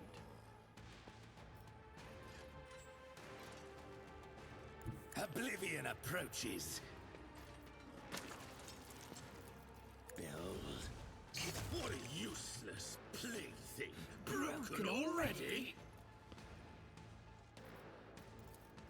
With grace and malice. It is handled.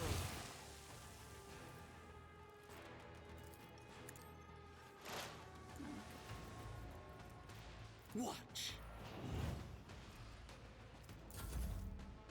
Come on. Mark the target. I'll take it as the arbitrator judges. Understood. Henrix wanted to dip out and not fight this guy. Henrix has a brain, and he recognized what this was instantly. And he knew it was going to be a really, really tough fight, so he said, we should probably get the fuck out of here. Accepted. High momentum. Which was surprisingly reasonable of him. Let's see to it. Eris. Eris. You know I love you. Truly, Eris. But please. Please. Don't sit on my keyboard. Please. There you go. Pet pets. Pet pets. Pet pets. Are you happy now? Can I go back to streaming, Eris? Eris, please. No. Eris, it's very difficult to get to you if you're between my microphone and my keyboard. Damn it.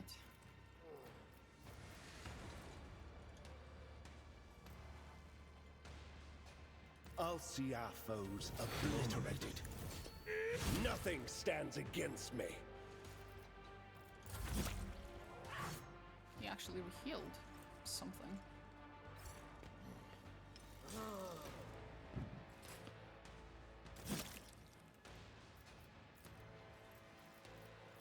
I'll see to it personally.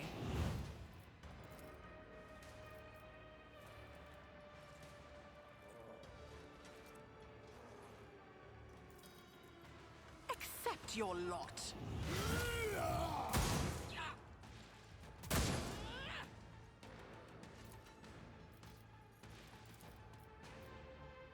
It's as good as done. Holy terror, smite your enemies. Finally! Christ!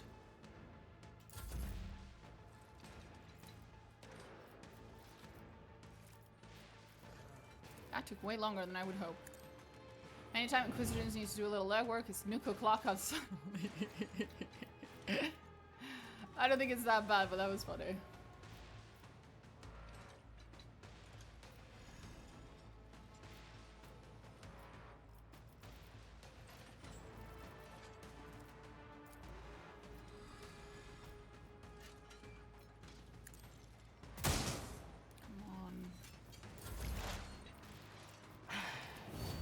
I must.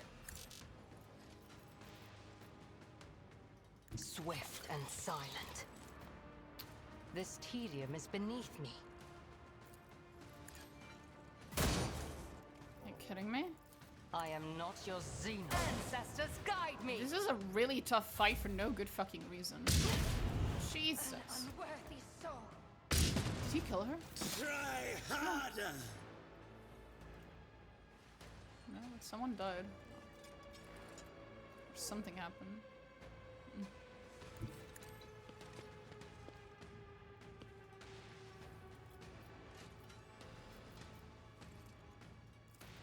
Don't distract me. Behold! With grace and magic, I'll revel in your terror!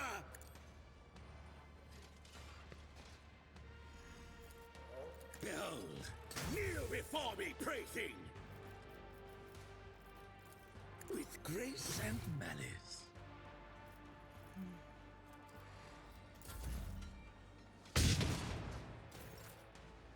Understood. Moving into position.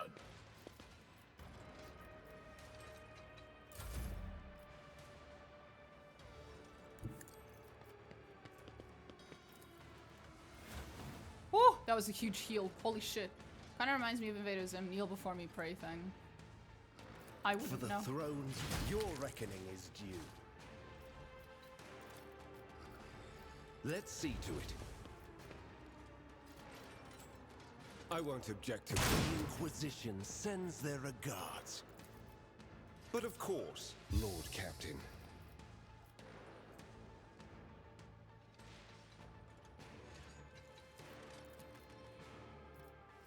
I won't object to it. A mere pain won't stop me. If it serves your cause. Oh, I fucked up. I autopiloted. That was stupid.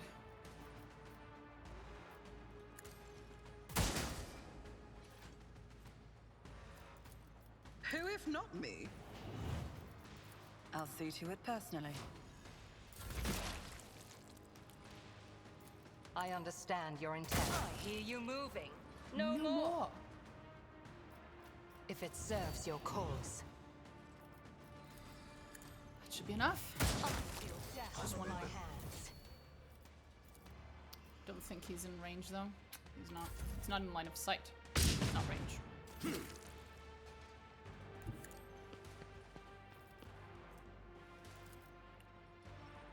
Behold! With grace and malice. I'm done playing with you. Oh my god, finally. Holy shit. Did that have to be so hard? Christ.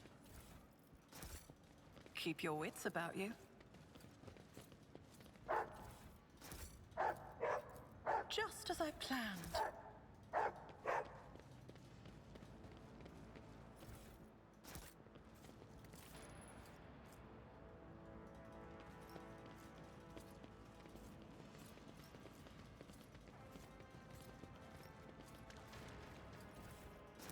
Here we go.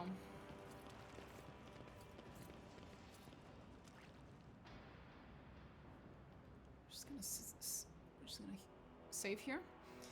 If this goes the way I remember, it's gonna be fun. There's the Halo device.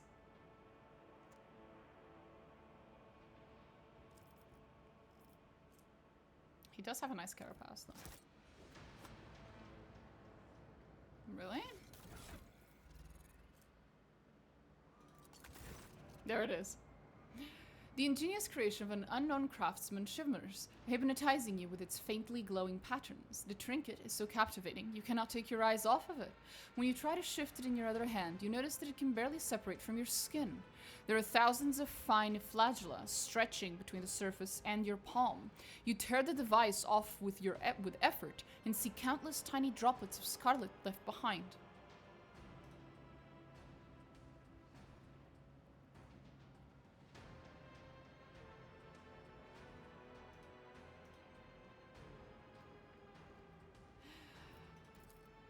A halo device. A cursed Xenos creation that twists the mind and soon the body of its master. An item subject to the Inquisition's general decree of total annihilation. In this matter, my authority exceeds your privileges, Lord Captain. Reaches out sharply and pries the mysterious object from your hand. No! Give it back! How dare you! Ah, come on! I want the creepy Xenos item that will grant me immortality but kill me. And take away my ability to have free will. Come on. You can't do this to me. Heinrichs! That was bullshit. I've seen a lot of innocent people. I've yet to see someone remain so after an interrogation. I love him. I always have a backup plan. I should not have brought him with me. It's a fucking pussy.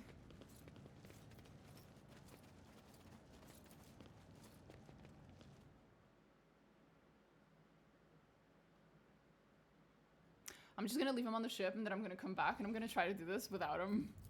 1 second. Okay, let's just remove Henrix, okay? We'll be right back. Be right back.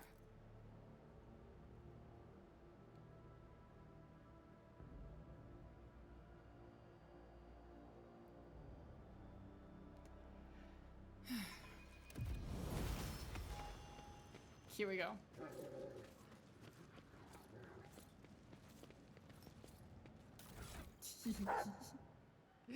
Let's see what happens.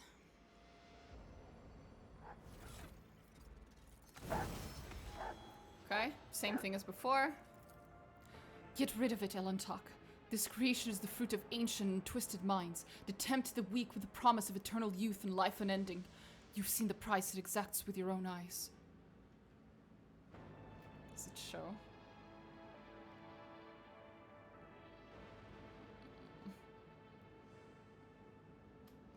If you did Cargo, I wonder which faction would get the funniest outcome.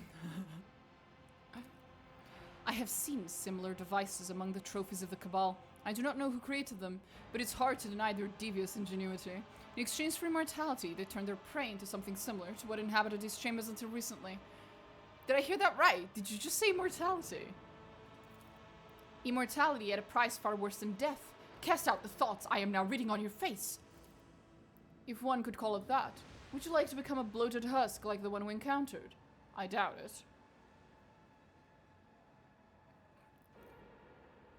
Put on the artifact. That is enough, Elantuk!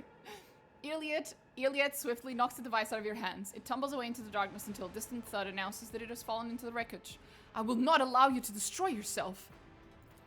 Aw, she's so sweet. Anyway, let's remove Iliad and see what happens. Braids. Oh, man. It's Henrix, Iliad, Marajai, and I believe Abelard. If any of them are in the party, they will stop you from putting on the artifact, if I recall correctly. Let us not dawdle. Let's remove Iliad.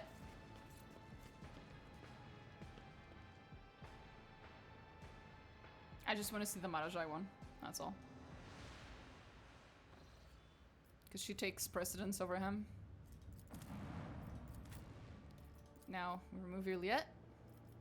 And Abelard. Just put... I don't know. Anyone else, I don't care. I feel like Bella would remove it from your hand. She just removed the hand. Probably would, yeah. She probably would. Here we go.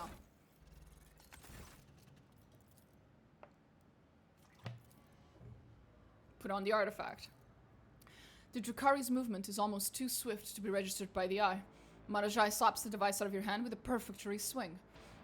The mysterious artifact flies off into the darkness and, judging by the clatter, falls through some crevice. The Xenos turns his gaze to you. No, Domina. No trinket will ever compete with me for your attention. Aww, that's so sweet. Isn't he adorable? He is. Anyway, that was hilarious. Moving on. No more Halo device for me. I guess.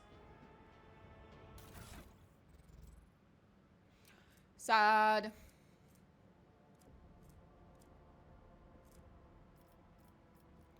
My Drukhari space elf vampire boyfriend won't let me destroy my free will. Feels bad.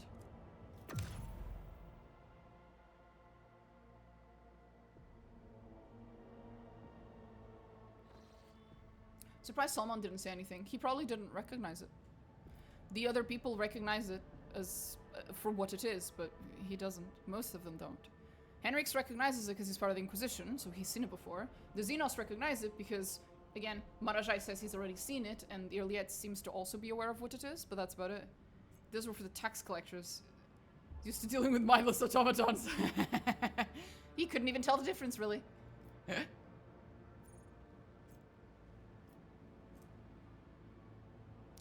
Phlogiston. Do I have Phlogiston literally anywhere else? Because I'm in serious need of some fucking Phlogiston, bro.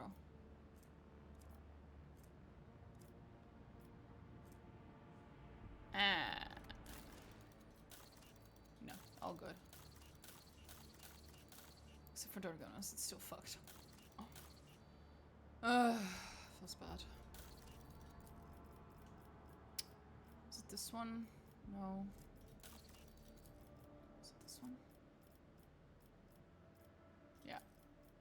It's the one that requires reputation. Well, this has been delightful.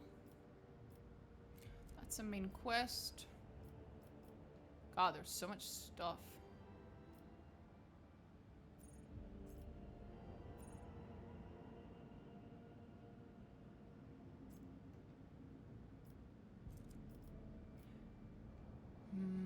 Where are we right now? We're here.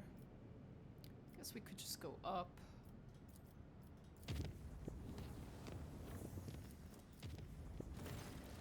Lord Captain, the Astropath Acquire has received word about a pirate fleet that is preparing to attack one of our richest extractiums. I believe it's the thugs from the elusive Contempt again. Their next target is one of the planets in the Silence of Mercigrit. Okay. Why do you keep telling me that as if I had any idea where the fuck the names the planets are? I mean...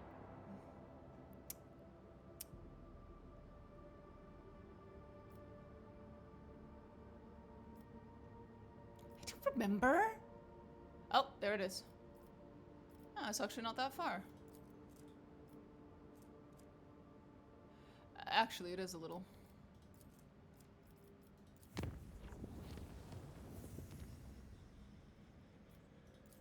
I can use this one to get there.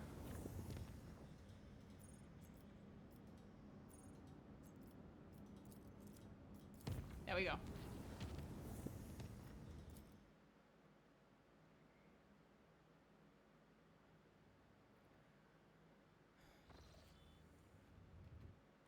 There's the motherfuckers.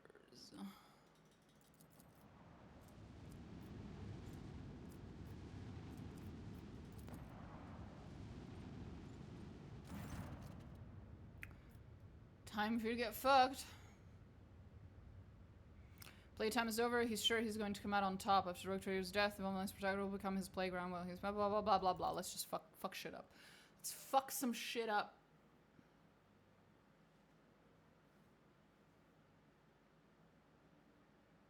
Is it because I pissed off the pirates, or is this guy just I don't know, solo contractor kind of a thing? There you are, bitch. Coordinates set.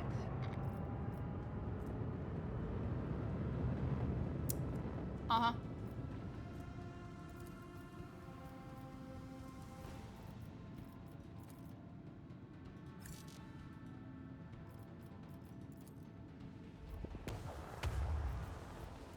Not too far now, are you, buddy? Fire at will.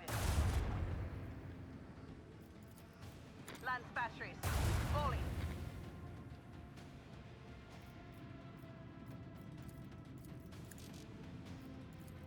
Let the void. Come on.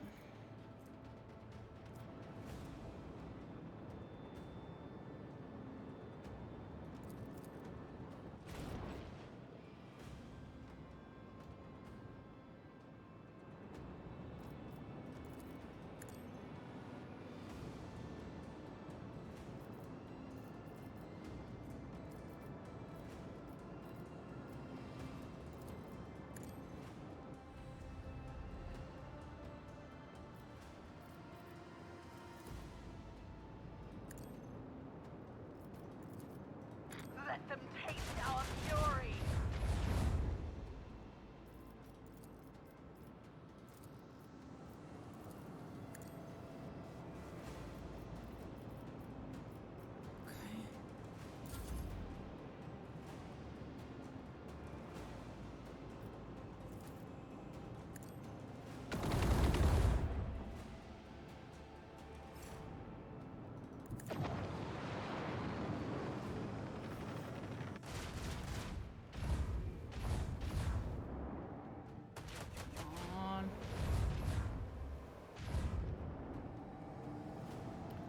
Be one hell of a fight, though.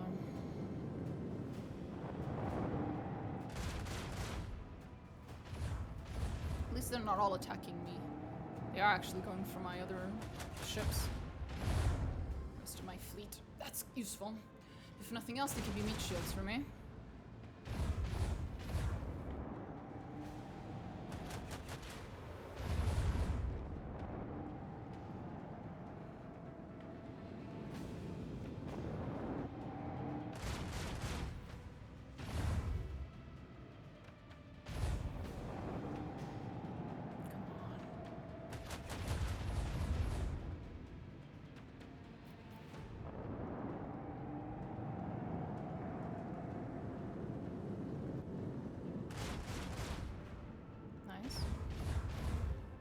That'll help. Attacked the wrong one. I appreciate that. And you didn't move. I also appreciate it. Not as good as mine. What a joke.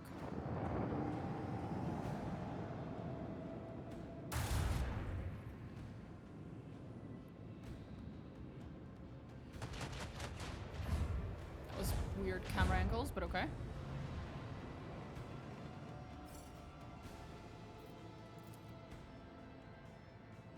Keep up the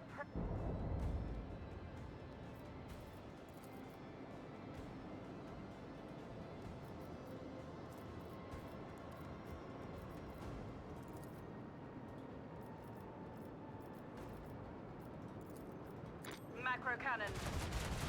Open fire. Salvo.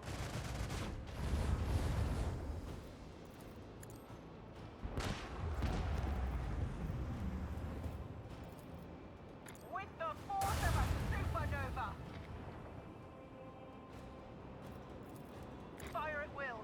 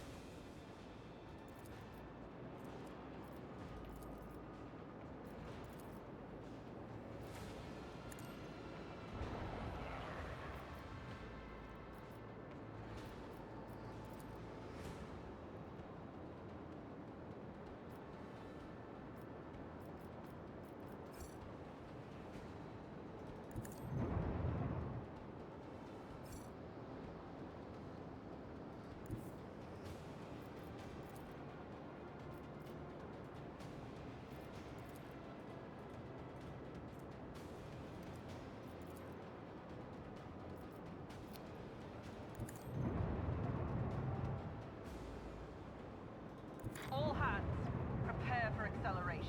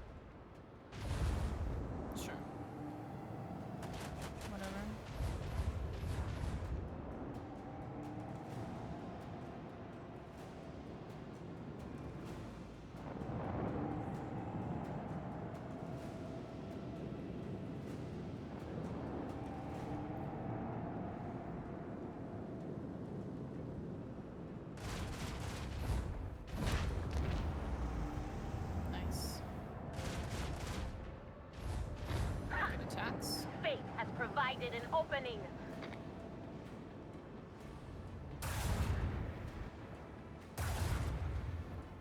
You know, it's really difficult to hit the Heartless, right? It has Drukhari's shields and evasion. Good luck. Keep trying. You'll get there eventually. I'm sure.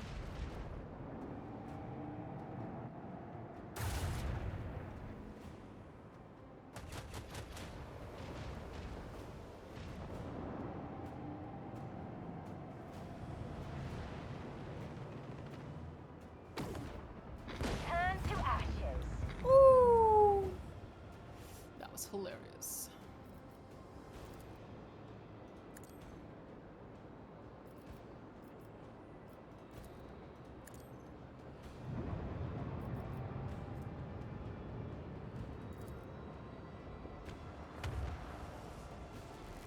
Engage the engines. Let the void soul.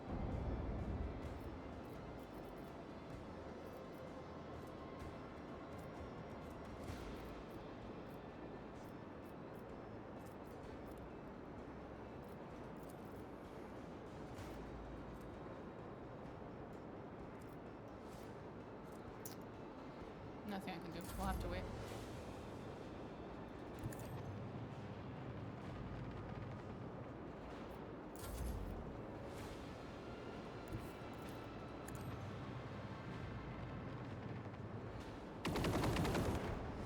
Good. Now these two come, and we can finally fucking kill them. They've been so far away throughout the entire battle. There goes my frigate. Shame, shame, shame. But I can't control them, unfortunately. So I can't really do much about it. Joke.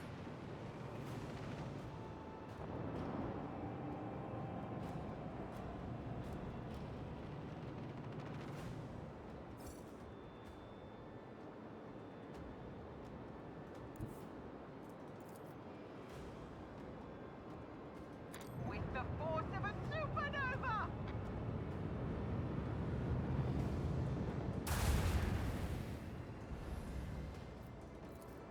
Fire at will.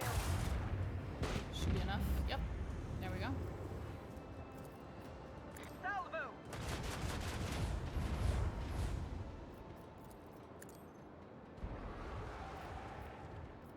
Get fucked.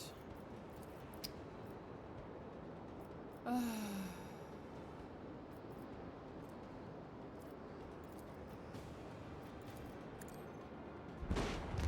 we go. This should be enough.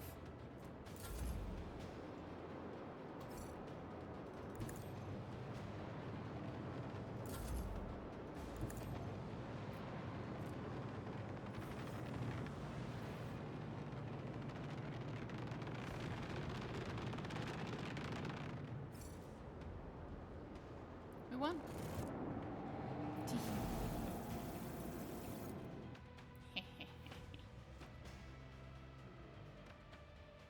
That's what you get.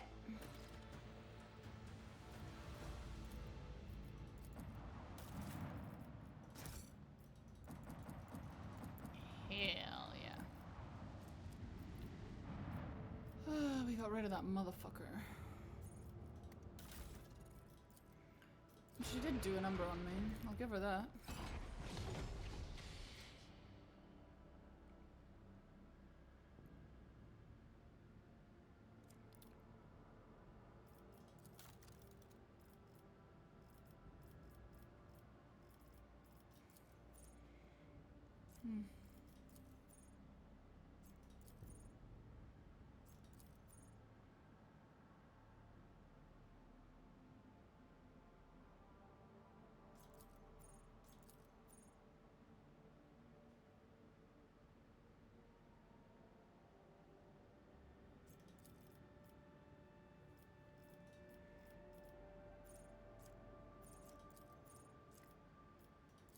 Why not?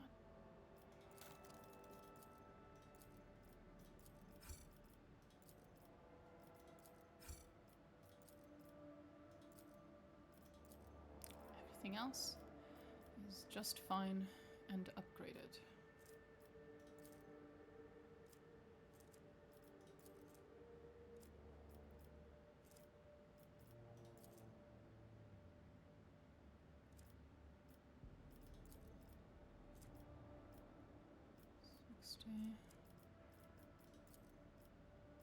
Yeah, we can do that.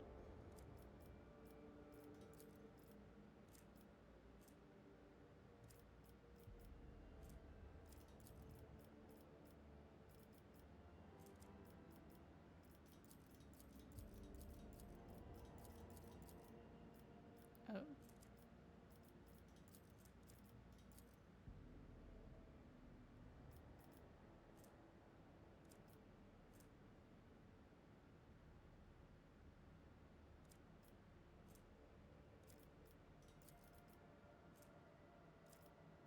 Oh, that's not how this works. Okay.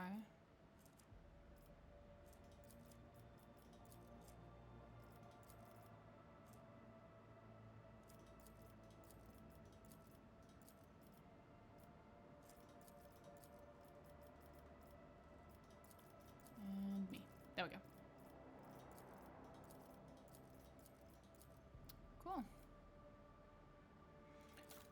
Moving on.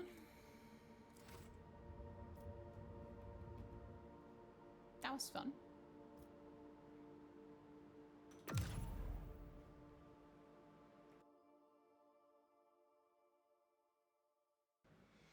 That was 3 seasons. That was a lot of sneezing.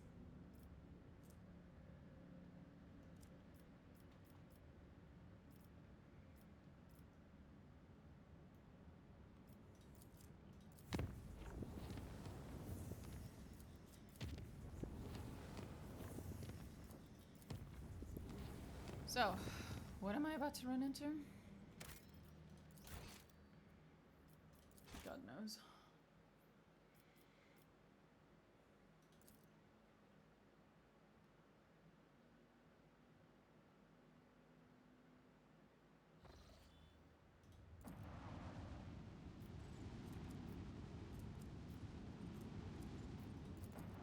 Hello? You look like a ship. All usual noises on the bridge cease when the shadow of a gigantic void ship, seemingly appearing out of nowhere, sails past the stained glass windows. It seems forlorn. The hull is tarnished, the lumens are dead, and the windows are broken and shrouded. The augur crew can't recognize the signature of its silent engines. They only manage to shed some light on its decrepit hull and make out the faded name of the cruiser, Queen's Lament. The Voxmaster's report breaks the somber silence. The bridge has just received a Voxcast from the dead ship. Vigdis conducts a full Vox system check and reports that the communications are in order. Even though only eerie and natural silence can be heard through the Vox, worried murmurs sweep across the bridge. The officers are certain that this is the void ship of the old ghost stories. The Queen's Lament has appeared countless times in all corners of the Imperium, like a ghost. It manifested out of nowhere and just as mysteriously vanished in the darkness of space, taking with it those who dared to board.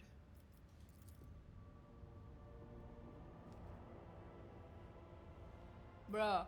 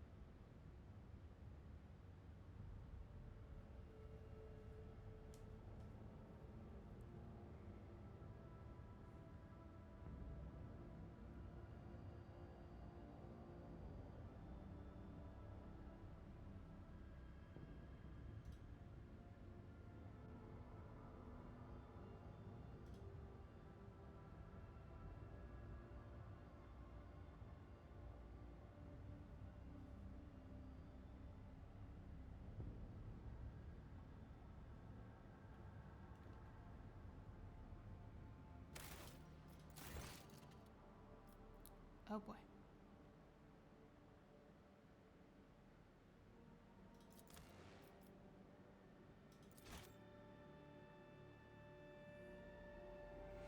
Let's try.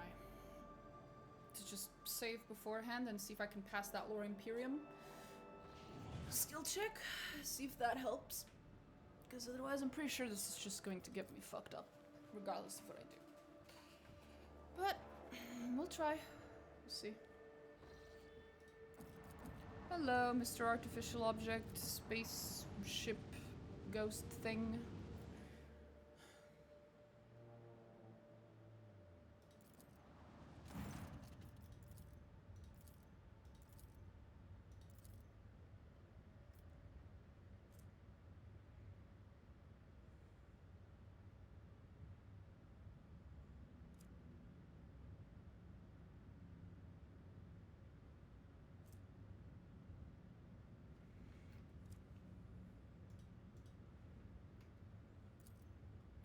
Inch's prayer to the Emperor is whispered over the vox. For a moment, the operator falls silent, suddenly returns, mumbling excuses about his imagination playing tricks on him. His comrades are still walking ahead of him, alive and well, and the void ship looks completely empty again. After a few minutes of silence, a child's cry can be heard through the vox. The stuttering operator reports the friends and family of the members of the scouting party are blocking the way, the friends and family who've all been taken by death. The soldier confirms that they're not seeing ghosts, but living people made of flesh and bone. The soldiers are begging the rogue trader to let them talk to their loved ones for a moment.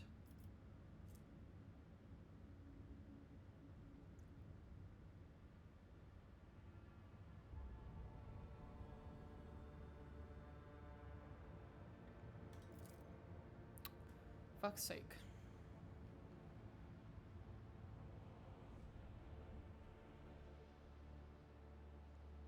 Feels bad. They took my crew. Feels bad.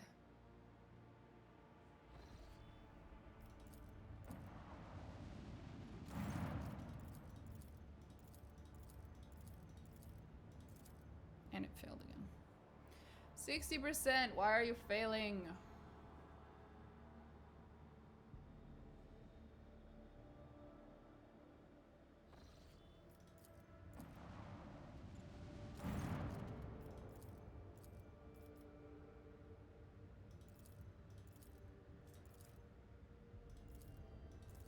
Hey, sounds begin to argue. Their unintelligible quarreling probably stops, and after a few minutes, the operator anxiously gives his report. As soon as the squad split up, the ones who decided to stay with their loved ones were swallowed by the darkness and the empty deck and vanished.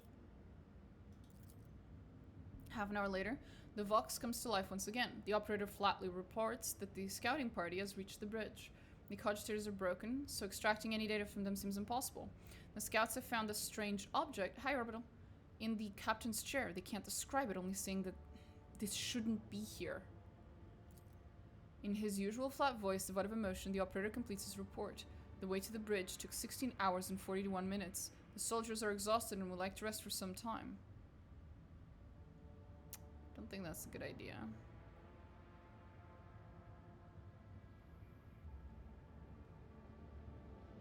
How's it going? It's going fine. It's going well.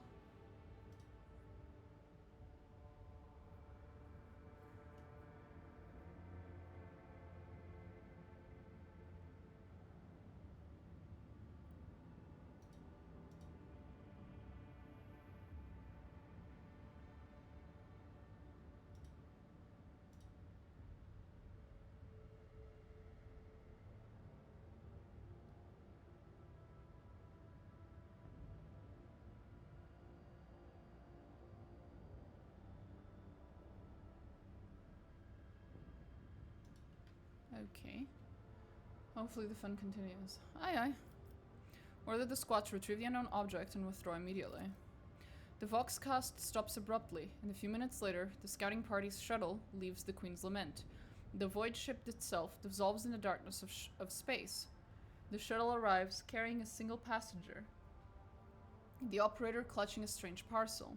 The young man's hair is turned white after the time spent on the cursed vessel, and he has lost the ability to speak.